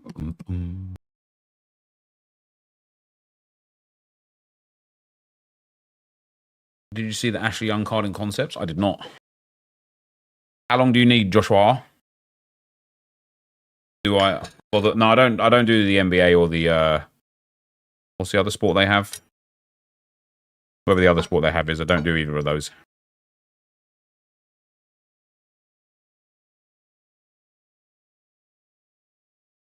MLB. Yeah, I don't do that one either.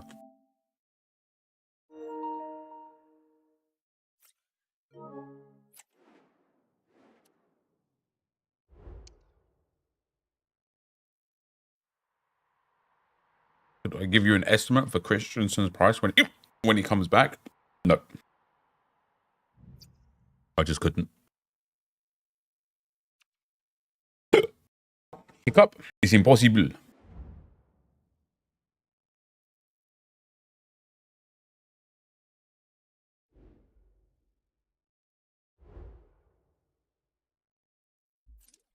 Have a look at this Ashley Young card.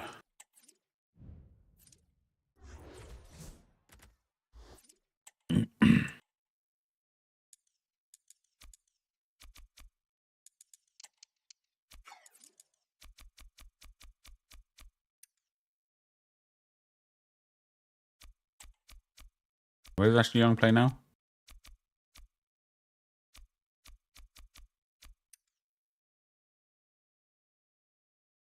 Is it still there? He was an idiot and discarded Prince loan. Everton. Yeah, I clicked on Everton. There's no Ashley Young card there.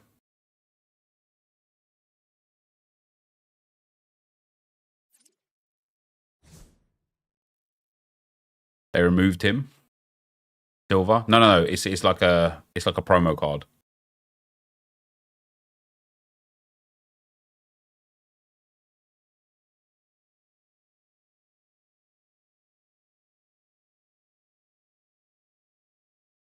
But they have left back, right back, left mid, left wing, 4-star, 4-star, dead ball plus, their shot, long ball, whip pass, jockey, intercept, anticipate, quick step.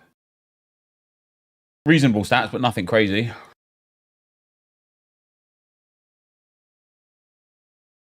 He was there, yeah, that's right. I know. I saw a few people say he was there. So Red Villains, thanks for the 13 months, man. And it finally got a squad full of Roll Plus Plus players, besides left back on Plus, and I've gone through D2 and half of D1 without losing. I think the rolls have helped with lucky matchmaking. Who could say, mate? Genuinely, who could say? I certainly think the rolls would have played a part in it.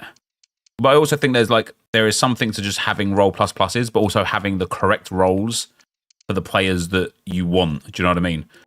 For example, like, I wouldn't necessarily suggest putting false 9 on somebody that's a target man. You know?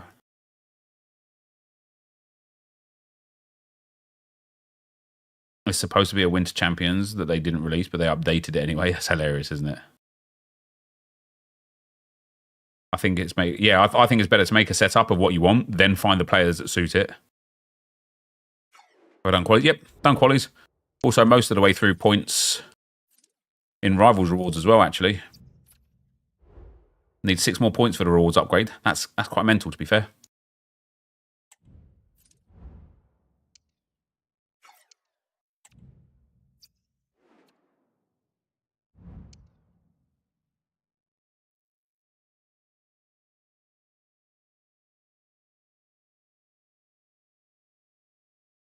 Arsenal linked with Cunha. Getting it done early, less stress. Well, I'm getting it done because I need to finish the evos. We're racing against the clock for evos right now. I still need to do. We've done a lot today already, to be fair. But I still need to do. So I finished Enquiries completely. I still need to play 4 with MLS and win one of those. Play 5 with Blackstenius and win one of those. Play 5 with Park and win one of those. Play 4 with Martinelli. In rivals, squad battles or champs. I think I've got 2 sets to do with Martinelli. I think I need to play 8 games altogether with Martinelli. Oop. Yeah, so we're going to do 4 here and then 4 there. So there's 8 games with Martinelli. So I've still got altogether 5, 10, 18, 22 games to go between now and 6 p.m. tomorrow to finish them. Then we've got Mariona straight after, who expires the next day. Then it's Tomiyasu and Gabriel Jesus to finish off. Both of these are quite easy. Mariona as well. They don't require too much. But I also then need to think about what we're going to do with these. And then I highly expect we're going to get some other evos today again as well.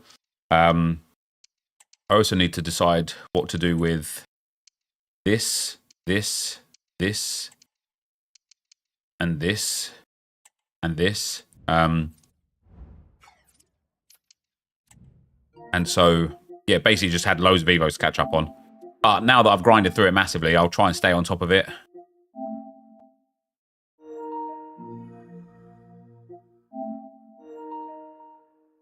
Is Rush the quickest way to get games played on evos now? I think it's Rush and squad battles are very, very similar.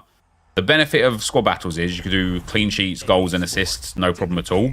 The benefit of Rush is, you also pick up the Rush rewards. You get that same benefit from squad battles. But also the other benefit from Rush is you might potentially get like some rage quits early.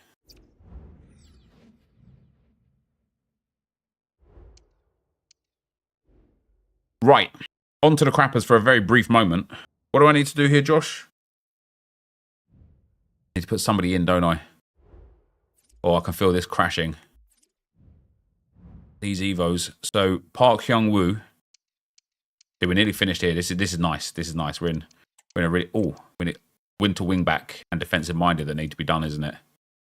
Park Hyung-woo can be claimed for that next level. Park Hyung-woo. And when he's fully finished, he's up there. Singh and Kim. So Singh also expires in 3 hours. Quite mad.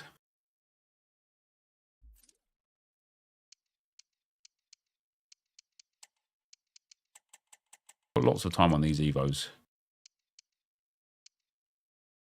Bay into El Hombre Bala. Bay Hyun So goes in here. 4-star, 4-star. Also has CDM right back and left mid, which is nice. Damn, look at his penalties and positioning. That's solid, isn't it? What a horrible card that will be. But in he goes. 45,000 coins. Job done.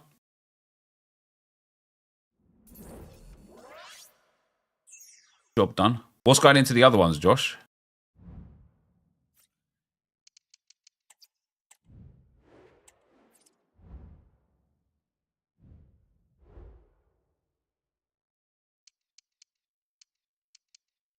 He goes into winter wing back 1 once he's done.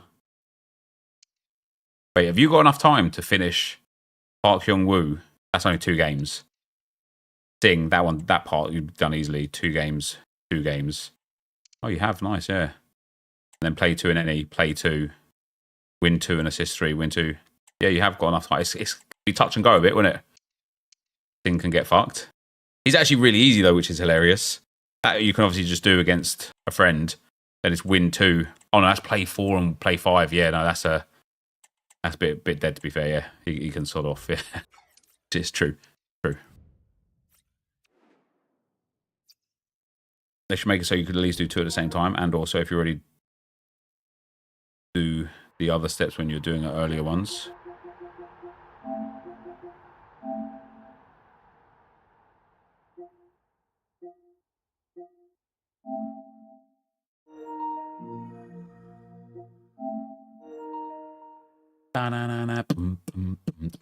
We got any football on today, actually?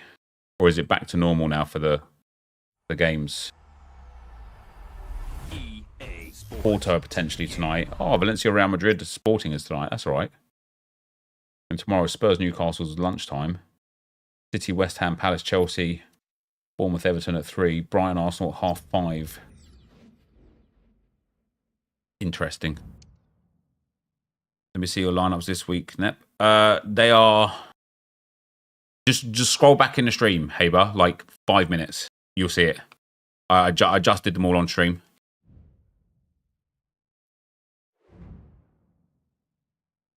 Watching the darts final tonight? Probably not. Probably not. Watching Real Madrid. Right. Play time. Play more. We need to play with me. Play more in rivals. Any chance I could do 2 friendlies quickly? Sure, send it.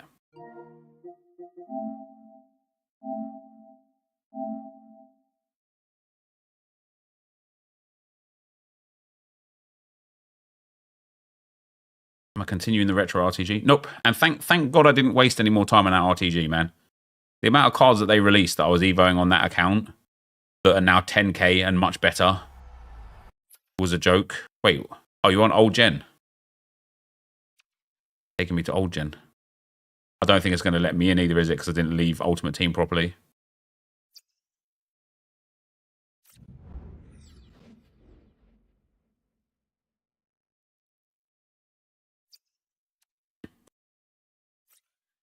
This game session is no longer available.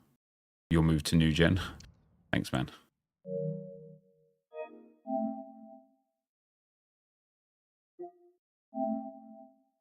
FC25. FC25. Oh, guys, I'm actually really looking forward to like getting these evos done and dusted. It almost like a weight off, so that I can kind of focus on other content. Like I've got a list of videos I want to make this year. And even though I don't need to get these done, like nothing in my life would change if I just didn't do these evos. But I still feel a weight with them. Do you know what I mean?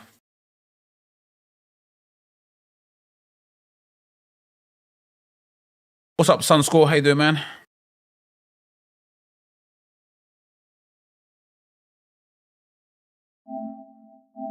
Hello, guys, NepentheZ here. I love your intro. Yeah, but that's not even my intro. That's a bit rude, isn't it? That's savage. That's savage from you.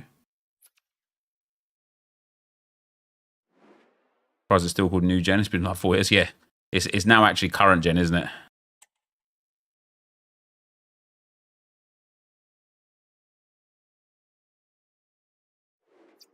I really don't understand the coming promo. None of them have to. Yeah, very strange. Very strange. It is a proper filler promo. Well, hello to you and welcome to another exciting game brought to you by EA TV. I'm Guy Mowbray, joined by former England striker. I saw all the cards start to rise and panicked, but left back Rolfo and kind of regret it. What are we going to get from this one, Sue? Yeah, cheers, Guy. Well, it's so loud in here, isn't it? The fans are really up for this one, and I'm sure the managers will be reminding them, remember what you need to focus. What a finish that is. What a finish. Why is Neto also coming as 2 options? Why we don't get that more often, I don't know. Yeah, I don't know. EA is so weird. EA is so weird. The thing that I find the single most interesting from EA Sports is every time they put content in this game that I personally like and that I personally engage with, it never ever comes back.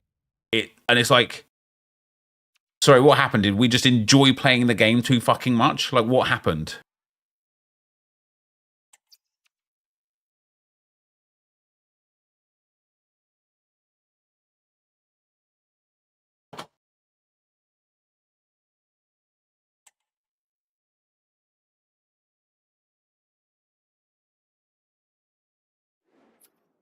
Yeah, this will definitely be the filler promo before Team of the Year.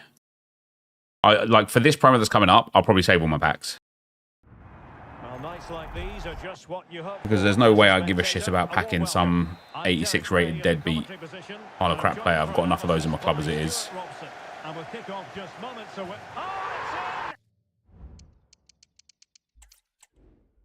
Was it just 2 you needed, Josh? Or was it 3? Yeah, perfect. When's Team of the Year? Like 2 weeks.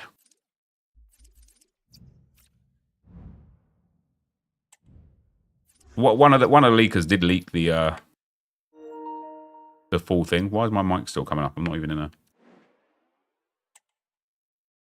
Oh, I need to get. We'll do it after this game. I need to get Arsenal kits.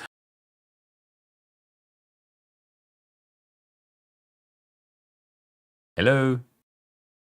Oh, I just can't get Arsenal kits now. Oh no, just kidding. We're in.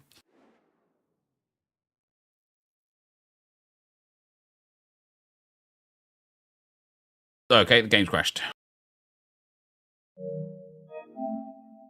On. I think Somerville in attack and avalanche would be good. He has 10 play styles, very decent ones too. Is it honestly? It's whether or not you think he'll be good. Like if he's just somebody that you want to put in there, just do it. Do it. Enjoy the players that you want to play with, whilst you can, because eventually he'll be like behind the power curve, and you'll be like, oh man, remember that Somerville that I loved.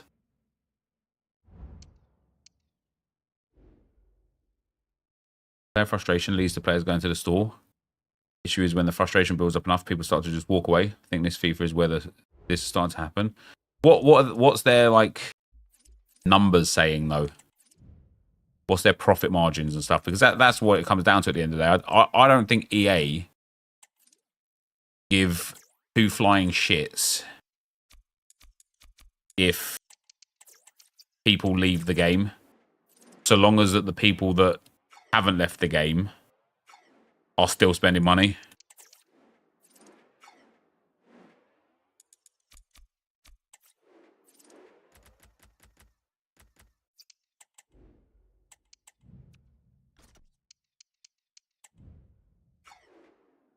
Yeah, best of should be like an absolute,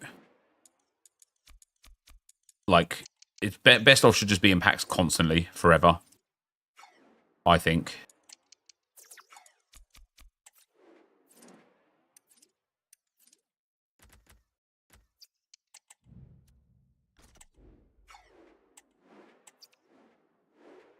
Nico Williams could be coming to Arsenal.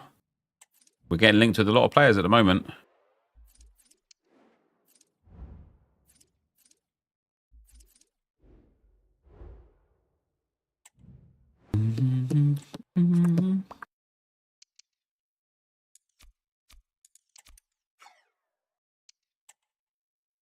Maybe this will make me play better. Change my ball as well. Why not? Get a new ball. Let's go for the yellow ball.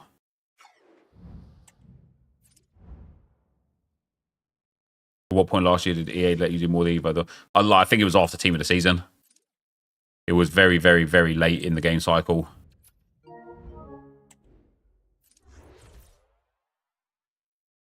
Can you separately spot? Yeah, I can put music on Twitch and not on YouTube. I just haven't done it.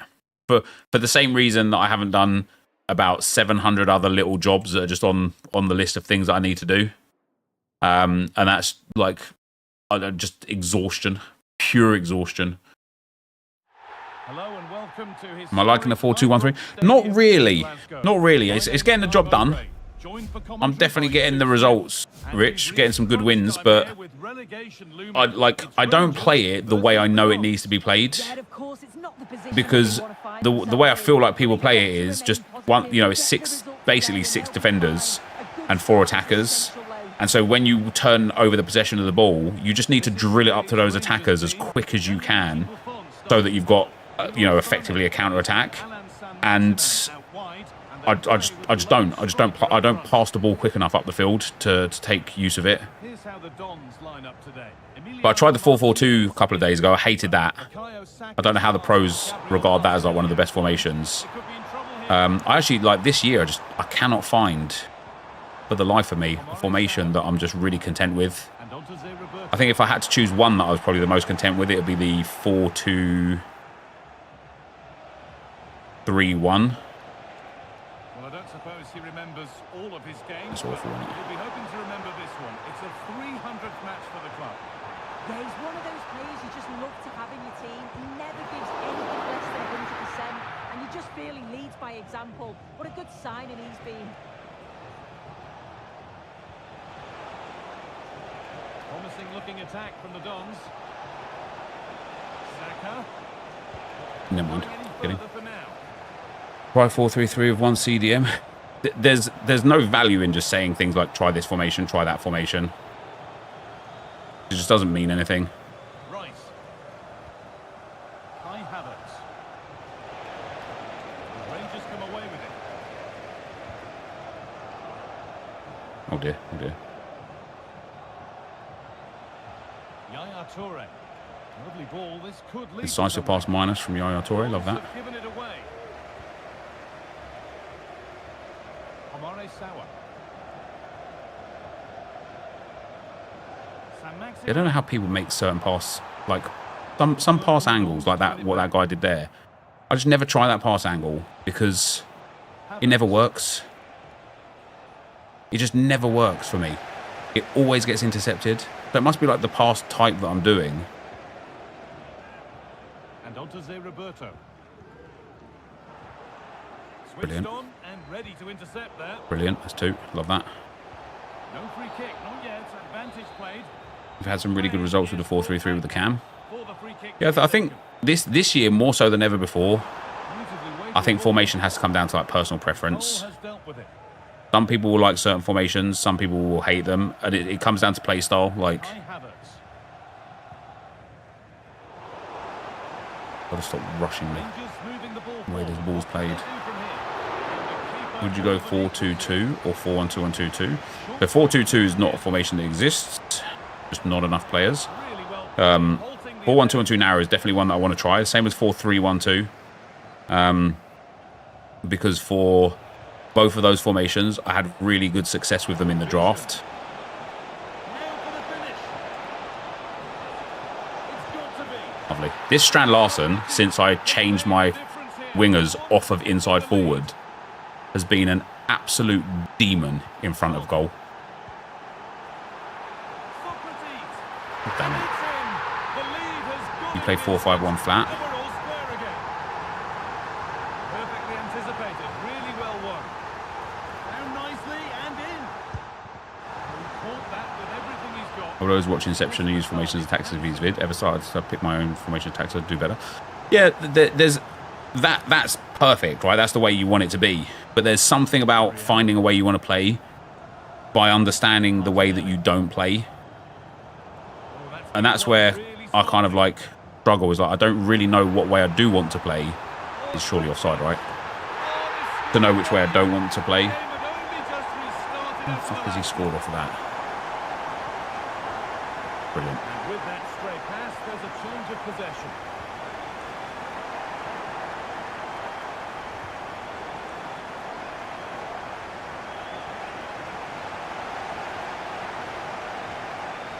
Played through nicely. Again, balls like that.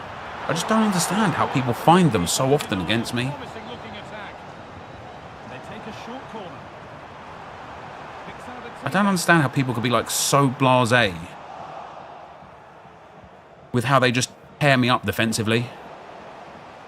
possession won. I appreciate like I quite regularly pull my defenders out of position, but in an instant like this where look I haven't touched my defender, but this guy just finds the easiest pass options, and I don't understand why. I don't get what is different between my defenders and their defenders, because maybe I do have those easy options when I have the ball.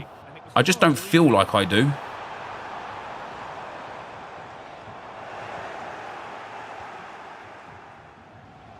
From a long way out. Yeah, can we stop gifting this guy the ball back, please? It was looking good, but there it's ended. Well, that was close to going in, and you just think that would have given them a nice cushion to work with. As it is, though, the game's Super still Saka, isn't very it? much in the balance. They can't let it affect them. Mind's back on the job. Now, this has to Go, Kai. I think we all feel the same. It's mad, isn't it? Because that guy there is probably now saying, how the fuck has he got through so easy? But I feel like I've had to, like, solve 3 Rubik's Cubes whilst trying to hit a finesse shot green timed to actually get that underway.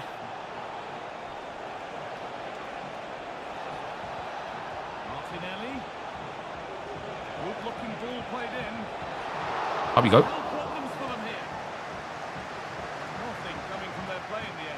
Might be connection. Connection doesn't help people see passes. Okay, I'm going to make a conscious effort to not control my defence for the whole of the second half. Unless I, like, you know, I absolutely have to.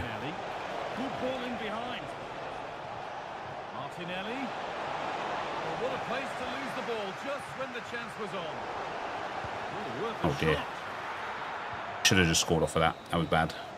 And that brings to a close the first half here at Ibrox.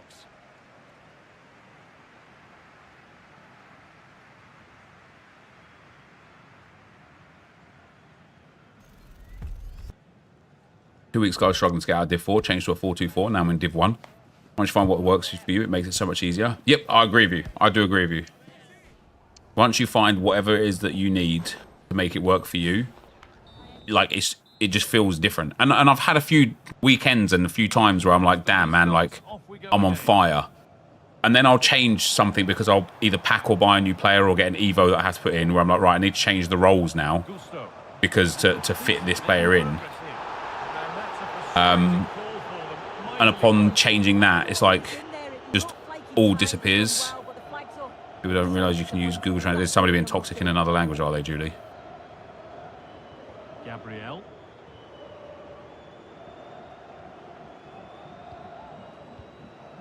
Cole. Gabriel Martinelli. Nicely played. Promising position, this. Yeah, that was a nice play. Some Portuguese guy. Unlucky for him, I suppose. Ibrahima Konate. Now it's Roberto.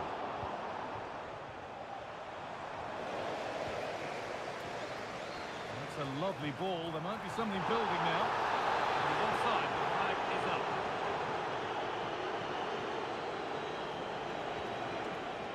Cole.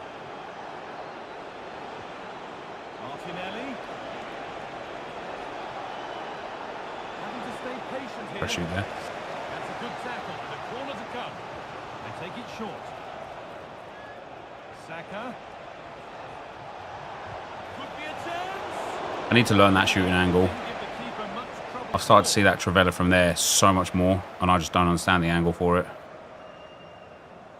Well, we've seen a more than satisfactory display from Kai Havertz. Pro tactics are nothing special.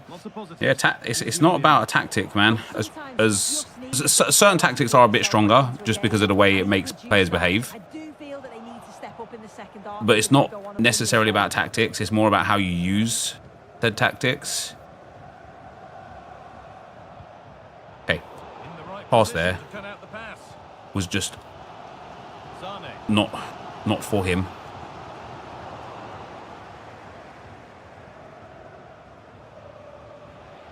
Martinelli just doesn't have it yet. His 87 rated card just isn't there.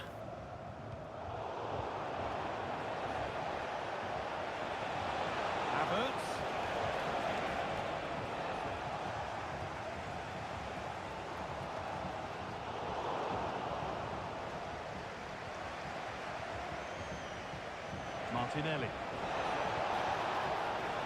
I pressed pass there, game. That's annoying. Really nicely played. What can they do with this now? The Dons with the ball again. I think if I had Trossard on the field right now, I'd probably be a couple of goals up, to be fair. Promising looking ball. Havertz. I pressed shoot there. Why is he taking so long? I don't understand, game.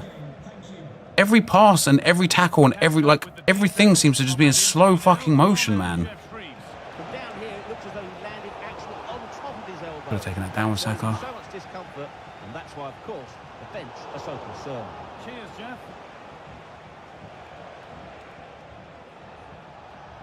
pushing forward with I've done a ball roll there, it just hasn't registered it. Wasteful from Rangers. The ball is lost, and the chance has gone too. Options available in the middle. It's out of teammate. Great. Probably a free kick, surely. Well, a bit of a clumsy challenge.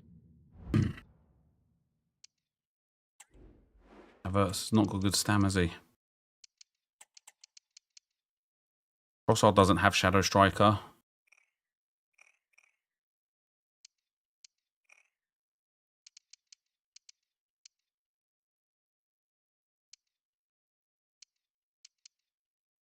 Little does though, but little at centre mid. Play counter, just what do you think somebody is going to think that you mean when you say something as blanket and wide open as play counter? Try 85 depth if you're under pressure. I'm already on above 85 depth, so I don't think that's going to resolve anything for me.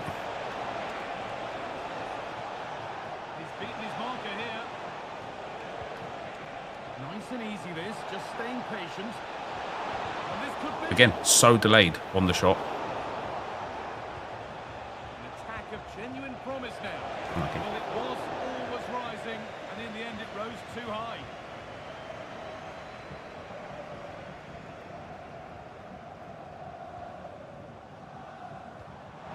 See that there? Look at that space he gets. Missed the shot, but look at the space he gets. Missed the target. Play counters the game. Might be that.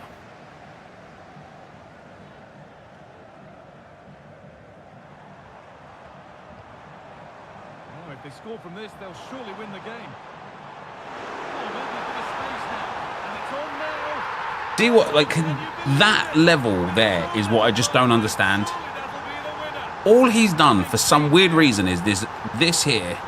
That's all he's done. And my whole back line got fucking confused. And they all just moved out of the way. Deserved. Do you know what else is deserved? Wetty fap. The ban that you're about to get for being an absolute brain dead fucking moron. Mendy. Play continues as the ref lets that go. Lovely ball, could be a chance. Surely the equaliser. I think you deserved up your arse, you little prick.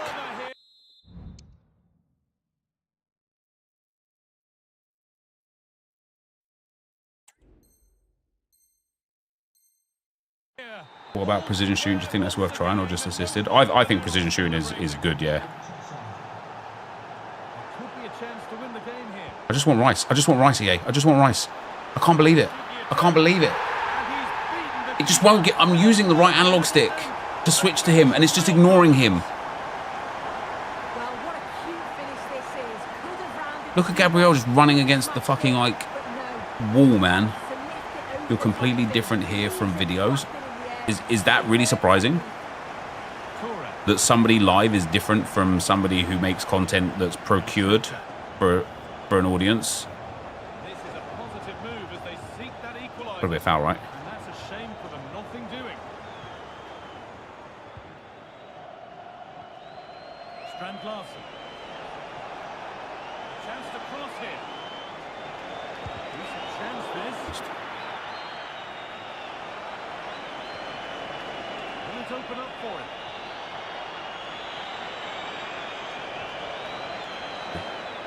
And the referee blows the final whistle. Not the result they needed. And unfortunately, they will be going down. Yeah, well, that's the nature of this competition. It's so competitive, so a couple of subpar performances.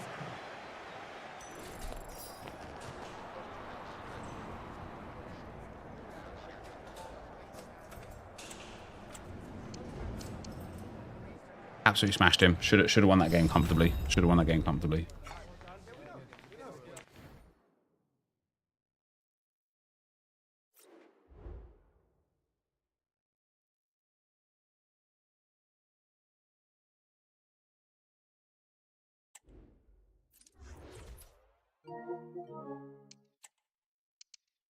3 more games. Well, 2 more games with Martinelli before we have to play a squad battles game.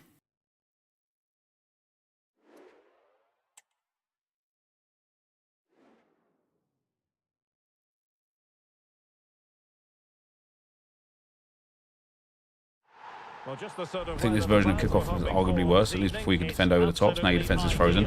Yeah, so one of the things that I see a lot with kickoffs now is like, wow, this guy's got 4-2-1-3, surprise, surprise, is passing it here, then look at Saka, just getting it out to him, because now you're like one-on-one with the defensive line. Well, Derek, the way they've been playing, they'll surely gain promotion today. They've played some Strand Larsen stopped his run and run backwards. That's fun. Well, here is the lineup for the hosts today. Thibaut Courtois is in goal. Well, he's offside, right? Yeah. In central defence, Vinicius Junior starts with Leroy Sané in the wide positions, and handed the task of playing up front today is Kylian Mbappe. Looking cross. Gabriel Martinelli is just not the guy for there, is he? And here's how it looks for Dons. Ibrahima Konate starts alongside Gabriel. Why is my team not pressing this ball carrier? Declan Rice starts alongside Yaya Toure in the centre of midfield. And in this tactical setup, they have just the one player in attack.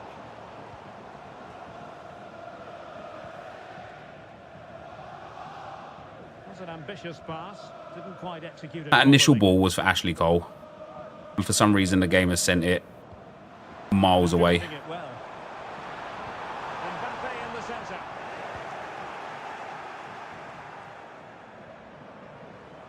The defending not the best here, but a good piece of tidying up.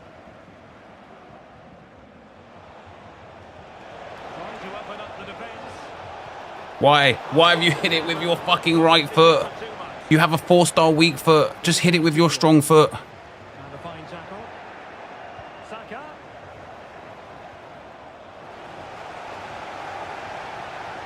The amount of times I can see the last-ditch tackles like that is genuinely wild. Stewart, in particular, what do you expect to see from him?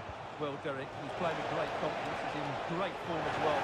Every time he gets the ball, he looks as though he's going to be a threat. When he's taking on defenders, when he's running beyond them with the ball, or whether he's getting... James, thanks for the £2. Am I looking forward to the new promo? No, it looks terrible. The new promo looks awful.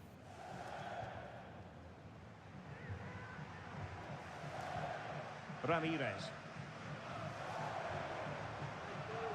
Vinicius Junior. Here's Mbappe. And snuffed out the danger immediately. Oh, danger here.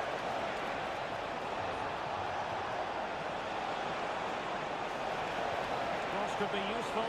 Just need someone big at the back post there. That's where like a Rafael Leao level player like absolutely slaps, isn't it?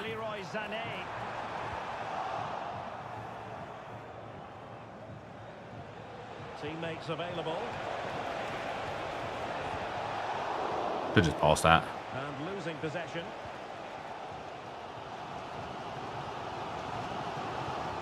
Florian Wirtz. Mendy.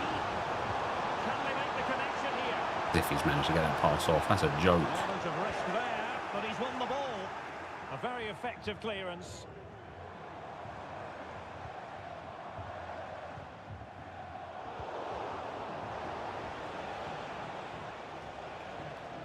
Saka. Electing to shoot. And a goal! The one that could win the trophy. Hold from B. Could be the defining moment. It's Hold. theirs to lose now. So underway again here. If you have anyone at all in your club you can use, but anyone with Quick Step Plus. Hold on, Vibes, you're going to have to say that again. Cole. E. Take it away.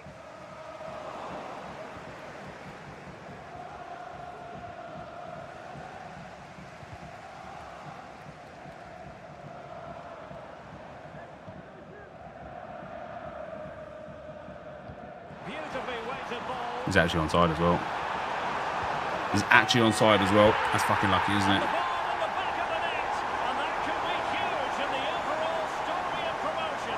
Well, we're going to find out. The guy you're playing definitely is only using player locking for the first time. Not necessarily. Up underway, level pegging, one goal apiece in this game. I don't understand why that ball doesn't like go around to Saka there.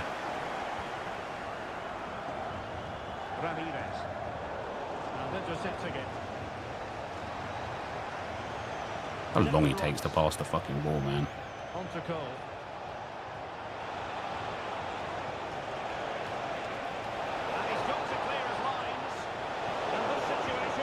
Oh yeah, oh yeah. Big Strand Larson, let's go.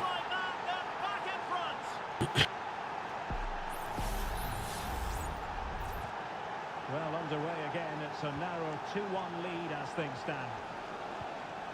Leroy Sané. Jeremy Frimpong. Interesting last choice there. And making sure nothing untoward happened following the cross. Maybe we should put it over the top there, ones like that.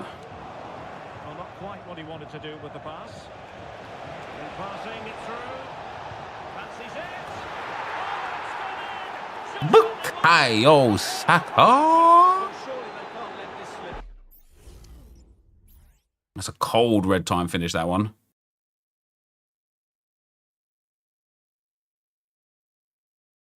Why gritty? Sorry. I'm sorry. I'm sorry. What's wrong with celebrating my goals?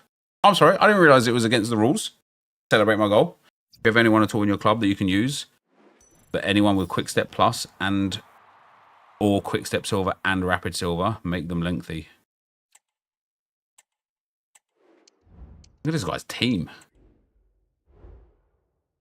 Look at this guy's team. Vinny J, Mbappe, the finesse shot Leroy Sané, this Florian Wirtz 91 that I'm seeing more and more, Ramirez, Bobby Mainu, Mendy, Konate, Ferdinand, Frimpong and Courtois. Why wouldn't I gritty? That's the question. Why wouldn't I gritty? Look at that. Just put him to the sword. Bang. It's such a unique team. Isn't it just? This guy, I've never seen anyone at all with a team like that before.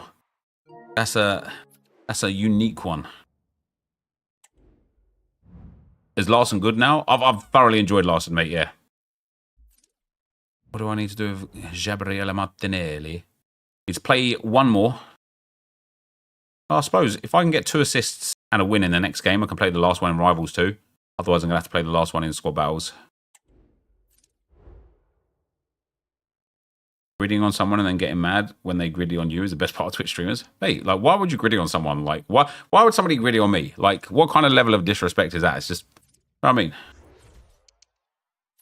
The Strand Larson Vipes has got both of them. Is he lengthy? Controlled lengthy. I don't know if I can make him, I suppose I can make him mostly lengthy at the very least.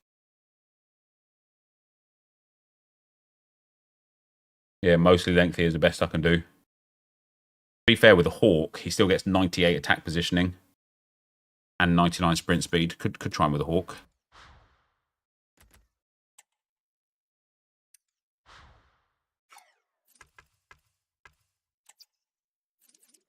.99 sprint speed, 93 acceleration, 98 positioning, 99 finishing, 97 shot power, 90 long shots, 99 jumping, 91 aggression, 97 strength, 92 stamina. His dribbling's a bit weak now, I suppose.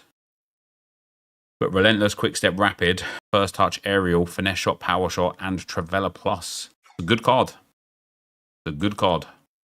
And I don't know how many games I played before with him when I got him. Maybe like 4 or 5. But from just today, he's scoring like constantly. It's insane, Viper, but it's insane in the right hands. You know what I mean? Like, it's all well and good. It's all well and good me, like, using that card now. But if I don't know how to use him to get the best out of that lengthy quick step or mostly lengthy quick step rapid combination, I might as well have, like, a bronze card there. Do you know what I mean? But you get mad when someone celebrates against you? Prove it. Welcome along to an evening that was made for As Munoz, I like Munoz actually, yeah. I think he's better than Ashley Cole on the other side. With you for commentary alongside Sue Smith. And we've reached crunch time here with relegation looming. Look at these teams, man. Everyone's team is fucking wild good. Like, wild good. Oh, well done, Arena. How's Konate now? I mean, Konate was already good anyway, wasn't he? He is certainly very good now too, still. Apparently, apart from when I'm controlling him. And then he just ignores the ball and pretends it's not there. What a strike! A superb volley!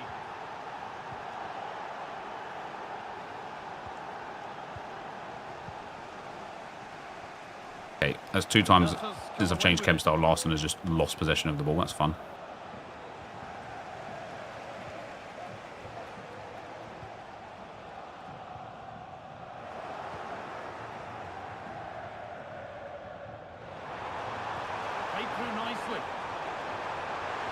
Ref, let's go.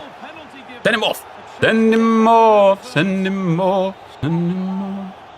And the spot kick is seen as sufficient punishment. No yellow card. Let's go, baby. Does the job from the spot. Viper sabotaging it? I think so. 1-1 then as we get started again.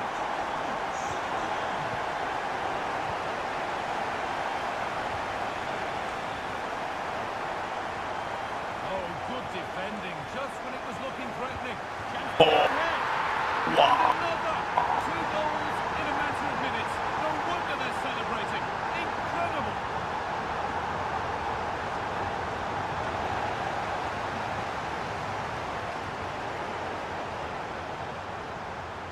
Promising position this.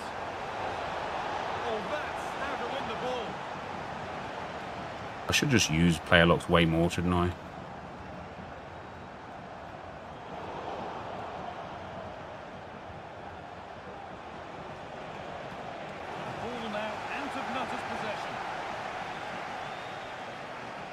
Didn't get the switch off in time there. Otherwise I was through with Larson. It's just about having the ability to continuously do it. And that's where I struggle. Is like, I'll do it for like a game or 2. Then I'll just like, you know, walk away from my desk or something like that. I'll come back and I just won't do it again. The Dons struggling to keep the ball. And then somebody else will do it against me. And I'm like, oh yeah, I was doing that. And then I'll start doing it again for like a game or 2. And it's about... This is why the pro players are so good, because they learn all of these mechanics and they master all of these mechanics. And they don't have to think about doing them. They just do them. And that's where I don't just do them. Yeah, muscle memory is muscle memory vibes. Yeah, exactly that. Challenge and a throw-in will follow. Sloppy in possession from the Dons.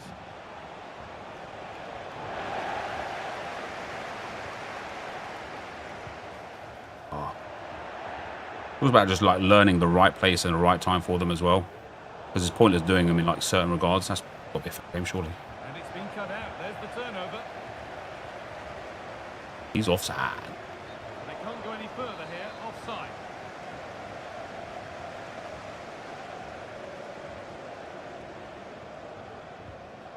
Toure. There. Is it even the right place to do it? I don't even know. And the Nutters have given the ball away. Oh, he's away, isn't he? He's away, isn't he? Dead fucking Travella from him. Vipes, you've actually had my pants down around my ankles in front of everyone. Can't believe I've let you do this. The Dons have it back.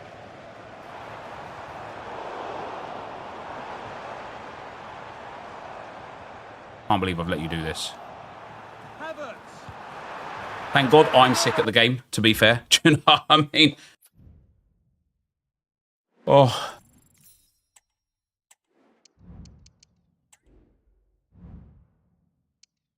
Hey, look at that Larson with another goal and another assist. Hey, oh, stack. This Havertz in at cam at Shadow Striker, by the way. Delightful. Delightful. Absolutely smoked that guy as well, by the way. Am I holding L2? I was holding L2 then with him. Right, I've already got all my points now in Rivals, and it's Friday. That's nice. Evolutions challenge completed. So the risk I have is, if I don't get 2 assists with him, it's all for... I'd have to go play another game of squad battles. And so I need to do a squad battles game, a few days off. No, mate. No. Oh, no. We've got, look, he expires Saturday 6 p.m, Sunday 6 p.m. Saturday 6 p.m. Saturday 6 p.m. Saturday 6 p.m. We still got a long time to go. I suppose I could wait for these 3 until post 6 p.m. today and do them in rush. If we get a rush objective, and just go and get the rush points instead. But let me just go to the bathroom real quick, guys. I'll be right back.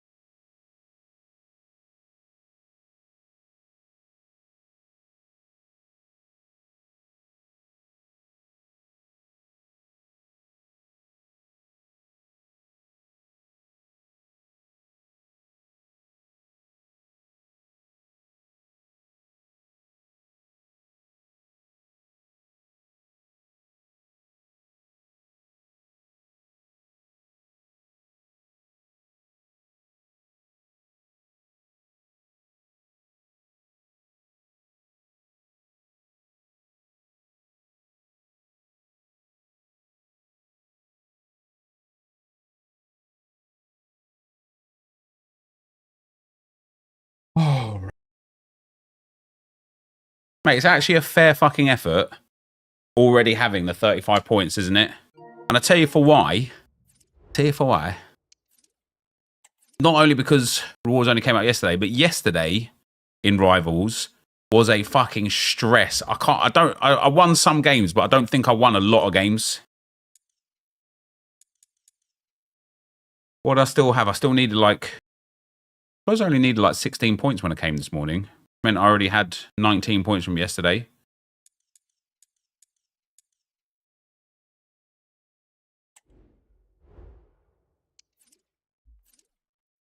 But the grind must continue. I tell you what, from this team, been most impressed with Munoz. Obviously, Konate is amazing. Torre's only been okay. Not, I wouldn't say I noticed him in a positive manner in any regard. Saka's brilliant. This Larson, he's just been phenomenal.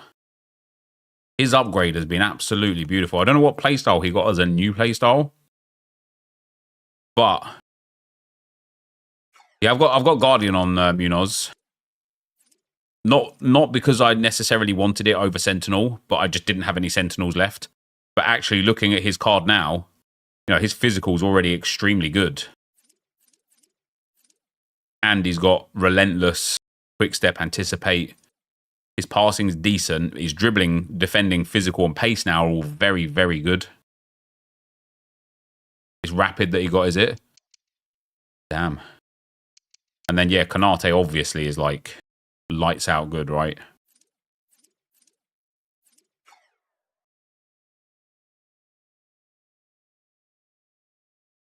I'm still using attacking wing back. No, I think I went to balance fullback after I got smacked by that one guy by like 7 goals.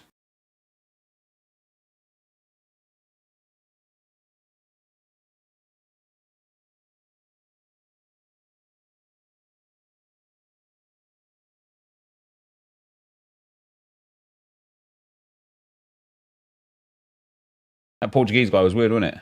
No music. Bouncing in 2 mins.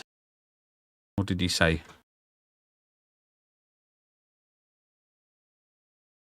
He said, my eyes are bleeding watching this guy play. Oh, I can only fucking hope they were. Would be beautiful if they were actually bleeding, wouldn't it?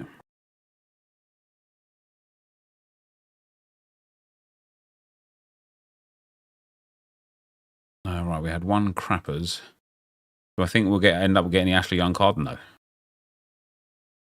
I really fucking don't. I really, really fucking don't.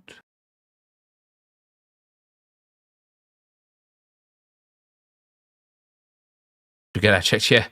You got bleeding eyes, mate. Probably want to go to the doctor.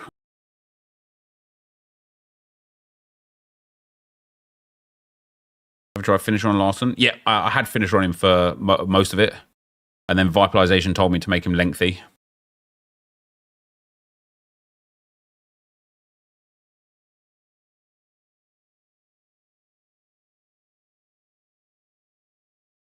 Opinions on... What's up, JS Plays? How you doing, man? Thanks for the 2 months as well, by the way. What do I need to do today still? I need to do a draft. I'm going to do the 125 Foot Draft Challenge. I do actually need to go onto the draft account and get that free draft token.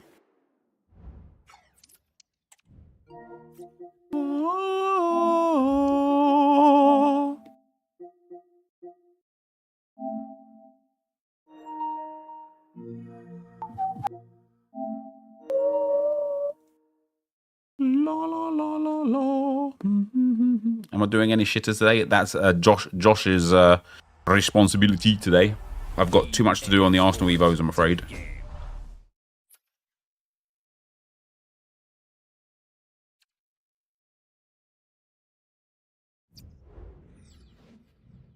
Last might be better with Deadeye. Still lengthy, but much better passing. Essentially. Is Yo-Yo worth 350k in your opinion? No. Which division am I in? 2 at the moment, Boss Roy.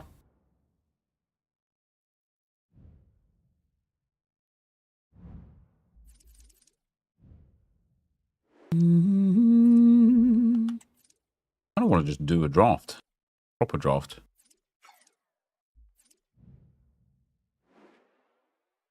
But then I kind of don't at the same time, because if I don't win it, I'm just going to get bad triggered again.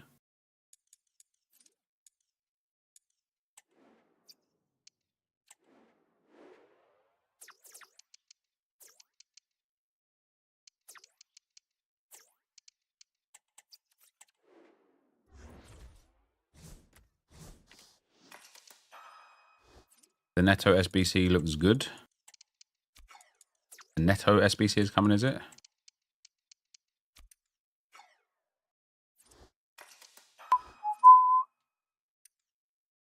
the first game you're actually really bad in. This game is hard. This game is hard. And the reason why it's hard is because, and again, I feel like a bit of a broken record here, but it's the truth, right? The reason why it's hard is because it's so easy to get a really good team. And so the AI is already like at a high level for everyone that you play against.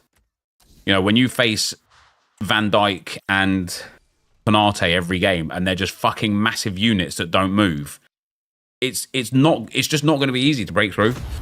But the skill level in this game is so small that like you could just lose to anyone. It's just tough. It's tough.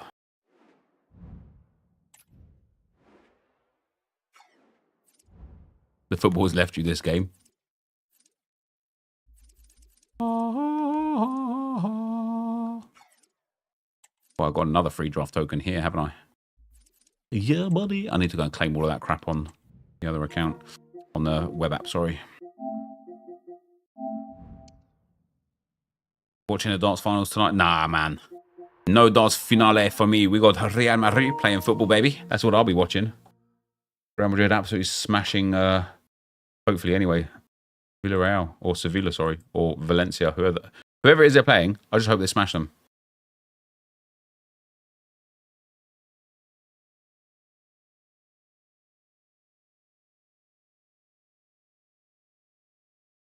When's the first games today? Weren't they like 5 o'clock or something? Yeah, 5 o'clock for the Turkish league. 6 o'clock for Porto against Nacional if the game goes ahead. 8 o'clock for Real Madrid against Valencia. 8:15 Sporting against Vitória Guimarães. Got a Real lineup set. I have, yeah. Yeah, it's very good as well. Dan Burn. Also Juve and AC Milan. Yeah, nobody cares about that though. Where's that cup game? Nobody cares about that anyway, either way.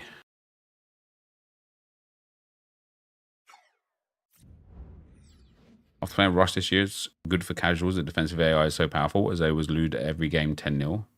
But they wouldn't, right? Because they'd just be playing against people with their own like quality, wouldn't they?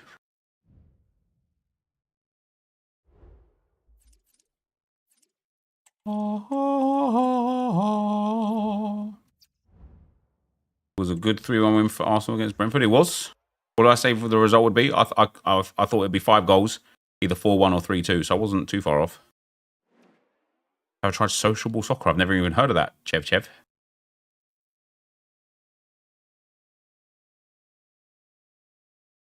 What chem style have I got on Larson? Hawk. Welcome to one of the most football-crazy cities anywhere in Europe. We're in Dortmund, famed, of course, for the famous... When would I say Gyökeres Thunderstruck upgrades should be applied? Like, as soon as he's completed the objectives that he needs to complete to be applied.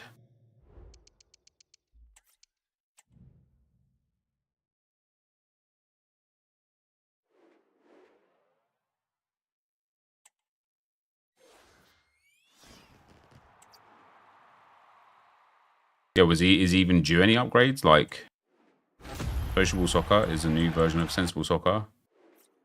Is just out in some stores. Interesting.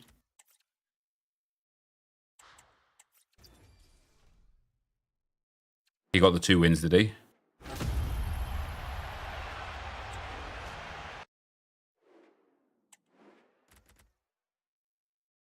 Look at that perfect link. Bibichon and Chahiri. Yeah, the Pro Live cards will be getting upgraded, but only when the Pro Live content is on, right? Rob Holdini! What a guy. What a guy. What a guy.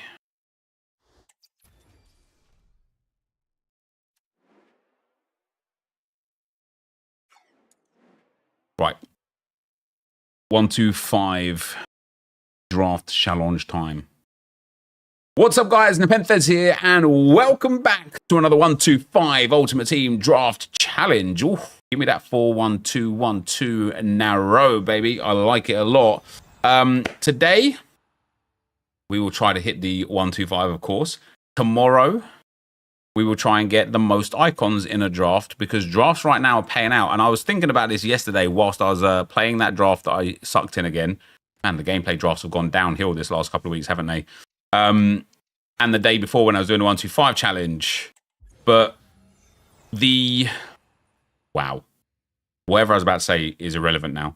The drafts have been juiced this week. And it's probably because there is a draft objective. And it's just EA being like, hey, guys, look. And then the draft objective finishes in about 2 hours. Well, the draft token does anyway. And then all of a sudden, we're back to square one with the drafts. And so, there we go. We have got Mr. Yaya Toure in at CDM. Although this draft is not anything. This draft is terrible. This draft isn't even terrible. This draft goes beyond terrible levels. This is a day one draft with Frankie de Jong. We'll take Joshua Kimmich here because he does have multiple positional options and very easy links. We will certainly take a Lucio. Hey, listen, if we get a really good defense, we can fix the attack, no problem. Never mind, just kidding. Just kidding. Just kidding. We'll put Chatbot in at centre back. Rolfo at left back gets 1 chem. Thanks to Frankie. Alex Scott at left back gets 4 chem. And the Women's Super League link to those really high rated striker and cams that I've got. I think we're going to go with Scott on this one. Far be it from me to turn away a high rated card, but cheese and rice, this is bad, isn't it? This draft is awful. This draft has... Actually, it's not. The back line needs one upgrade. We've got Sonia Bon Pastor. She got left mid? Doesn't matter if she has, because she can't play left mid. We've got Joao Cancelo, Vogt, or Olga Carmona. We'll take Bon Pastor. None of them really help, though. Next up, final defender off the bench. We are going to have to use Alulu. We lose chemistry if we use him. The day one draft is back. Sule got centre back? All right, we'll take Sule. He upgrades that defence quite nicely. Wasn't the highest rated player there. Garnacho 90 was obviously a lot better. But I think this draft at this moment in time is more about not having an embarrassing starting 11. More so than actually trying to get a high rated draft, because we're just not getting a high rated draft, are we? We'll take Abedi Pele. He can go in at cam. Now it's going to give me like Van der Sar, and it's going to present me with like, see? It's going to present me with some like insane cards, and it's going to be like, what are you complaining for? Look at all these great cards. And it's just going to be too late. It's going to be too late. It's going to be like an 88 rated at the most. There's 92 Sour. She's got centre mid as well, of course. Gives 3 more chemistry. Takes us up to an 87 rated. Now it will give me like Kylian Mbappe Thunderstruck. Oh! Oh, this R9. How good is this card, man? How expensive is that card? We're obviously going to take Vinicius Jr. and pop him up at striker. We lose 1 chem. All right, that's fine. We just need another icon and we're good. We're 88 rated. We're 29 chemistry. We've got 91 Neymar for the bench. I don't think we gain anything if we could use Neymar. We only lose chemistry with him in the team.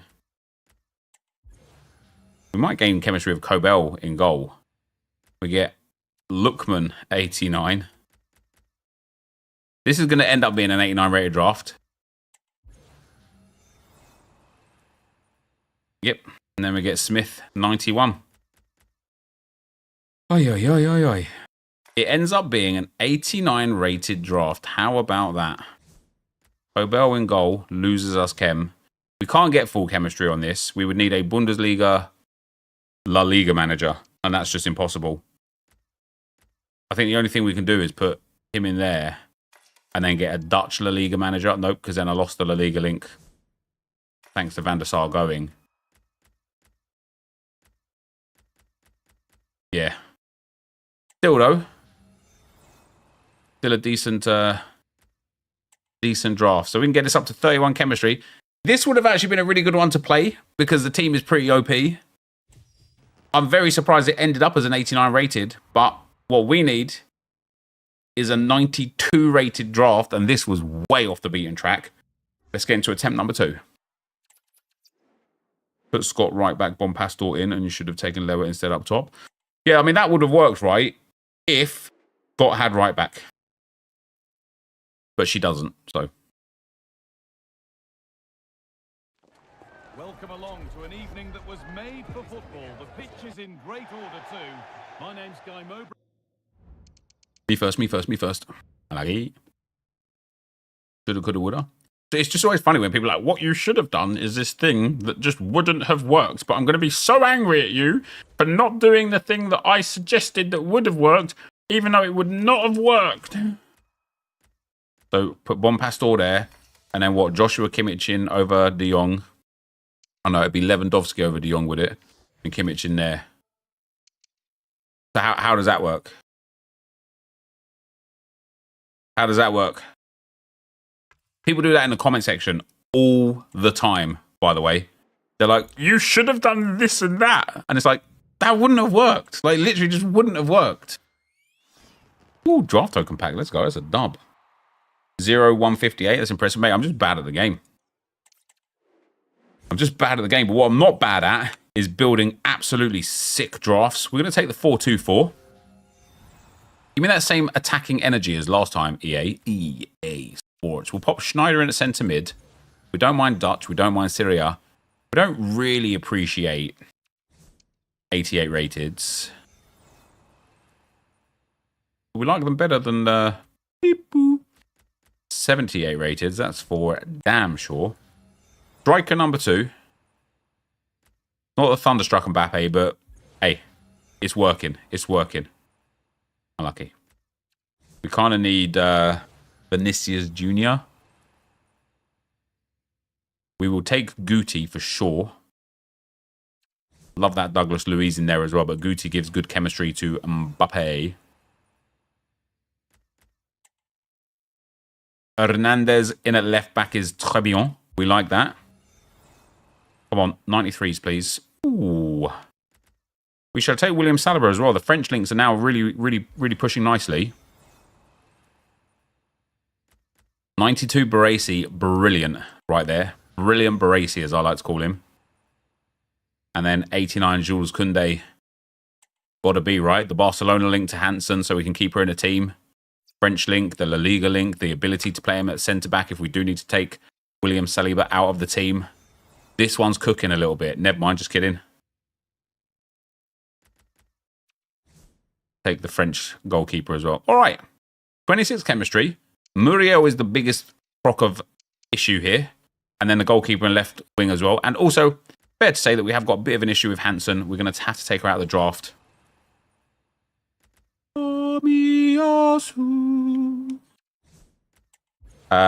If we don't get some chemistry on her. Ooh, goodbye, Saliba. Hello, my bon. Love that. Love that. Let's go.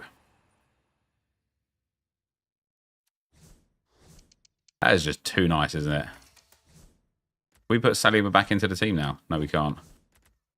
That is just too nice. I should have got a striker. Oh! Let's go. Now I might have to go back for Saliba. We'll see at the end. We'll see at the end. We'll see at the end. We'll see what we've got for that right wing spot. Okay. Areola is actually going to have to be our goalkeeper.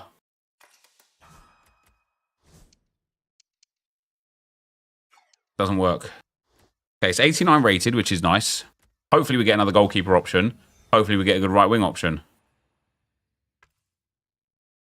No right wing option from anyone here. So we'll take Jari Litmanen. Come on. Give me like Foden Thunderstruck or something, which I actually could have taken as captain and didn't. Palmer can go in. Palmer gives us full chem. But it's only 88 rated. We've got 5 picks to get 5 beasts. Hey, it's a huge upgrade. everything on the bench for the first 3 or 4 picks here is going to be a huge upgrade. Okay. It's a huge upgrade. It's a shame she doesn't fit into the team, but it is a huge upgrade. We do need an upgrade on Cole Palmer and Areola, but I don't think it's coming.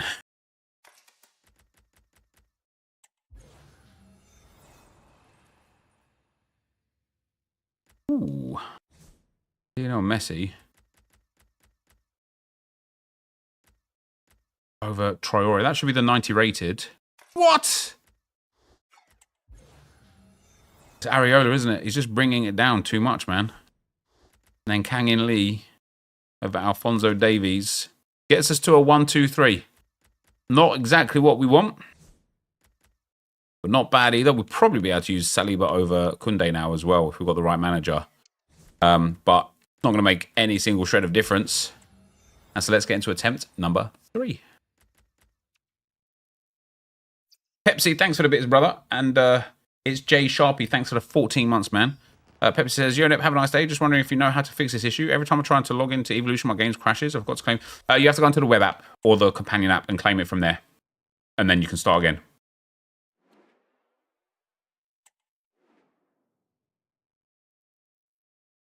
Is it even possible to get a 92 rated right now? Yes. Yeah, the draft that I actually got a 194 from was incredibly close to a 195. Like, I was getting every single, like, 94, 95 rated card that was in the game. It was giving it to me. But you got to remember now, like, there's an insane amount of 94 and 95 rated cards in this game, thanks to these icons and promos and stuff like that. And, like, Thunderstrucks and whatnots. So if we get, like, 96 Zidane. Alright, attempt number 3. Yeah, if we end up hitting, like, 96 Zidane, 95 Ronaldo, like, 94 Mbappe. I'm going to go with the 4-3-1-2 because this is what we got the 1-2-4 in. Papa. Give me that. Now give me the big ball.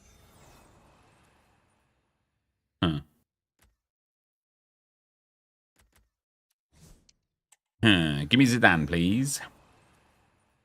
Good boy. We like that. He can play anywhere along that front line. Absolutely fantastic. Yes. Ooh.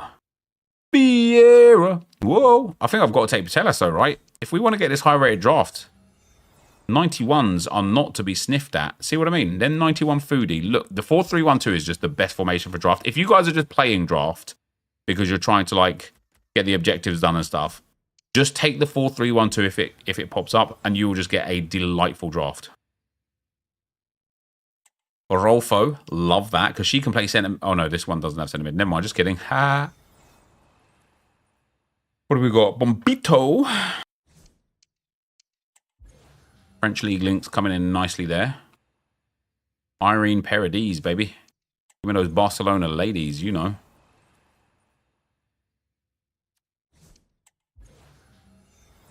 Alright, some upgrades needed. That is fair to say. 26 chemistry, 88 rated. There's like 6 players in this team that need to go. 2 defenders, at least. Well, there's one of them gone. Bombito out, Georges in. Have we got a right back here at all? No, we haven't. We need our right back gone as well. It's actually really frustrating. Like, we're just going to have to take Dalot. Because DeMarco doesn't get into the team. Neither does Jansen, neither does Lavelle. But Dalot does. And he gives us 2 chem points. Cole Palmer over Jedson Fernandes. Swaps with Oid Boy. That's another 1 chem in the bank. Love that. Nedved got cam? He has. Oh. Palmer's staying in there just about. Oh no, he's not, is he? Because even though we put Hullet at striker, Palmer or Nedved don't have centre mid. That's unlucky, isn't it? Boygang goes in the team. Right, let's get our goalkeeper. Hopefully an icon or a hero would be ideal. Hey, icon and a hero. Let's go. That's basically max chem at this point. Just need a Portuguese manager for Dalot. But obviously, I'd like to take callum out of the team. Jude Bellingham can go into the lineup. So now we're 1 chem short on Jude. And 1 chem short on Dallo. I reckon Cole Palmer doesn't help anything. Where's Jude getting the England link from then? I know he loses the league link otherwise. Yeah, fair enough. Right, 5 picks to go in this one. Dom Solanke. Over Papan, he'd probably give us full chem, to be fair. Mohamed Salah, 91. Very nice indeed. Now I wonder if Cole Palmer... Oh, still nothing. I don't think we can get a manager that fixes everything here. We got Katoto. This starting 11 is actually really nice. It's the bench that's really low. The last pick. And once again, it's just not going to make any difference. So what do we need? We need a Premier League English manager. Actually, we can very easily get an English Premier League manager. Well, we didn't. We either get a Premier League or an English manager. Steve Gerrard. So we didn't get the full chemistry on that one. However, still a very good draft that would be very good to play with if we were playing them. Let's get into attempt number 4. That's a good draft. Draft is unplayable on PC. Tried to do objective. Was winning 1-0. Dude DC'd me. Causing me to crash out of the draft throughout the game played. Yeah, that's tough.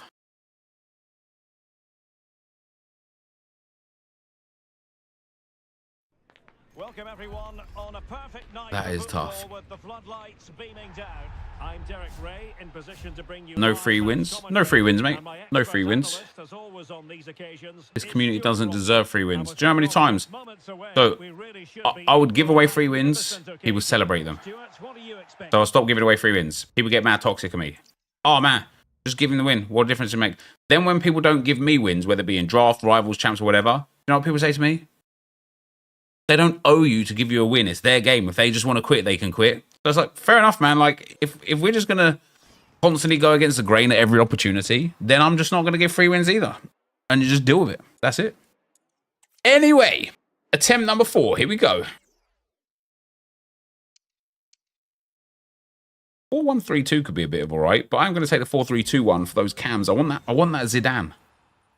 I will start with that Rivaldo because he goes on the bench, which is great.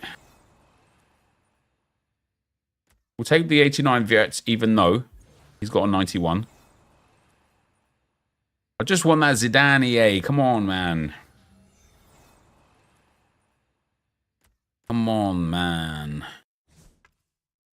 All right, Lookman goes up front. Rivaldo goes in at cam. And that's not a bad start to this draft, to be fair. Joe Linton in the centre of the park.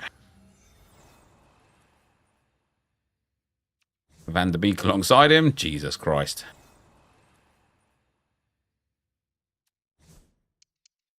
And Thuram at centre mid. Guerrero at left back. Like, hello?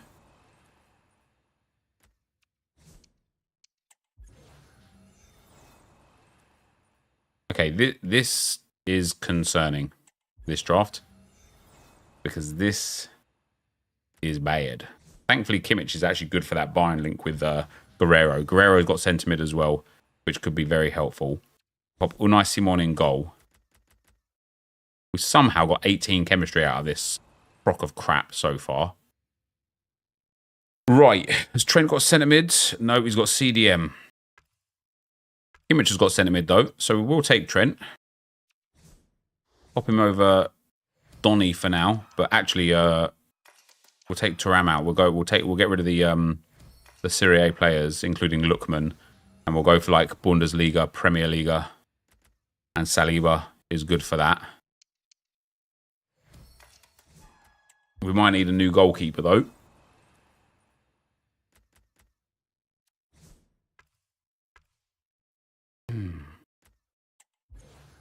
Maybe we do go for Serie A after all. Maybe we don't. Kevin De Bruyne goes into the midfield. We are going to need a Premier League or La Liga goal, sorry, or Bundesliga goalkeeper though. Damn. Oh. And he goes over Wirtz. Come on, give me an icon actually. An icon would be ideal here. Okay, we are going to have to take Ederson. He's good for the chemistry for De Bruyne specifically as well. This is quite a high-rated draft. We might struggle a little bit to finish off the chem. Look at Julian Brandt, man. Look at all these like really good... Like Julian Brandt at centre mid.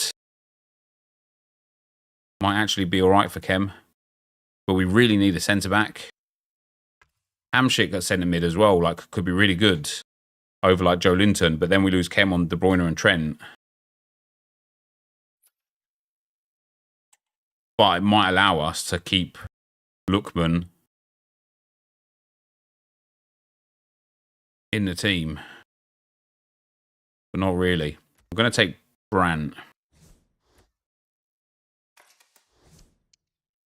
We gain 2 Chem with Brandt in the team.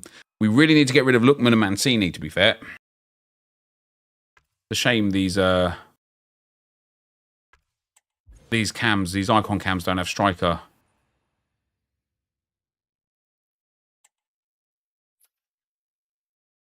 Francescoli's really good for his own chemistry. But Lissarasu...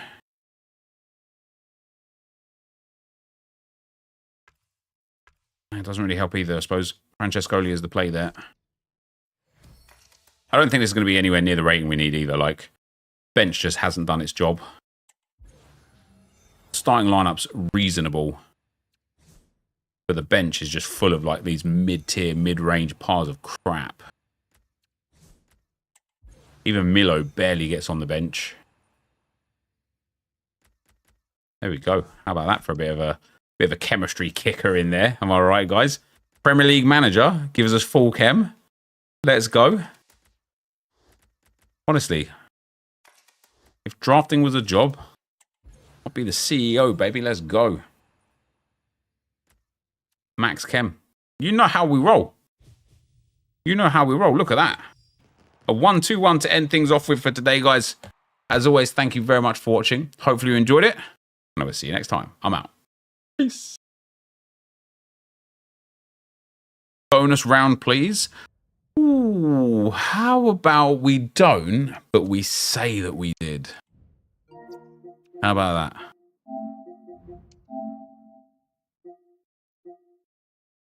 How about that? Bloon.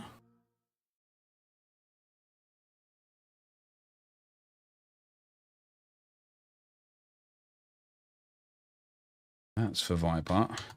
I need to do an intro on the team that I used in Rivals today. Am I ending stream? No. 2 to 3 euros tonight, do I think? No, I actually don't. I think probably 1, actually. EA Sports. It's in the game.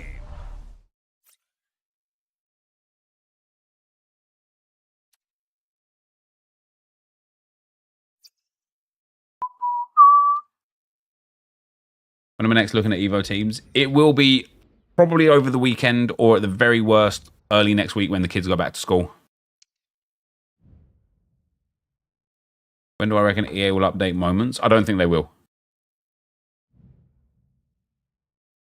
I wouldn't be surprised if EA removed moments from the game altogether, to be fair.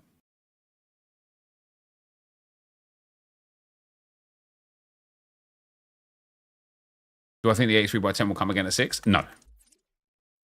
Maybe. I don't actually know. You forgot moments existed? Yeah. Yeah, moments is... There's a lot that they could just remove from this game, to be fair. Moments is certainly one of those things that could just go. I dare say draft could go, right? Like... Oh, register for a tournamente. Today at 4:30. Do I register? What? This is AJ's Cup. Can I use any team that I want? Tournament isn't available yet. Am I in? Have I registered?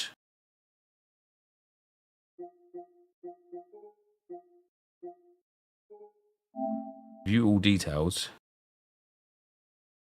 What's the prize? Can I win some cash?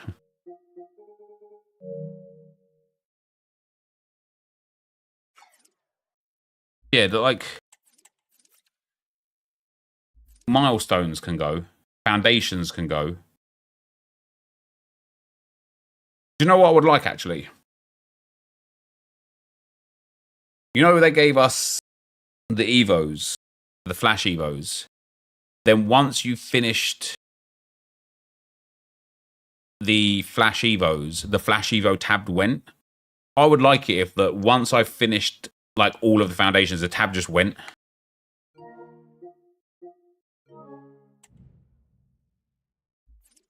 Yeah, imagine me playing in a PlayStation tournament. I'm gonna get first rounded. Let's register. I won't let me join though.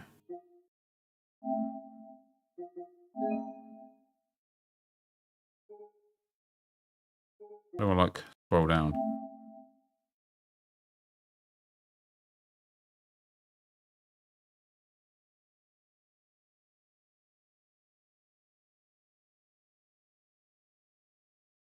Specific prizes, blah blah blah. Click on view all details.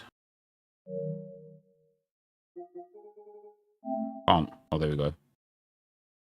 Doesn't.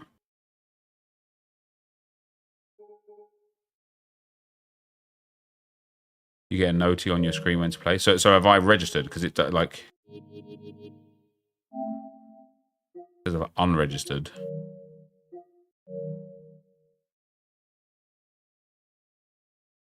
I've registered. Nice. It's exactly what I need to take up my time right now, playing in a tournament that I don't give a shit about.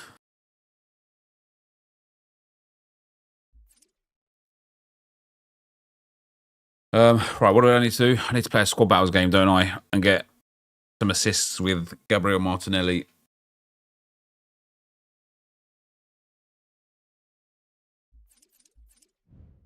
I'm actually really impressed with myself of how quickly I've got through these Evos.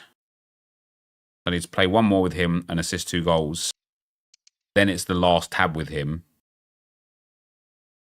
And then after that, it's just those Evos where I need to play, like the Flash Evos. That's the last one. To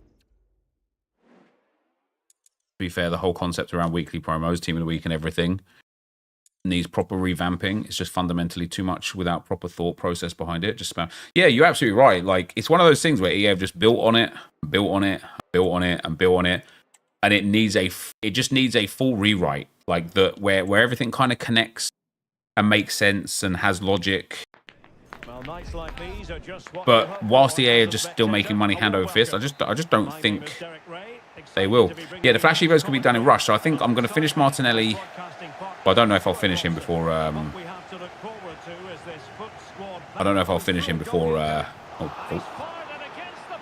6 p.m. But I will do my best to finish Martinelli before 6 p.m. And then after that, if we get a flash objective at 6, I'll do those last Evos in rush. Sorry, if we get a rush objective, I'll do the last Evos in rush.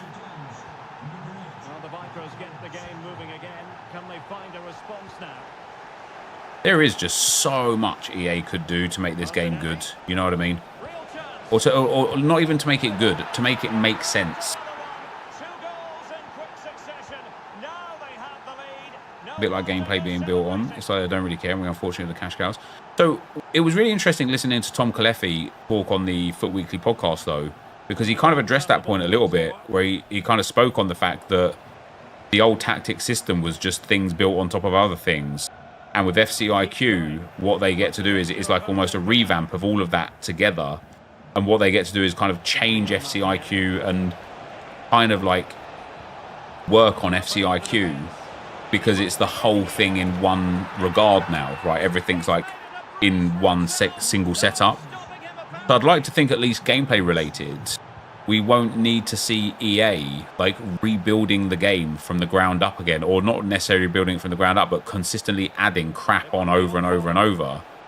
All cap.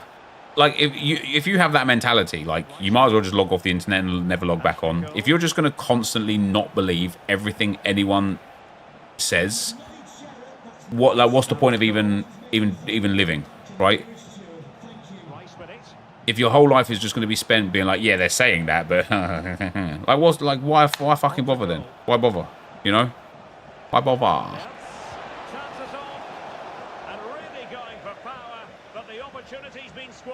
But I'm not sure going for power was the right option. I think that should have been placed into the... The way I read it, it was the first step in them rebuilding the whole game. Yeah, and that's kind of how I interpreted it, Josh, as well. It was like, what they get to do with FCIQ is, I'm reading between lines that he didn't say here, but they now don't have to, like, add features to gameplay because they have the whole context and the core of what they need. So now they can just work on improving the gameplay through the FCIQ. And that's not saying that they can't add things through FCIQ. I'm sure there is scope to do it. But yeah, like for me, like, I gathered that was the first step in making gameplay not have to be rewritten or written on top of or coded on top of every year onwards from now. Start with tactics. Next might be a complete animation revamp, like UT code, cards, etc. Yeah, and that's a nice positive if that's the case.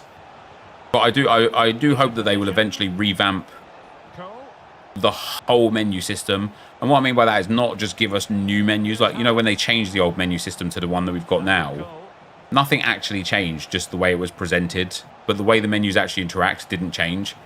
And, you know, like, there's still so many things in this game that are so counterintuitive with regards to, like, menus, SBCs, like, even applying, like, consumables and stuff, that it all just needs to be started, like, done again and restarted.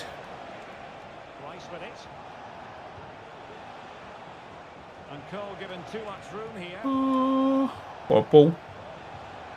But it fizzles out thanks to that piece of defending. And forcing the error. Evos will become cards like chemistry cards that you'll be able to buy on auction house. Some we have restrictions. 400k restriction. Oh, I'm very surprised that EA haven't already done like an SBC for an Evo, or put an Evo in a store pack, or more Evos for rewards. That's a routine take. So the whistle then. We're at the halfway stage in this match.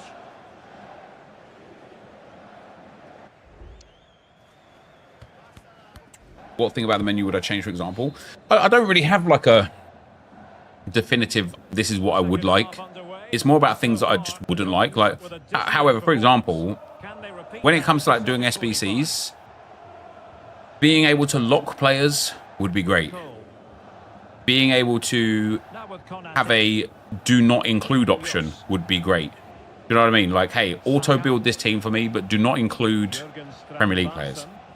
Being able to add a specific requirement, like we get with our friend Paul, would be great. You know, imagine being able to like go into the 77 player pick right now and be like, yeah, just auto build this squad, make sure 4 of the goals are rares. Thanks very much. Declan Rice. Rice with it. And on to Toure. Yeah. Basically make it Paul Tools, but in game. Yeah, precisely. Munoz. Being able to go left and right in the SBC would be good. Yeah, the fact that got glitched in the first place is like, ow. Like, what on earth did they change to make that happen? But, you know, I'm going to say something that's going to blow people's minds. Nep, come on, bro. The main problem is the gameplay, not the menu. Sorry, Amir, when did I say the main problem was the menu and not the gameplay? When did I say that? Gabriel. And so 30 minutes left for play in this one. It's with Gabriel. We'll wait. It's all right. Now with Toure. Ibrahima Konate. You know the Larson card? The NL think you like Thunderstruck Isaac. Yes, Finesse Plus. Yeah, probably. Thunderstruck Isaac has grilled me a few times, to be fair. What was I going to say before rudely interrupted? You didn't, but menu is fine compared to gameplay. Maybe in your opinion, but, you know, you're not the fucking CEO of opinions, are you? So let other people have their opinion, yeah? Sorry for swearing. What I was going to say is, imagine this as a concept. Tracking stats on players.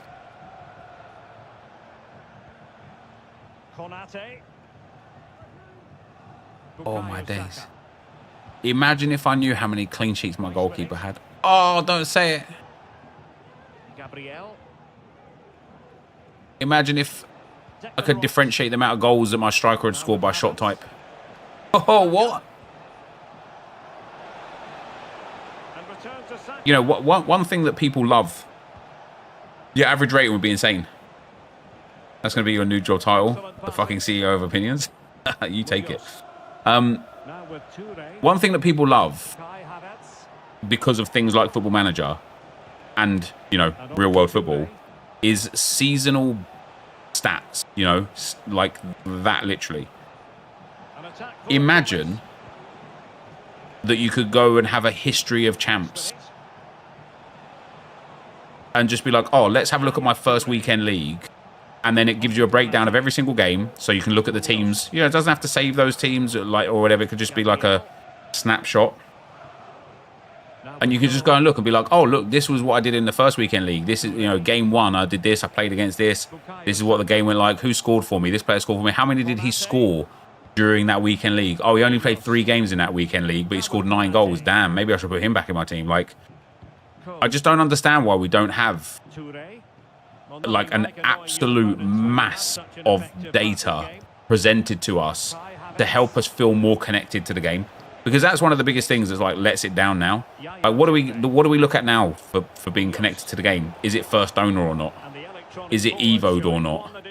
How many games, goals and assists have you got with your player? That's it. That's all you get to connect to the game.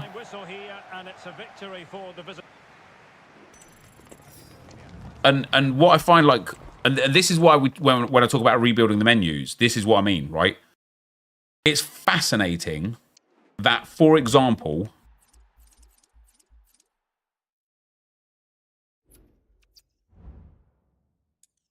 we have this data for the draft, but you don't have this data anywhere else. Why? Think I'm being daft, dude? You probably are, Viper. The intro is missing.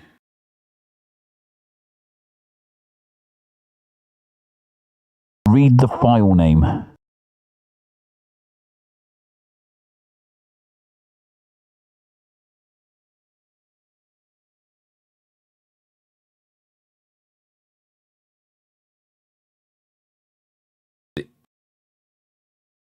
It starts with, and we're going to be using Nwaneri to start. So the file name is Road to Glory Needs Intro All Live.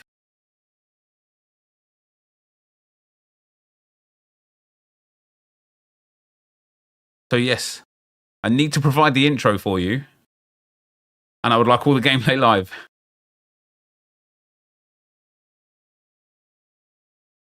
So where is the intro? Yeah, that's what I'm saying. I'm confused with what you're confused with, Viper. He's asked me, guys, is the intro missing? And the RTG file name is called Needs Intro.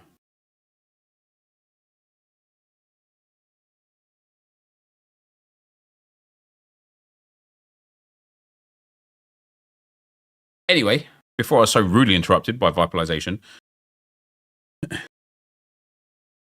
RTG needs intro all live. Yeah. Needs intro. It needs the intro. Hence the words needs intro. So when you ask me, is the intro missing? Yeah. Sorry, I got very angry there for no reason at all. That was unnecessarily loud, wasn't it? Apologies for your ear holes.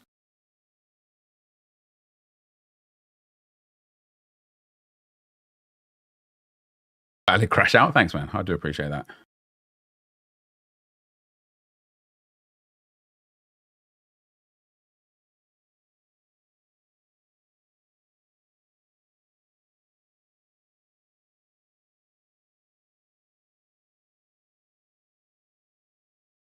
To be fair, I would half expect Viper to record his own intro. And oh, that's rude, but fair. Very fair.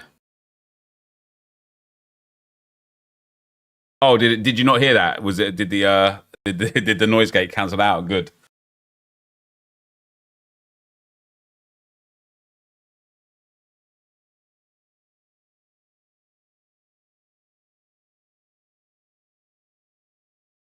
Wait, who said that? Who said what? That was Josh that said that. That's actually outrageous from him vibes, isn't it, to be fair?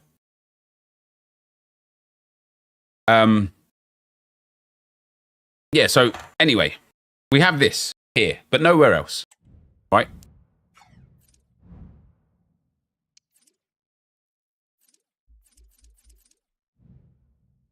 We also have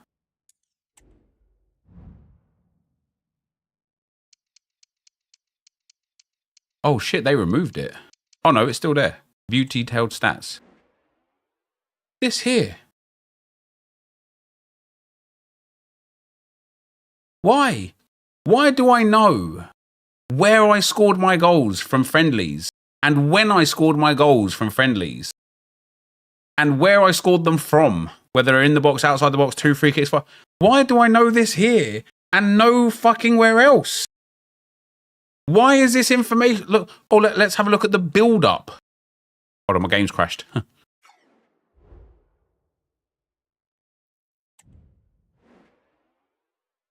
It's actually not letting me switch to build-up and defending.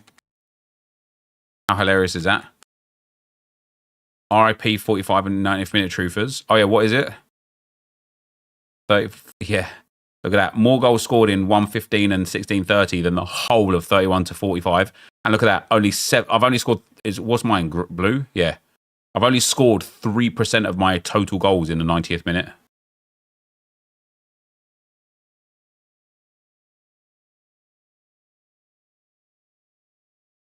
I like. Why is it that I've never conceded a goal in the top left corner of the goal? Do you know what I mean? Like, but like more. My question more is, why do we track these stats here? Why can't I switch to build up and defending? It used to be able to. Why can I? Do you not think it's like 0.01% of players that want it though? Yeah, probably. But it like, I don't think it's difficult to like implement because you see it in so many other games across everywhere, right? It's not. I don't think like data kind of accumulation and then presenting it is something that requires a lot of manpower. Even if it did, why did they spend time on this? Why? And only for this area of the game? Like why? Why isn't this there for champs, for rivals, for squad battles, for every other game mode? Why? Because it was in a brand new friendlies arena. But that's what I mean with like going back to the conversation point that started this is why I feel like they also need to revamp the whole menu system is because they also just built on top. When they added something new, they didn't retroactively apply all of those same mechanics to everything else that was already in the game. They just added it on top. And hilariously about the draft, that used to be the way that you looked at your divisions, like rankings, when there was only 5 divisions back in the day. There was one more as well. There was another thing that used to be there. I can't remember now. Oh, do you want to know something that's funny? How many goals have you scored in all of Ultimate Team? Where does it tell you that? Oh, I'll tell you where it tells you that. It tells you out of the Ultimate Team menus. Did you know that? If you leave Ultimate Team and then go to... I suppose you might be able to get to this menu from Ultimate Team. But if you go to online settings... Where is it? Which one is it? Is it playtime? No, I haven't looked at that yet. Hold on, I'm going to find it. Profile, there we go. Profile manager, is it that one? There you go. Games played, 971. Win percentage, 62%. Total goals scored, 3,707. Why is this information here? Now, this probably also counts like clubs and career mode and things like that. But why is this here? You can't see it because my face cam, right? Hold on. There you go. Why is it here not in Ultimate Team? I just don't understand. I don't understand. Right, when's this tournament starting, eh?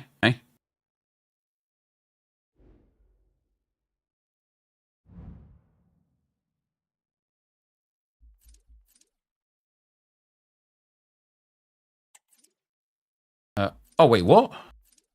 Why did Gabriel Martinelli... Oh, I actually have to play a 4th game in Rivals or Champs to finish him off. That's fun, isn't it? Squad battles doesn't count for the play game.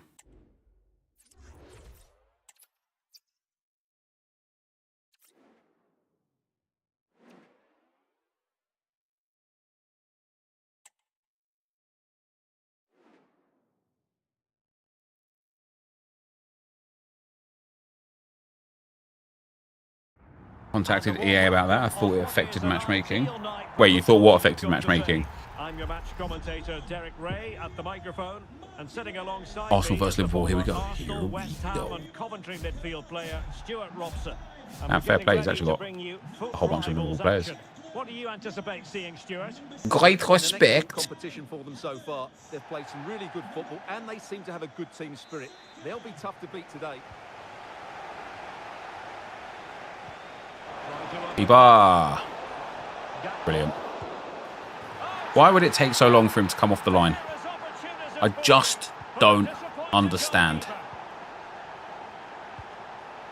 Jota. Very quick thinking there. Oh, what a pass. What to like about that pass? I did not see Zidane in this guy's team. What version of Zidane did he have?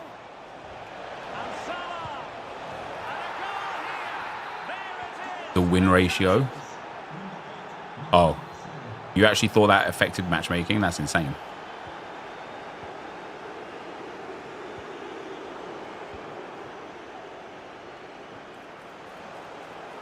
High quality defending. Martinelli. Wow, all I did was switch off with the player lock. So a throw in here. And it made him bang forwards like that. Space to cross it. And a good looking pass. Saka. Hey, yo's. Okay, cool. Thwarted by the post.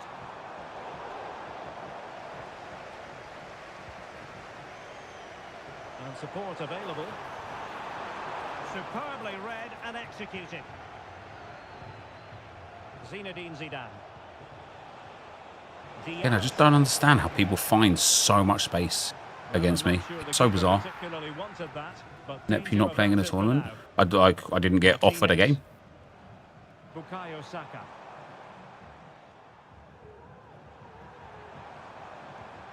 And Havertz.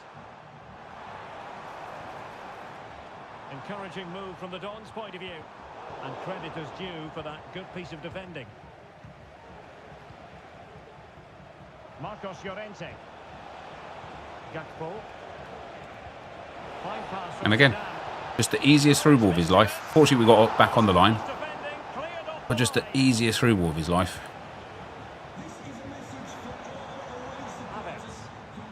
Spot on with that challenge.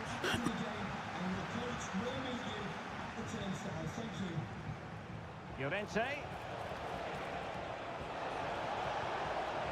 And again, I just don't get it. I just don't get it. I genuinely don't get it. I'm reading, like, wow, he's got the 96 down. That's insane.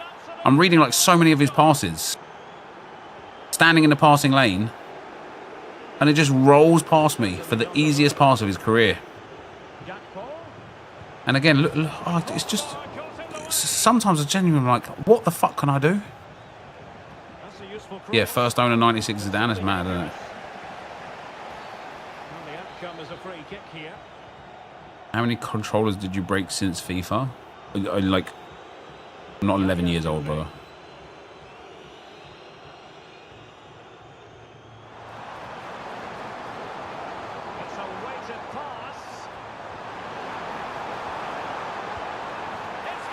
Goal.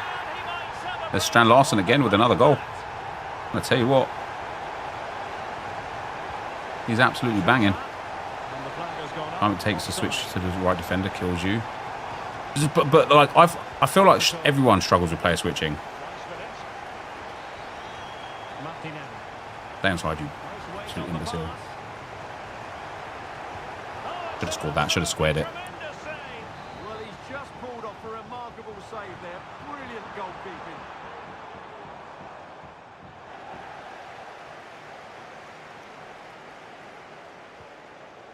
Sometimes it's my bad player switching that causes that. But so many times it's like the game just not giving me the player that I'm looking for. Like in the last game, even though I won that game, which was nice, but that guy scored first because it would not let me select Declan Rice. It just wouldn't give him to me. I pressed LB a couple of times, it didn't give it to me. So I used the right analog stick, it didn't give him to me. And then by the time I got Gabriel, it was too late. Took a touch on the way out of play. It would struggle with passing, but it's mostly skill. Well, the away side haven't lost the possession. Look, see here, I just want Kai Havertz. Finally. It took me about 17 switches to get to the player that I wanted there. That's insane. And then it didn't register my pass afterwards. Okay, I didn't make that pass. You're second man pressing, you can't switch that player. Yeah, no, I know that, yeah. That's got to be a foul game, surely. You don't want to lose the ball in that position. Right stick switch, mate. That is what I was doing there to get Kai Havertz. All I was doing was the right stick switch. This game is in shambles here. Zidane trying to split open the defence. The shot's up, and the cross not quite imaginative enough. It's literally not letting me do anything. Now with Cole.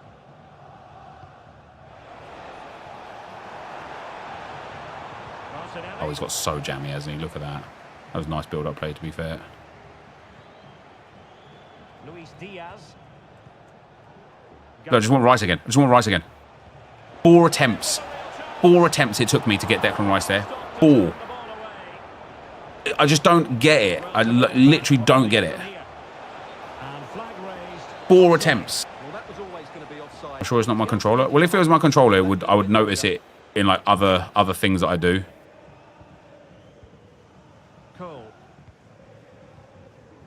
Brilliant pass.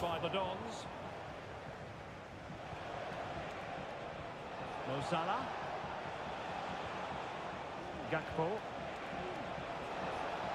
And quick thinking defensively. Bukayo Saka. The Dons could be onto something. Fancy footwork. Let's go, Saka. Exactly what they were looking for, and he's come up with it. Well, the managers will now deliver their half-time team talks. We're at the end of 45 minutes. What do I think about the new promo coming out in like an hour? Yeah, it looks terrible, doesn't it? Looks stinky.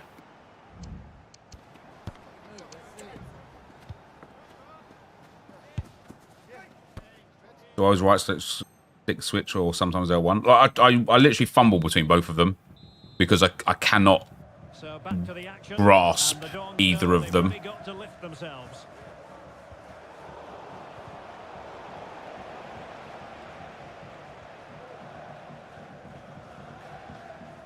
Declan Rice. Ashley Cole. Clever ball from Cole. How many stayed on side? A matter of keeping his composure. And pushed away to Oh, I've had more than enough chances to be in this game here. Gakpo. Well, that would have made it interesting, but the keeper has done brilliantly there.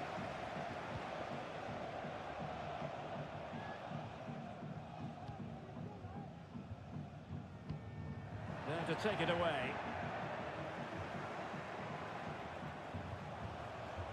Luis Diaz.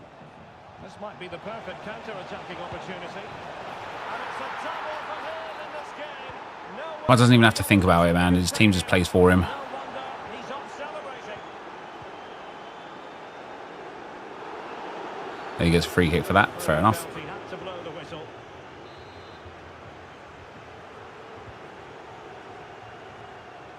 Cheers, Torre. Stopped a certain goal.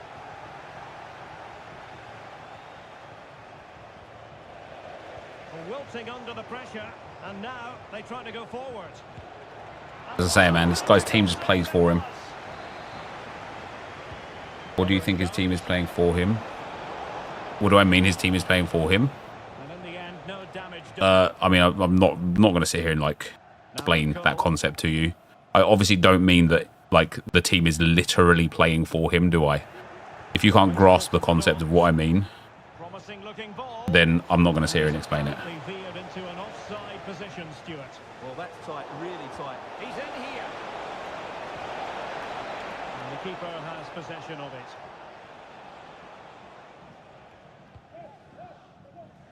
Gabriel Martinelli. Real chance. He's just handballed that outside the fucking box. Courage to try that. Well, we have 30 minutes to go.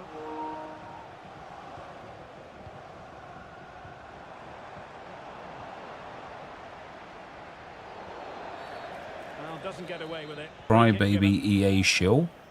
Okay, thanks for being in the stream then, brother. If that's what you think about me, perhaps you'd go and watch somebody else that you don't have that opinion about instead. Jürgen Strand-Larsen. Tremendously strong in the tackle. No game. It's just... Oh, what a very peculiar thing to say to somebody. Incisive pass.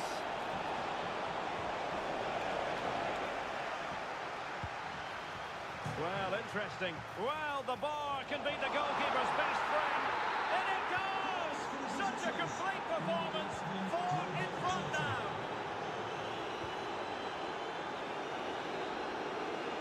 And it took a little nick before it went over the touchline. So a throw in here. Thoughts on Gavi SBC? Yeah, I think it's a pretty good card. Zinedine Zidane. Good work from the Dons to win back possession. Declan Rice. Good through ball. What the hell was that goal? As I said, feels like the team's playing for him, right?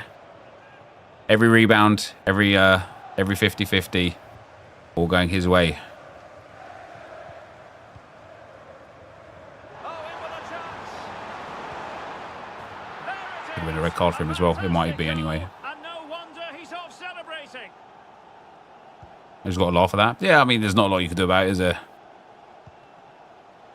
Zinedine Zidane. I'm also like absolutely confident From a long way out. that his goalkeeper handled the ball outside the area after I chipped him. By much. Toure. Oh, annoying. A quarter of an hour remaining here. Declan Rice. Now with Toure. Oh, nice ball over Back the up for top. Larson, but never mind. And the Dons losing possession.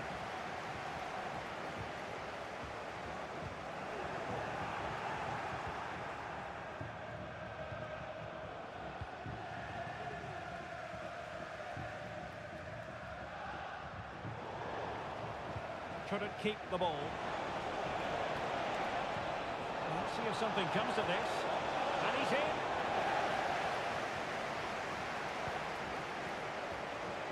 Really fine piece of defending play to break it up. Now perhaps they can counter from here. Oh, why the delay on the pass again? Disappointing end to the move. Oh, a brilliantly timed tackle when it really mattered.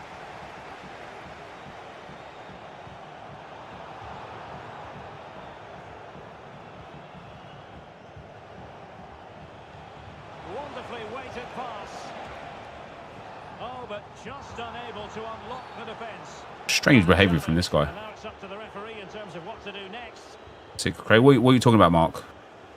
Wasn't you being a toxic troll in my chat the other day as well? And I asked you a question then, what do you mean? And you just, Trying to open up you the bottled out of defence. answering. Excellent block. He got nothing but ball. He's conceded the corner. Or are you talking to somebody else in the chat called Mark? Or called Craig, should I say? Stop a decent-looking Maybe you attack. are. Oh. Declan Rice. And playing it through. Oh, and it goes! Now he has his hat-trick. A special moment for him.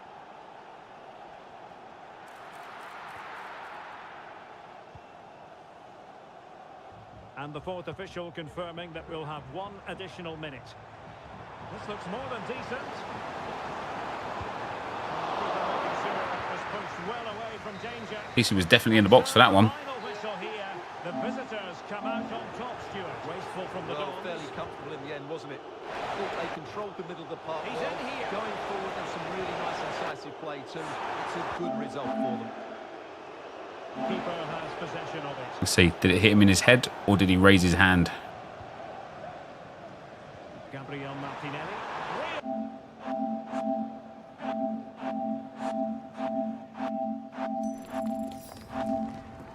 It hits his hand. That is fucking absurd. That is absurd.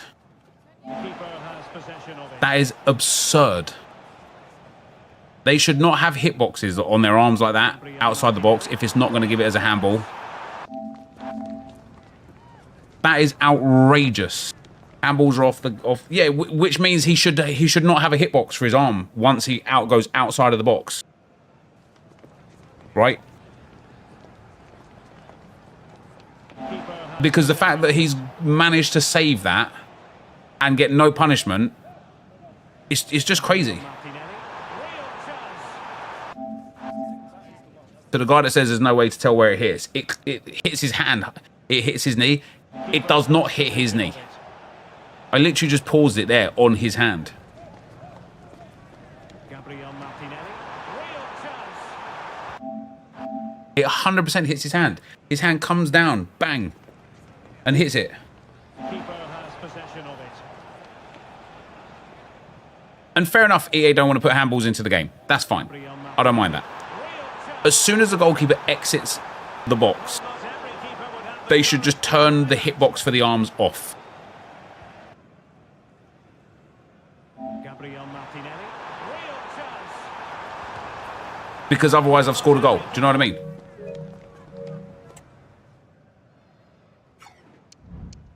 I actually scored some nice goals in that game as well, which is quite triggering. Oh, I won. View my final placement. What? At what? I thought I got... It didn't even tell me that I'd had a game.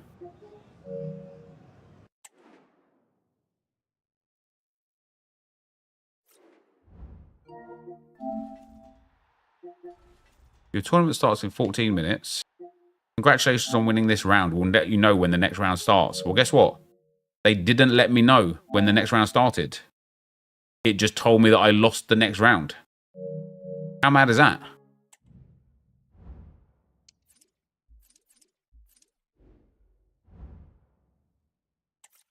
All right. It's Martinelli with a little upgrade. Or a tournament. Yeah, sick one, that one. Hey, cheers, man. Oi, oi, oi.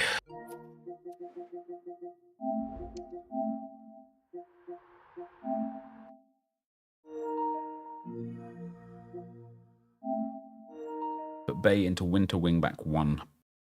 Fun to say, isn't it? The tourney is a mess. Look at the bracket. Is there just like, maybe they just have issues with it. Lone Tricks, thanks for the 7 months, man. Much appreciated, bro. It's in the game.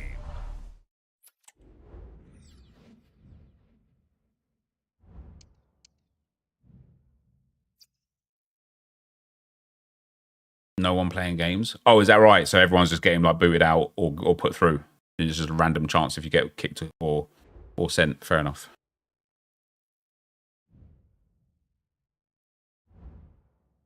All right.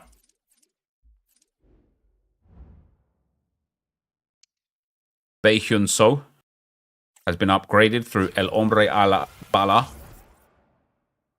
And now he's going to winter wingback 1.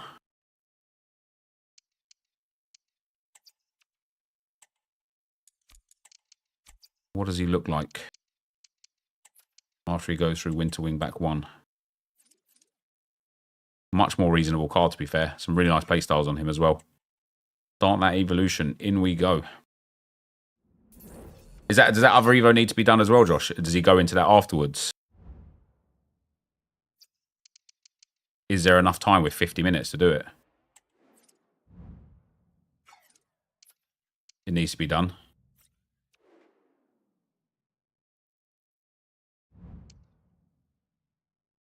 You need to decide who it goes on.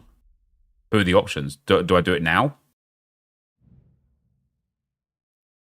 Will I be on at 6? No. Another 6 hours of gameplay today. It's killing me. It's killing me.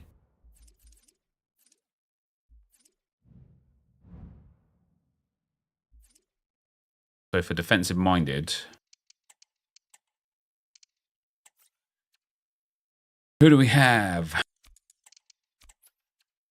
The options are start boosting the 50 rated centre-back.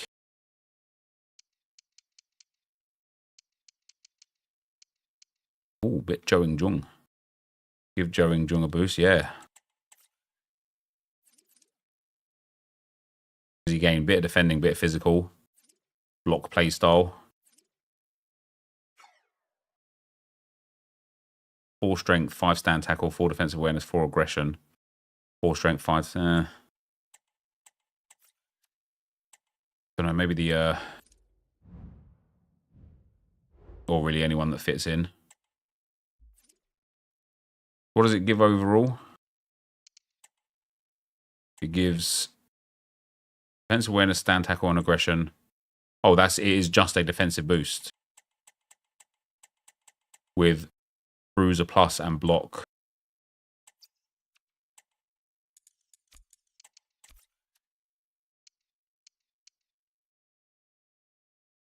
Could be good on Wu Yu Hang. Could be good on Amen to give him a bit of a physical boost. Does Wu Lei even fit into it? Needs 4 aggression and 5 stand tackle. 10 stand tackle altogether. Ooh.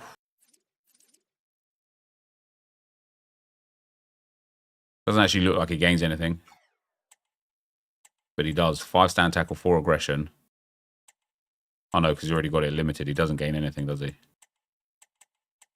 He goes to a maximum of 88 stand tackle. Oh, he does gain stand tackle, yeah, and aggression. Okay, fair enough. Gives defensive positioning. It's worth pinpointing somebody with bad positioning.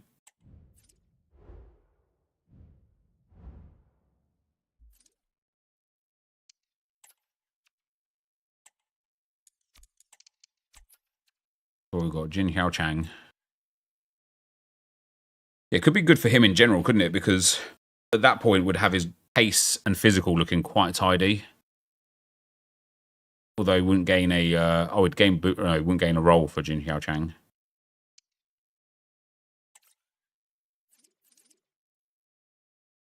Wu Yu Hang could absolutely do with defensive awareness.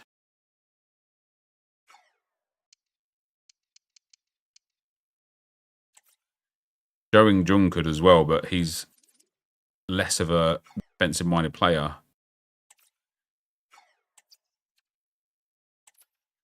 What about Ham Sun Woo? He isn't in the team. Those are not high priority. What about Singh, actually? You know what? Singh, with that defensive awareness upgrade, would actually become an insane box-to-box. Doesn't have box-to-box, mind you. What does he look like with it on? Oh, he's got too much shooting. Never mind. He doesn't count.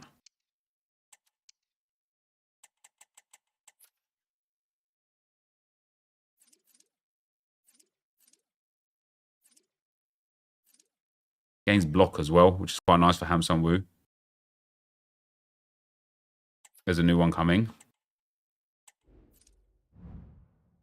I do like the idea of giving it to the 50 rated centre back, because his defensive awareness is quite low and he would get maximum boost from it. Jin Hao Chang, and he gets good physicals off the back of it as well. Yeah, 58 defensive awareness, which will be, you know, that and standing tackle will be the first 2 stats prioritized in other upgrades. Gets his physicals quite nice. He won't gain any play styles, but yeah, I like the idea of Jin Hao Chang. It's only a +1 overall as well, which is nice, and it gets him a really good upgrade in stats. Let's pop him in.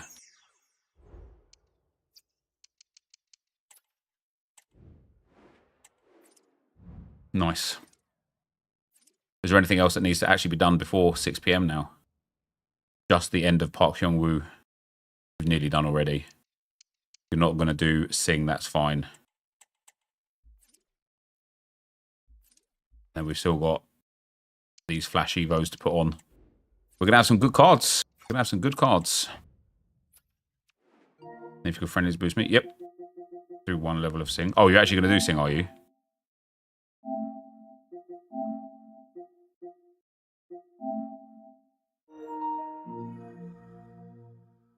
Not using paid evos? Yeah, we do paid evos as well.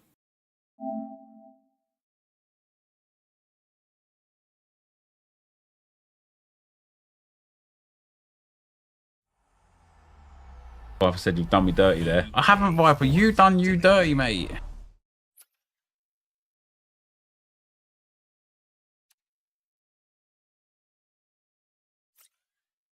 You've done you dirty. Again. Standard these days, I suppose, isn't it?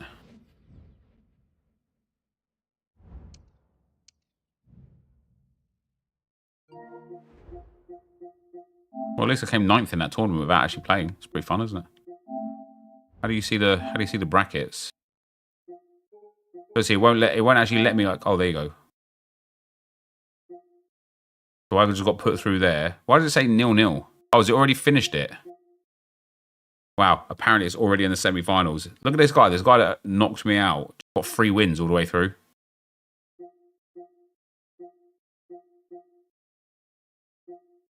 That's a bit sad, isn't it?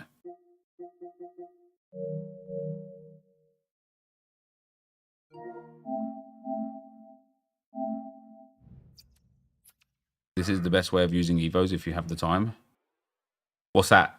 Solanke's soldiers.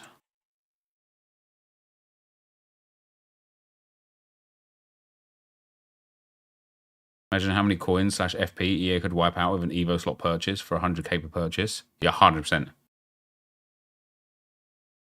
If they said you could like Evo a second player, but it costs you 250,000 coins to unlock it, or like 2,550 points, you guarantee I'm buying that. So watch the film Bitter Man, who is Robbie Williams. I have not. Your thoughts on this game then, Sue? Well, thanks as always, Guy. Oh dear! Not one the keeper will want to see again. Damn, he's actually celebrating. That's rude. These super low rated cards and boosting them throughout the game. Yeah, I agree.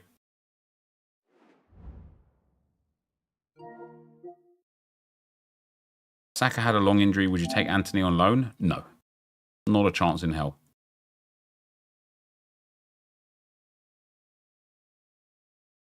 You'd pay 500k for a second slot? Same.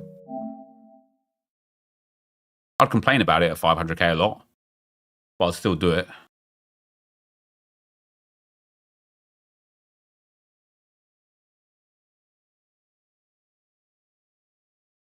You know how, like, over the years, right, EA have introduced things to us that have just been like genuine game changing, like SBCs and like drafts and evos. Like, these things are so, they're just massively different, aren't they? They're just like wild game changers. What would be the next thing? I would very happily pay 20 quid for a second active Evo slot. It would be the only money I would spend on the game. Yep. But you're doing a hobby. Yep, I agree. And I think anyone that grinds Evos will do the same. So even if they've got 20, 30,000 people in that boat, think how much money they could make from it.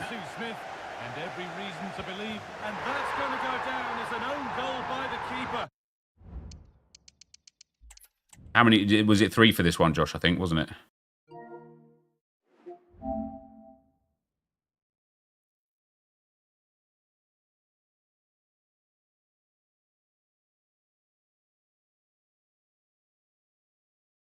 Need 2 more because the first one, he wasn't in the team. Well, fair enough.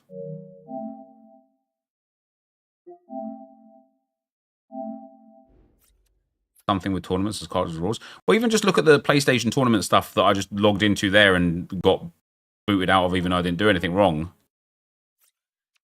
how cool is that format? Like, I would love that if like you could just enter into like an Ultimate Team tournament, like draft, where it's random, and at the end you get a prize, right? How cool would that be?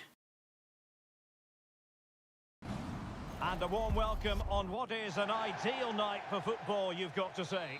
I'm Derek Ray, your match commentator, and alongside providing all the tactical analysis is Stuart Robson. Well, that is... You used to get 3 points in those tournaments. That'd be cool to enter a couple of times a week. See, one thing that I think EA are genuinely missing massively in this game, and I know why they don't have it, because it like people will just farm it, and that's what they don't want. But they miss a tournament that people can farm. Genuinely, they miss the ability for people to log into something, play until they lose, immediately get rewards, and then have the ability to log straight back into it and play again until they lose. There's almost no other game on God's green earth that doesn't let you grind at your pace. This, sports games, they're the only games, the only like type of games, genre of games, that don't let you grind at your pace. And we should have a cracking contest. So good. Imagine coming up against that. You'd be like, what the fuck? Thanks, guys. Great to be here. I think it's going to If they gave us a gold cup, they gave 5k pack for winning. I don't think anyone would pay it. So hopefully, Yeah, probably not for a 5k pack, yeah. It's in, and much as they won't... It would have to still be like... And that's where it then gets like difficult, isn't it? Is that all you needed? Wasn't it one more to do? He wasn't in for the first one. 5k tradable, yes.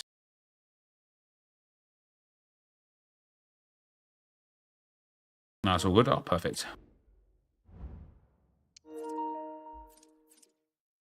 You know, back in the old days. Actually, do you know what? Let's go and look on YouTube about those cups, because I used to do videos on those cups when they came out, and would do a video winning the cup and showing the showing it.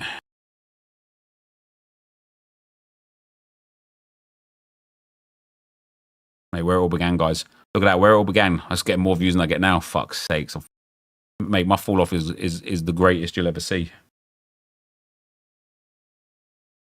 Do we know if the Porto game is going ahead then yet? Now that it's 5 o'clock.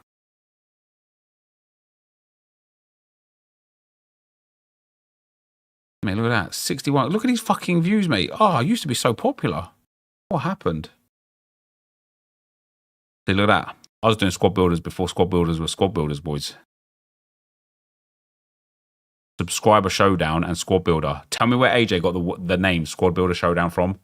He just stole it from me, didn't he? He just took 2 of my series, fucking blended the names together, and then stole it from me. Shooting for Silverware. Was this the one? I think this was it, wasn't it? Shooting for Silverware, where I build a team for the cup. What's up, guys? NepentheZ here, and welcome to another episode of Shooting for Silverware, the series where I try and win one of the tournaments that Ultimate Team is offering, and basically show you the highlights. So we've got 4 rounds here, guys. Obviously boring, going from the round of 16 right through to the final. And this has been an interesting tournament. I'm in the Copa del... And this has been an interesting tournament. What finish that is? Copa del Agosto, I think Copa it is. del Agosto. Where you have to have a minimum of 3 nationalities and 3 leagues in your starting 11. And the team that I've gone for is the team that I did as Menez. Wait.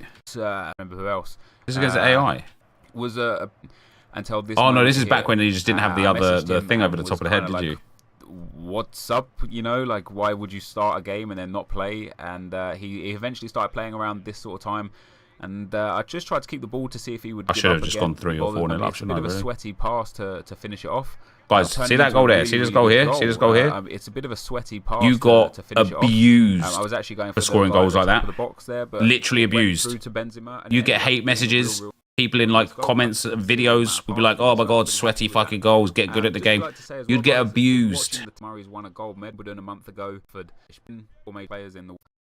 Anyway, obviously I won this one because otherwise I wouldn't have on to the 5,000 coins, guys, plus the 2 consumables packs, which only Ooh, contain 2 consumables contracts. packs. So I'm not going to through Aaron Benzema, 83rd minute goal. Game, and this is like one of only a couple of mistakes he made. 11. I'm not going to show watching, but yeah, he solid game. Did you send me a message? There, it Jimmy open. It cannot be very interesting. Good game. Really wouldn't game of doing it was What a the guy. final.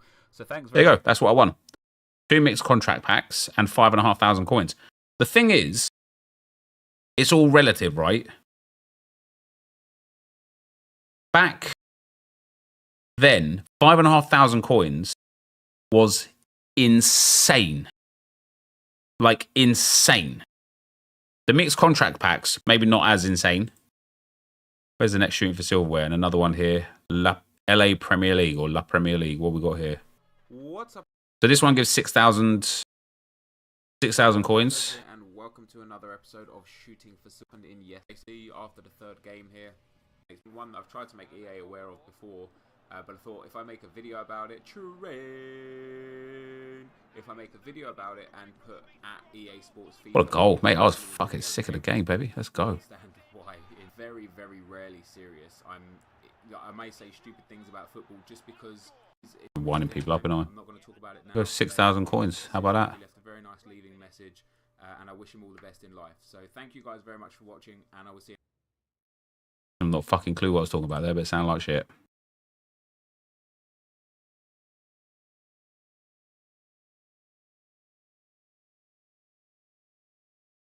How Freezy farts during the NepentheZ commentary. 55k views, you know.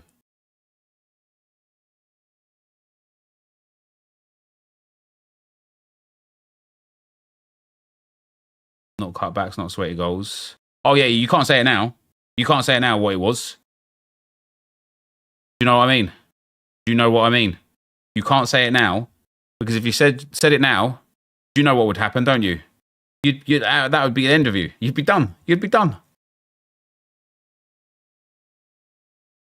You'd get cancelled. You would. You really would. It'd be over. Anyway, the tournaments.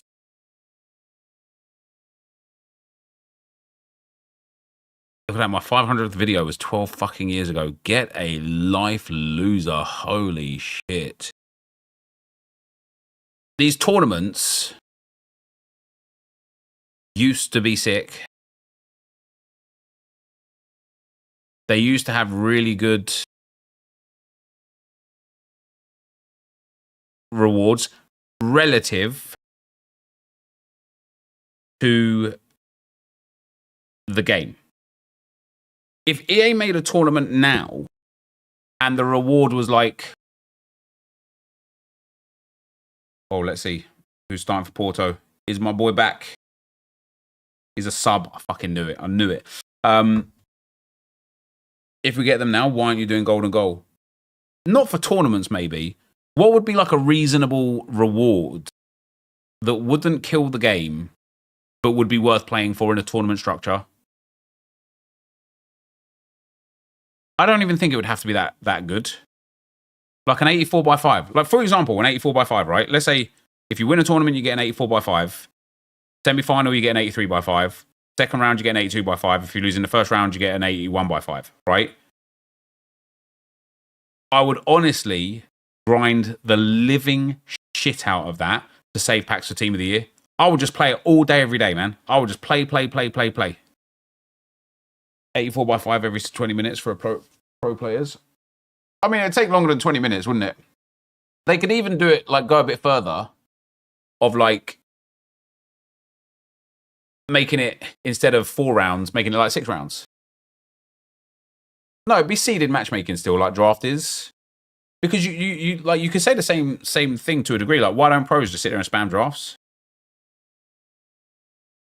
And the 15-0 players would walk through, but why does that bother EA? Because they still spent their money. Like, these pro players, or that, like, already spent their money because they had to at the start of the game. Limit 3 wins a day if they had to, or just like every, again, this is where it's like requires attention, and that's where I think it goes down the pan for EA. But like, yeah, after you win it once, the reward drops, and then it drops again, then it drops again to something like where the final reward is like an 83/3 or something. And then every 24 hours, it resets and you can get the 84/5 again.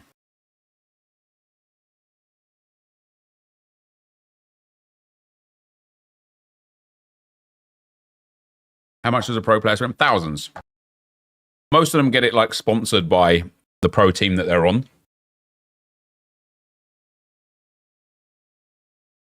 But like I say, like, and I completely understand that people being good at the game is one of the reasons why EA don't have this in the game. But what I think is massively missing from this game is a repeatable, playable game mode that allows you to obtain rewards consistently at your pace. Remember that year I banged draft hard? Yeah, I think I was pretty good at draft that year as well, actually. Vibes. I'm actually quite good at draft this year. I've got like a really, really high win percentage in draft this year. And to be fair, if I sold everything on my draft account, I've only played about like, what, 30 drafts? I'd probably have about like 500,000 coins.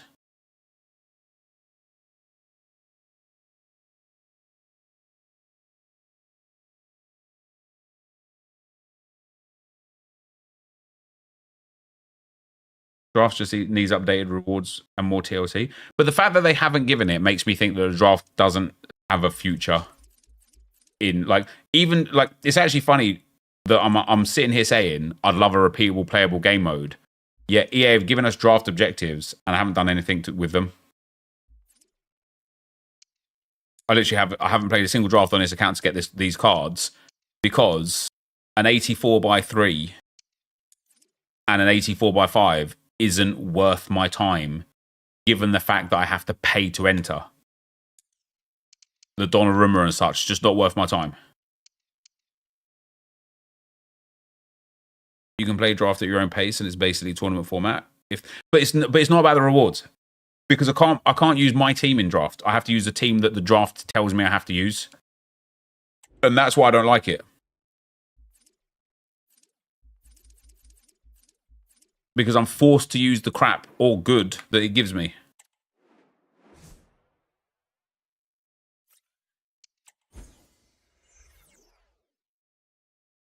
There you go, we'll take the 4-2-1-3. Get the overpower formation against the AI, why not? Oh, damn. It's going to give me like the sickest draft of 2025, isn't it?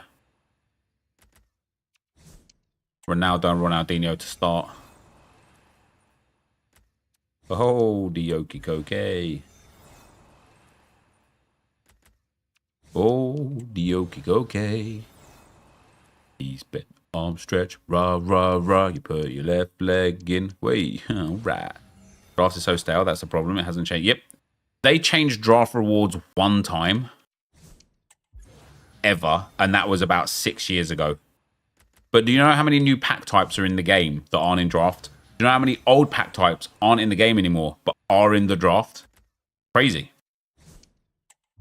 I can say this now because it doesn't work for EA anymore, but an ex-EA employee, who I have a lot of time for and a lot of respect for, was telling me when we was at a Gamescom event in Germany that the draft is going to start getting like rewards, like league-specific rewards.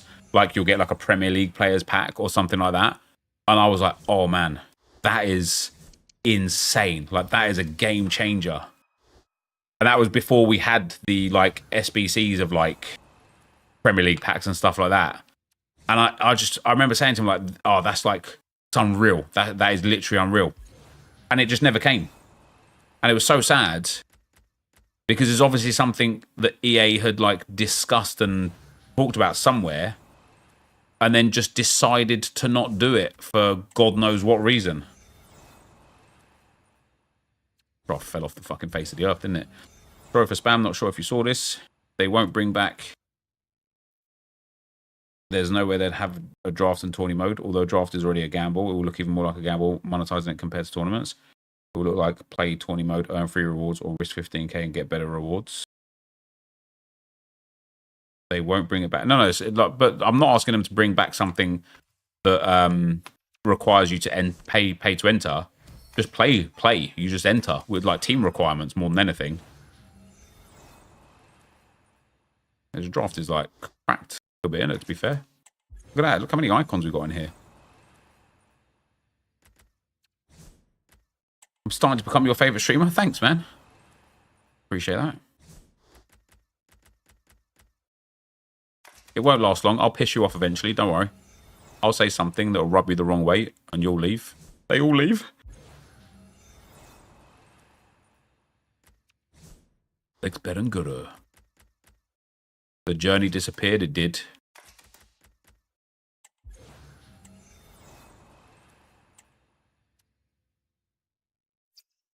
Whichever way they could or would or should do something, the bottom line is that, in my personal opinion, they need to play, like, they need to give something more repeatable. So for example, right now, in this very moment, I've qualified for champs, I've finished my squad battles games, and I've already got all the rivals points that I needed. What do? Champs proper isn't open. Where do I go from here? And okay, maybe the answer is go and touch grass, right? Okay, fair enough. You know, maybe we just don't play the game.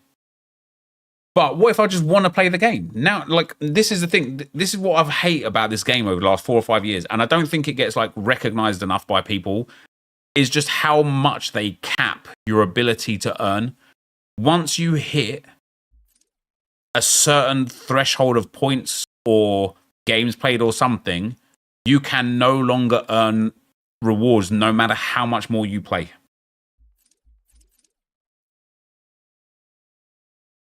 And so for rivals, the only way I could possibly improve my rewards is by moving up to Division 1 or into the Elite Division. But that's difficult. And so now it's like, now what? Like, I want to play more, but I want to be rewarded for the play.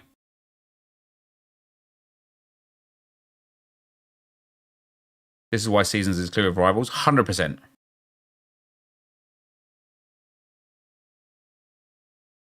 Haven't completed your moments. Screw moments. What is the difference between rewards? An 87 by 2 again. Rare Mega, 80 by 40, 80 by 50. 2 Team of the Weeks and a 60,000 coins, 2 player picks. Versus 2 player picks still, 184 Team of the Week, 80 by 40, 80 by 30, Mega Pack, Team of the Season Review, 60,000 coins. Oh wait, that's still Division 1. Oh no, that was Division 2. Wow, those rewards are almost not even worth playing up. What's Elite like?